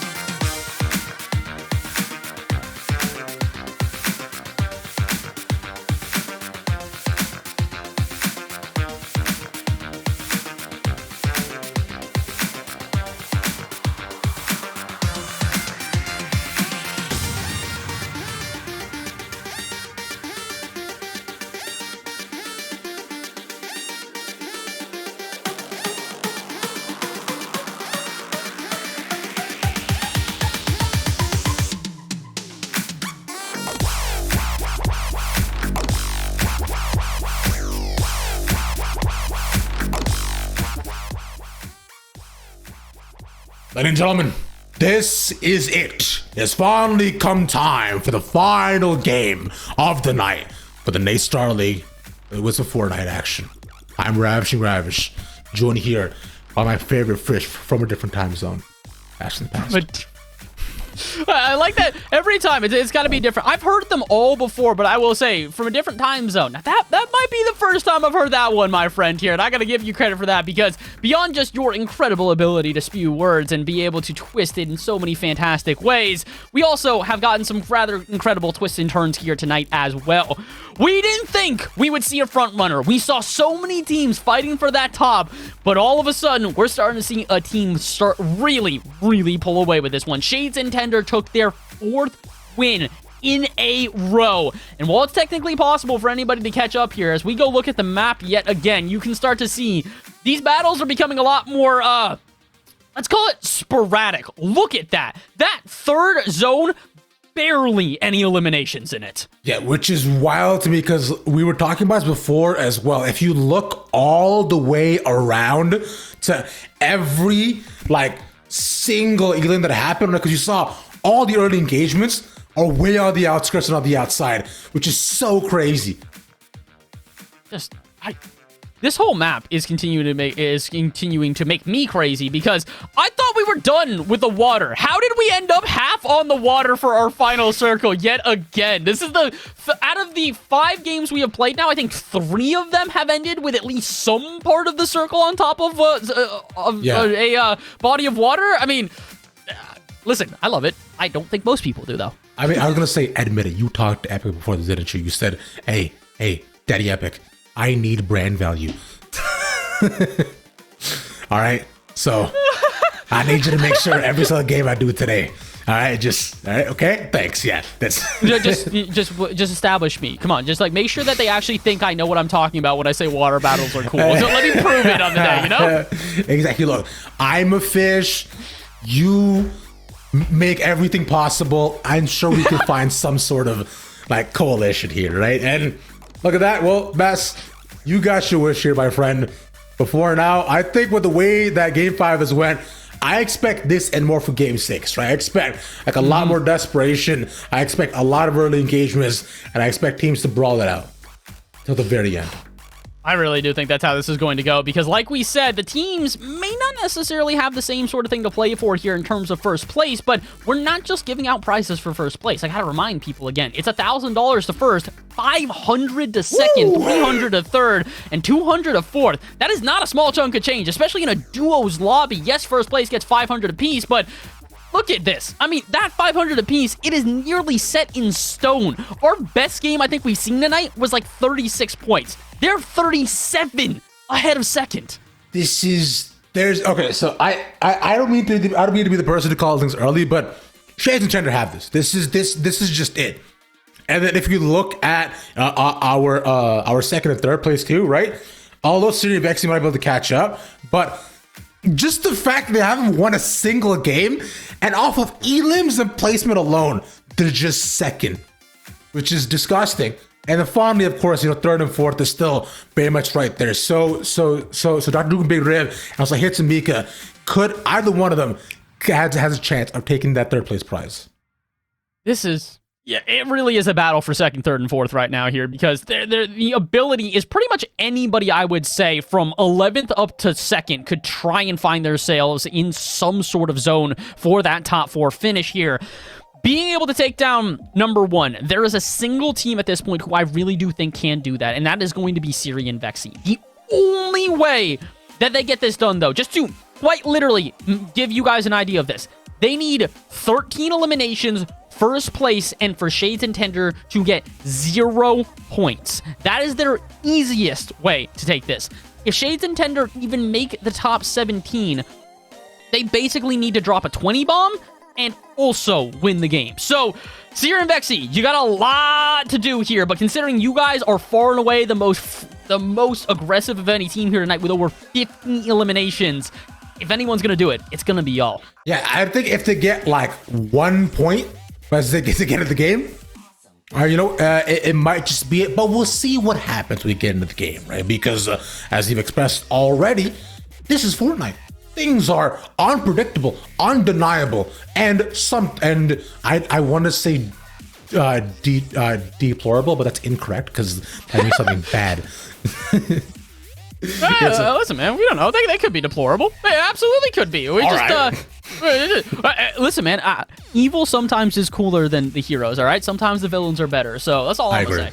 I agree. You know what? I've in many a movie, I found myself relating more to the villain than I have the hero.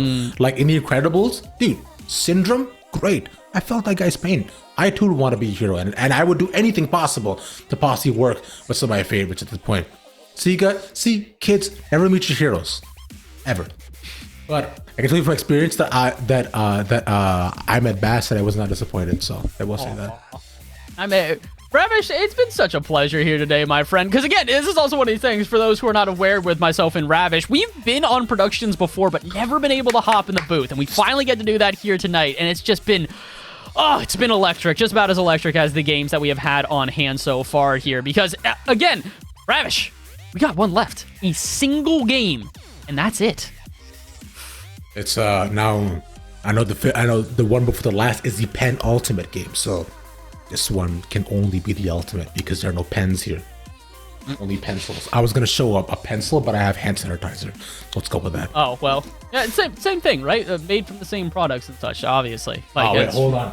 The penultimate game. This is still a pen, man. Okay, hold on. Do you have a pencil on you, Bass? Come on now. The ultimate game. Multiple pencils. Yeah, they're not sharpened. Baby, let's go. They're not sharpened, but you don't need to see that. We can say that they're sharpened. we already saw that though. You can't lie. No. Wait. Oh, that one's also not sharpened. Ah, here, perfect. Mechanical. It doesn't need to be sharpened. It works no matter what. I've outdone the audience or whoever might be trying to compete against me here. I don't think anyone's going to compete in pencils. I think that's not a competition we've seen so far. Hey, Collegiate pen... Yeah, I don't want to know how that's going to work. Let's not theorize any longer about pencil competitions here. Let's theorize about the NACE Starleague featuring Fortnite. Yeah. So whoever can sharpen 10 pencils in 2 minutes wins. That might be where we're at. But like we're saying so far, with the NACE Starleague, we do have game number 6, ready and waiting for us here. I hope you all ready. Like I said, steam was coming out of my pores before. My room is currently a sauna. You can't tell, but I'm sweating with how excited I am, as I'm sure these teams have stopped sweating, and it's nothing but engagements. I'm ready to see this as well. I'm ready to see these teams take that final sip of water, grab themselves a quick energy bar, and get into the action, because we are just about ready to get into game number 6. Oh my, I have had a large bottle. That just outshines me. Like, dude, that's the size of your forearm. This thing's pretty big, but it is not like, it ain't that. Like, that is, wow. Gallon water bottle, baby. I keep that thing on me wherever I am. I am a hydro homie. Yes, sir. Hydro homies to the core here. I don't know if I will say that that might be the one time that you can quantify a drink as a chug jug, my friend. That definitely does quantify here. That'll go. Shout out to War for that one. So, Bass, I will ask you this once and only once, and never ask anybody again. Would you like to chug jug with me? Oh, are we chugging? All right, one last water sip. Cheers, everybody. Get some hydration. All right, we're ready to go. Hope you guys are ready. Have your sips of water. We're on to game number 6 as you drop on in. Spread so far seems to be pretty much the exact same one we've had. Actually, from what I'm seeing, things are a little bit more spread apart than what we're used to. We haven't even dropped everybody in. How is Track already eliminated? How did we already lose and Yoshi is down too. We just got into this. What? And that was Jit right at the beginning. Okay. All right. That There's players in the air. Cutie's gone too. What is happening, bro? There's no way that everybody's just falling just so immediately. All right. Okay. Let's try to count down. Oh, I was gonna say let's try to count down to see until somebody else falls as striker. Okay, I'm watching the clock until somebody else falls. What a count? All right, here we go. Let's see. I mean, at this point here, it's also one of these things where do we see another player fall or do we see a squad? Because we've got our first official squad off the board here. I wouldn't be surprised if we see another one drop in a matter of moments, as Shades is not necessarily by themselves here in Sleepy Sound. They do have a couple of players lurking in the wings, but maybe we can take a deep breath here, as it does look like we've got at least a second before another elimination. All right. Let's take a moment to relax. Oh, come on. Oh my God. So by the way, I was tracking that still. That was just above 70 seconds until just next player went down, which is 1 per minute. Jeez. My God, man. I don't. You know what? We were talking about desperation plays. The players just having fun at this point. Yep. Which I'm all for. Going in. Yep. Oh my. That's another. By the way, that was 28 seconds. Oh my God, and more even popping up. At this point, we're going to lose count. And not only are we going to lose count, but we're also going to get a bit confused here because we're almost 10 players down and only 3 squads have been eliminated overall. Apparently, it's a little bit of solo play here. Everybody's just kind of going their own way. I think you might be reading that wrong, brother. That is 55, not 65. We are down. 9 squads are down. Wait, hold on. I'm reading it wrong. 3 squads. Whoops, I had it backwards. It's all right because it still doesn't make any sense. Looking at this and seeing 9 players gone with only 3 eliminated means we've got a lot of solos still lurking around here. And one of the solos that might just be trying to survive here is I think Twins has had their teammate taken out. So if Hitzbula and Mikavelli can find them here at the Bugle, they're going to run into a bit of difficulty. This is kind of what we've seen here today, though. It's a lot of these instances of where a team tries to just go back for that reboot card, doesn't want to leave their solo behind, but maybe they should. Can I just say, J. Jonah Jameson plays, I can't remember the name of the character, but the guy in Spider-Man. Oh, J.K. Simmons? Yeah, J.K. Simmons, yeah. He plays that so perfectly. He's like, I want Spider-Man. As Hitzbula does his best impression of getting Spider-Man picked. Okay, that was a little bit too close. I like that, though, honestly. That's the risk you got to take here if you want to try and be that #1 team. And, ooh, Hitzbula dropping down uncontested there. That's a bold move, and Hitz might actually pay the price because of it here. No, he will not. Freeze will get sent home, and we're down to 26 teams remaining. We're already down. Oh, there's another one. 7 teams within the first zone. We haven't even gotten to the first zone yet. No. And things continue to be as tumultuous as we see. We're still going. That's serious. They've already got 2 elims. And how? Tell me how. Wow. I got no explanation at this point here. I'm just along for the ride, and I'm enjoying every moment of it at this point here because we were saying Game 6 was going to be an aggressive one. It truly has lived up to be so, and as we have the gas station exploding in front of us as well, you can see it's a rather explosive game here with just shots firing off every which way. Gomez is going to find themselves a little bit more time to survive, but they will find the structure in front of them completely obliterated. Shots from a distance, and they've got Mahoff and Plaz against them, so we might just see a battle here for the gas station. So far for now, we'll just see Gomez try to pop away to these 2 scares, gets small bits of cover as the duo in front of them wants to ensure upon harm as they manage to get away from this tier 2 right in their vehicular mode of transportation. A little bit of a lull for at least a second, as it does look like the 2 teams are going to decide to just kind of hang on out for a minute here. Not necessarily too surprising, and we get to take a look at what is the cheapest gas prices we will ever see. $2.39. You're just rubbing it in at this point. Come on now, Fortnite.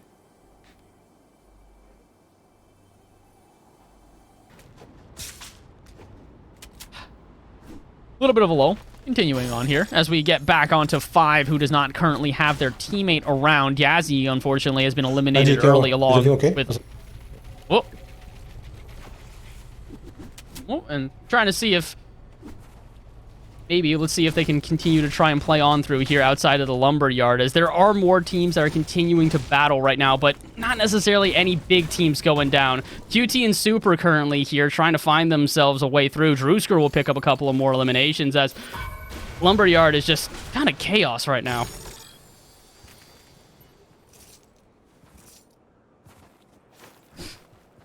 44 squads remaining here. Looks like we're just going to have a little bit of a lull for a minute, or excuse me, 44 players remaining here. 23 teams to go. Captain Kringle is going to be taken out. Stratford also going to be the one to do so here, as 5 is just going to try and find some sort of way to just...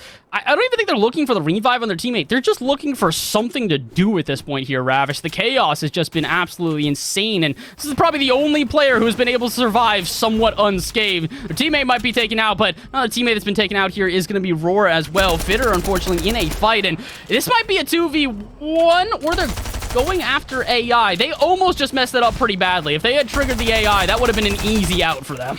Yeah, it would have been, I believe, as trying to look around to see as to what could happen. Seeing these squads, everything is okay with them, but so far for now, things seem to be continued to caught in between a lot of different fighting so far, as we're still 22 squads left to go, only 10 drop, but like you mentioned, those solos will play a big part in all these engagements. A big part in all of these engagements here, but are they going to be able to be a big enough part to change this entire night around? Like we said, this is the final map of the day.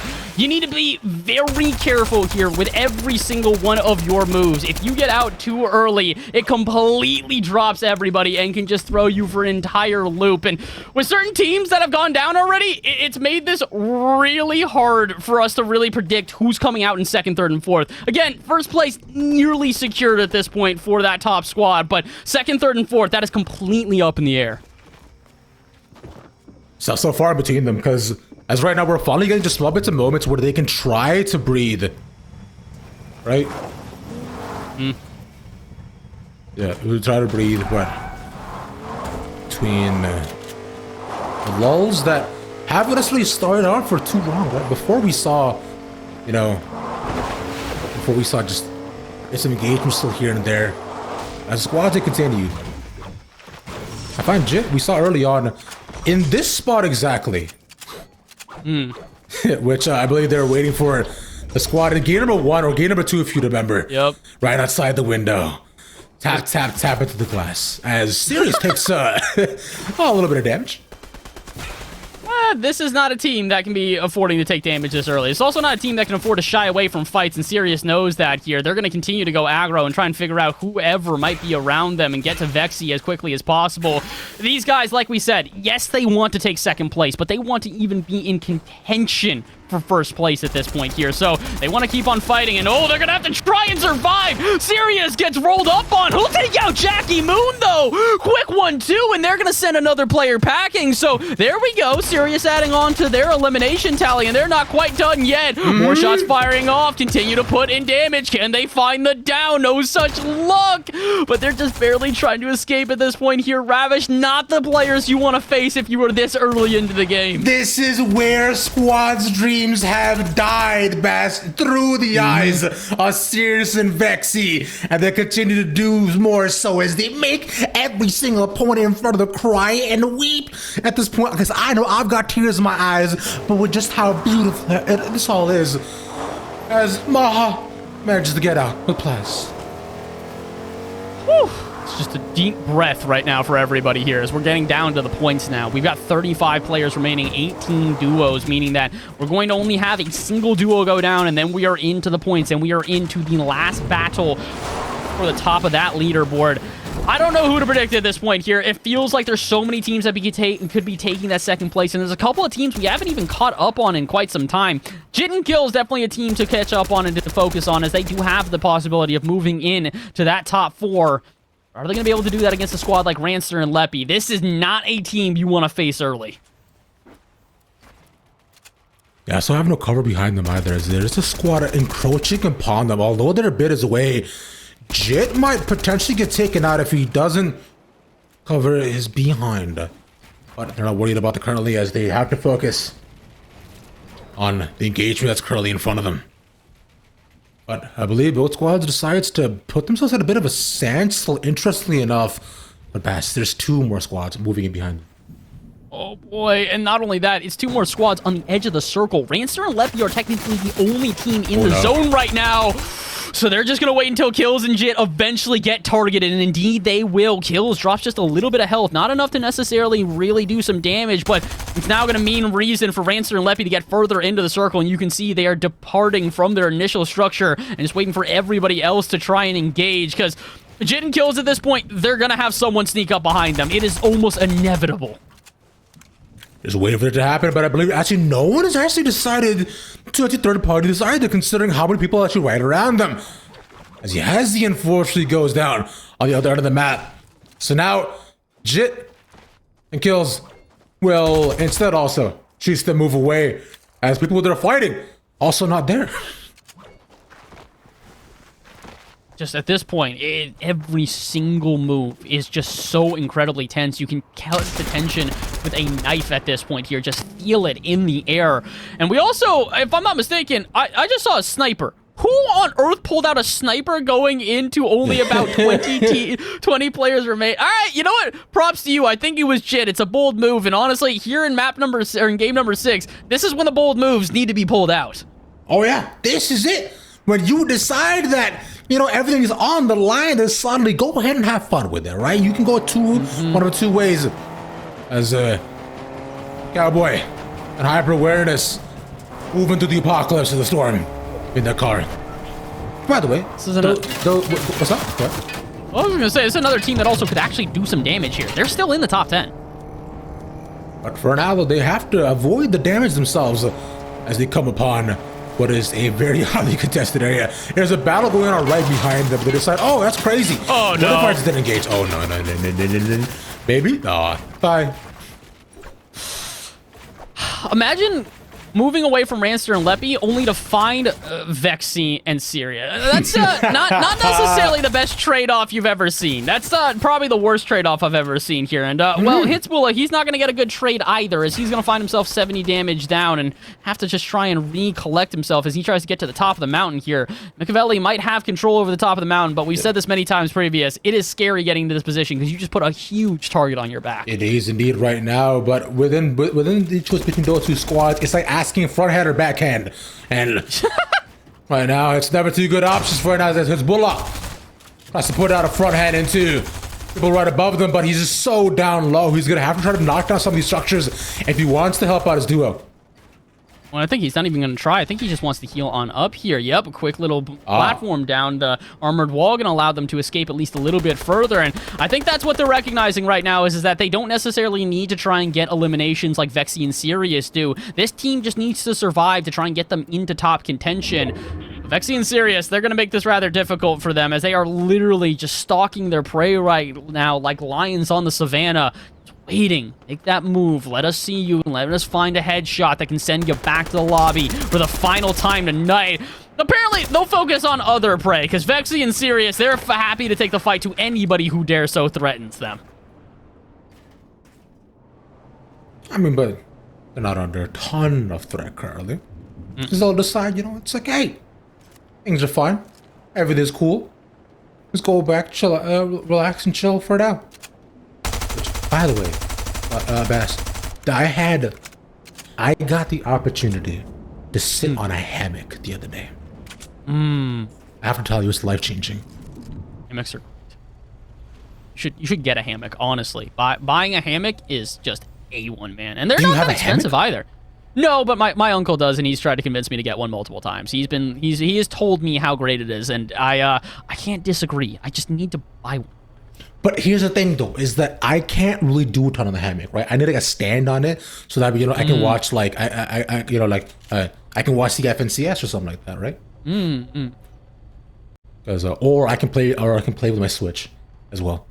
Whoa, Fortnite on your Switch now. That would be absolute chaos. I don't think that probably runs that well, considering it is a Switch. But you know what does run pretty well so far here? What's that? This mountain. This is what on earth? How are Vexy and Sirius still up here? Towering over the crowd, watching all the plebeians run as they continue to place themselves on top of this mountainous region. Again, it's just one of these things where you don't even want to try and jinx anybody here. We've been at this many teams for so incredibly long. No one wants to move. No one even wants to attempt trying to find a new home. XCC is the only team that dares to try and lights them up immediately. Yo boy immediately down to only green health and gonna have to try and battle this one out. Yeah, I think everybody's just kind of scared of Vexy and Sirius here. They know that they're firing from up top, so they just don't want to move. Yeah, they're so carved from all ends. They have absolutely faced zero danger. Instead, there's another team. That's hyper awareness, and a Cowboy just chilling, you know, eating some ramen, doing fine. I was gonna say, at the CN Tower here in Toronto, there's this thing called the glass ceiling walk. We're right up at the top. There's just a glass floor that you walk on top of, and you see everything below you. It's terrifying. Yeah, I don't really like those. I think they've got one of those somewhere where I live, and I'm trying to remember where exactly it is. But those walkways, those glass walkways, you just look down and you get terrified. Almost more terrifying than whatever is happening right here. This is the oddest Fortnite date I've ever seen. It's just one guy's actually on the date eating the food, and the other one's just kind of like, I'll watch you and observe and figure out what's going on. But I think that both Hyper as well as also Jack are starting to recognize they can't necessarily sit here for too long. Eventually, they're going to have to move because we're getting down to the final zones. And watching them eat the ramen makes me hungry, man. Feel. It's ramen myself, as beanbags also another OP thing to have. You know, where you live. The ultimate joy and comfort you could possibly be able to get. It's Vexy and Sirius. Build up even higher. Just at some point, someone's got to shoot them down, right? Like, we've been talking about this with Shades' team and how someone had to condense Shades and Tender, but they're just not. And speaking of Shades and Tender, I don't see them here in this game right now. They may not even be playing in this game, or they might have gotten eliminated early. Either way, they've left the door open. There is a chance that if Vexy and Sirius can frag out enough, they could catch them up, but I also might be incorrect. You see, there's a lot of other players on the other side of the circle, so maybe that's where Shades and Tender are hiding. Yeah, because you got to remember, the Shades and Tender at this point, they were almost, 37 points ahead, though, right? Yep. And if they, let's say, even managed to get even a single elim at the beginning, that could have essentially just cemented it. But we'll wait to see as we get updated leaderboard at the end of this game. As 12 squads are remaining. We're down to so very little. But there's so much that can be done in between all of them. We're still at the fifth circle though, so not much gonna move so far. But for the first time in a long time, we're not above water. Whew, and Rancer, he's going to find himself a pretty good weapon to use on this landlocked little bit of mass here. I will say, we may not be against water, but it is looking like we're probably going to be moving at least around the mountain, or at least around this body of water here, as everybody's going to have to start to make this great migration we've seen so many times tonight. You're right, Sirius is out. That could be big, and it's Shades to take them out. The #1 competition has just taken out their opponents. And if they possibly get down the full duo, that could be it. Sirius gets thirsted, and that'll be all she wrote. No. And now it just has to be Vexy to survive for as long as possible. I don't do nothing. They went down, but now they're back as Shades falls. That's so bad. That's Drewster and Pogkyle. They just come from behind them and rip them apart here. Pogkyle will finish off Shades as well, so now it's up to Grandpa Tender by themselves, and this is big for Drewster and Pogkyle because look at their elims. 11 total. Drewster by himself has 8 to his name. This team is trying to make a run for that top 4, and they're doing so going through the big dogs, not around them. No, they gotta make sure to run right through his Grandpa Tender, as well Foster ready to get Ranster under the top 20 squad as well, who takes them down. Wow, dude, what is happening? All these top squads getting mowed down left, right, and center. By the end, there's gonna be no grass to cut.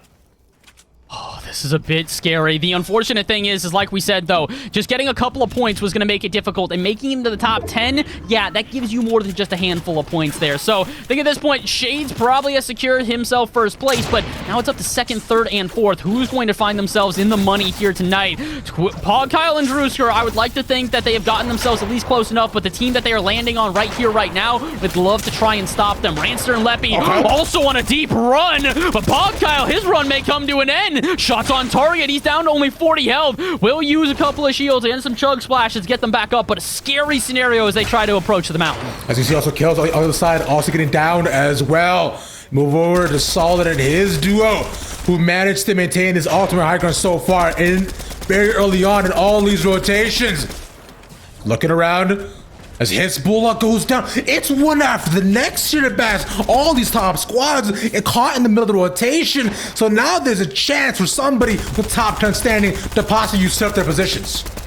Oh, it's absolutely possible here. Honestly, I would say it's even likely with the amount of teams that are just fragging out here in this game. Pogkyle picking up yet another elimination.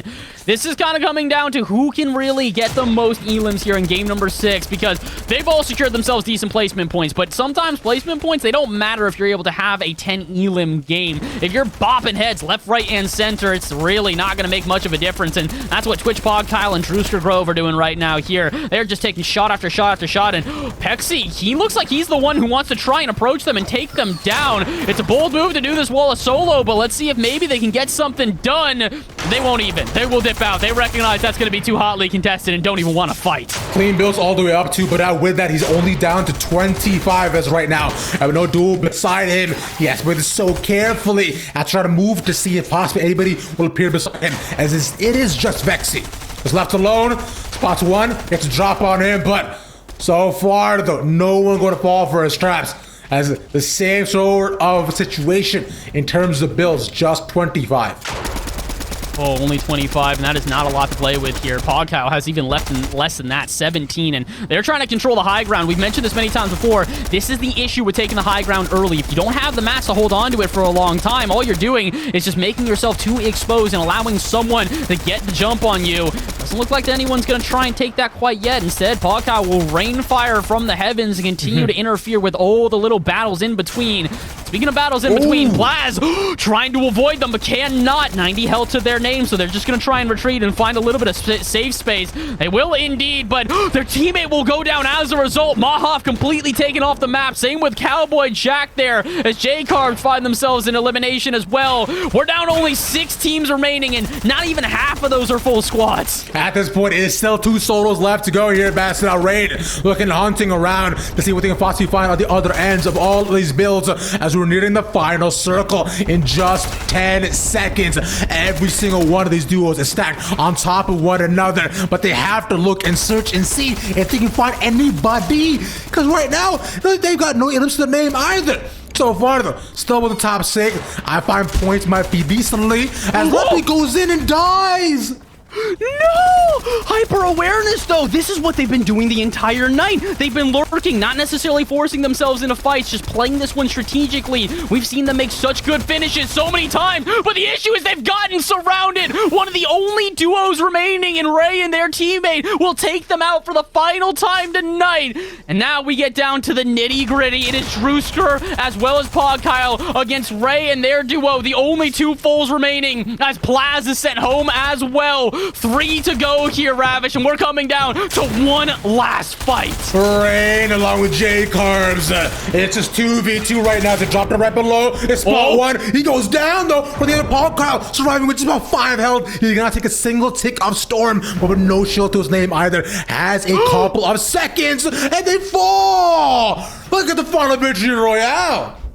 And they will finally do it. Pogkyle and Drewster have been trying to redeem themselves after a couple of lackluster games to start off. They finally find that victory royale, and that might just be enough to put them in the money. Ravish, that is game number 6. That is the final one for the night. All that we've got left is to figure out who's walking home with cash in their pockets. Indeed, my friend. We'll get that leaderboard updated for y'all as soon as we can, but let's take a moment to calm down a little bit, because after that explosive ending, it was quite a lot to behold. Thankfully, I did not need to call 911, but I'll be darned if I was not close to make sure that I'll be talking about Doctor after this one for sure. They got to hear about this one. They got to hear all the ins and outs. And folks, if you haven't heard all the ins and outs of what's been going on here tonight, the reason that this one is so incredibly spicy is because we had a team pull away with first place almost definitely earlier on in the night. They finished at over 140 points, over 30 points ahead of second place, but second, third, and fourth, they were beyond hotly contested. Everyone was gunning for those spots, and To be honest, I'm thinking someone might have even been able to take over Siri and Vexy, the only other team at over 100 points. But considering the way that Drusker and Pogkyle just absolutely popped off with I think it was like, what, 15 eliminations? They might have been able to pass them. Yeah, see, because as of right now, we just got to make sure to wait and see before we can officially crown our victors based on the points that we've been able to receive so far. So we'll get that up to the field in just a little bit. But as we look to reflect on what was on what was this game number 6, I find looking across the board of what we saw here, Bass, I gotta say, today was a lot faster than I was expecting in terms of these games. Right from the jump, I thought things might slow down around game 4 or 5. Only about one game where I found, things were kind of more tumultuous and, maybe just a little bit more macro heavy. But otherwise, it was just elim after elim, fight after fight.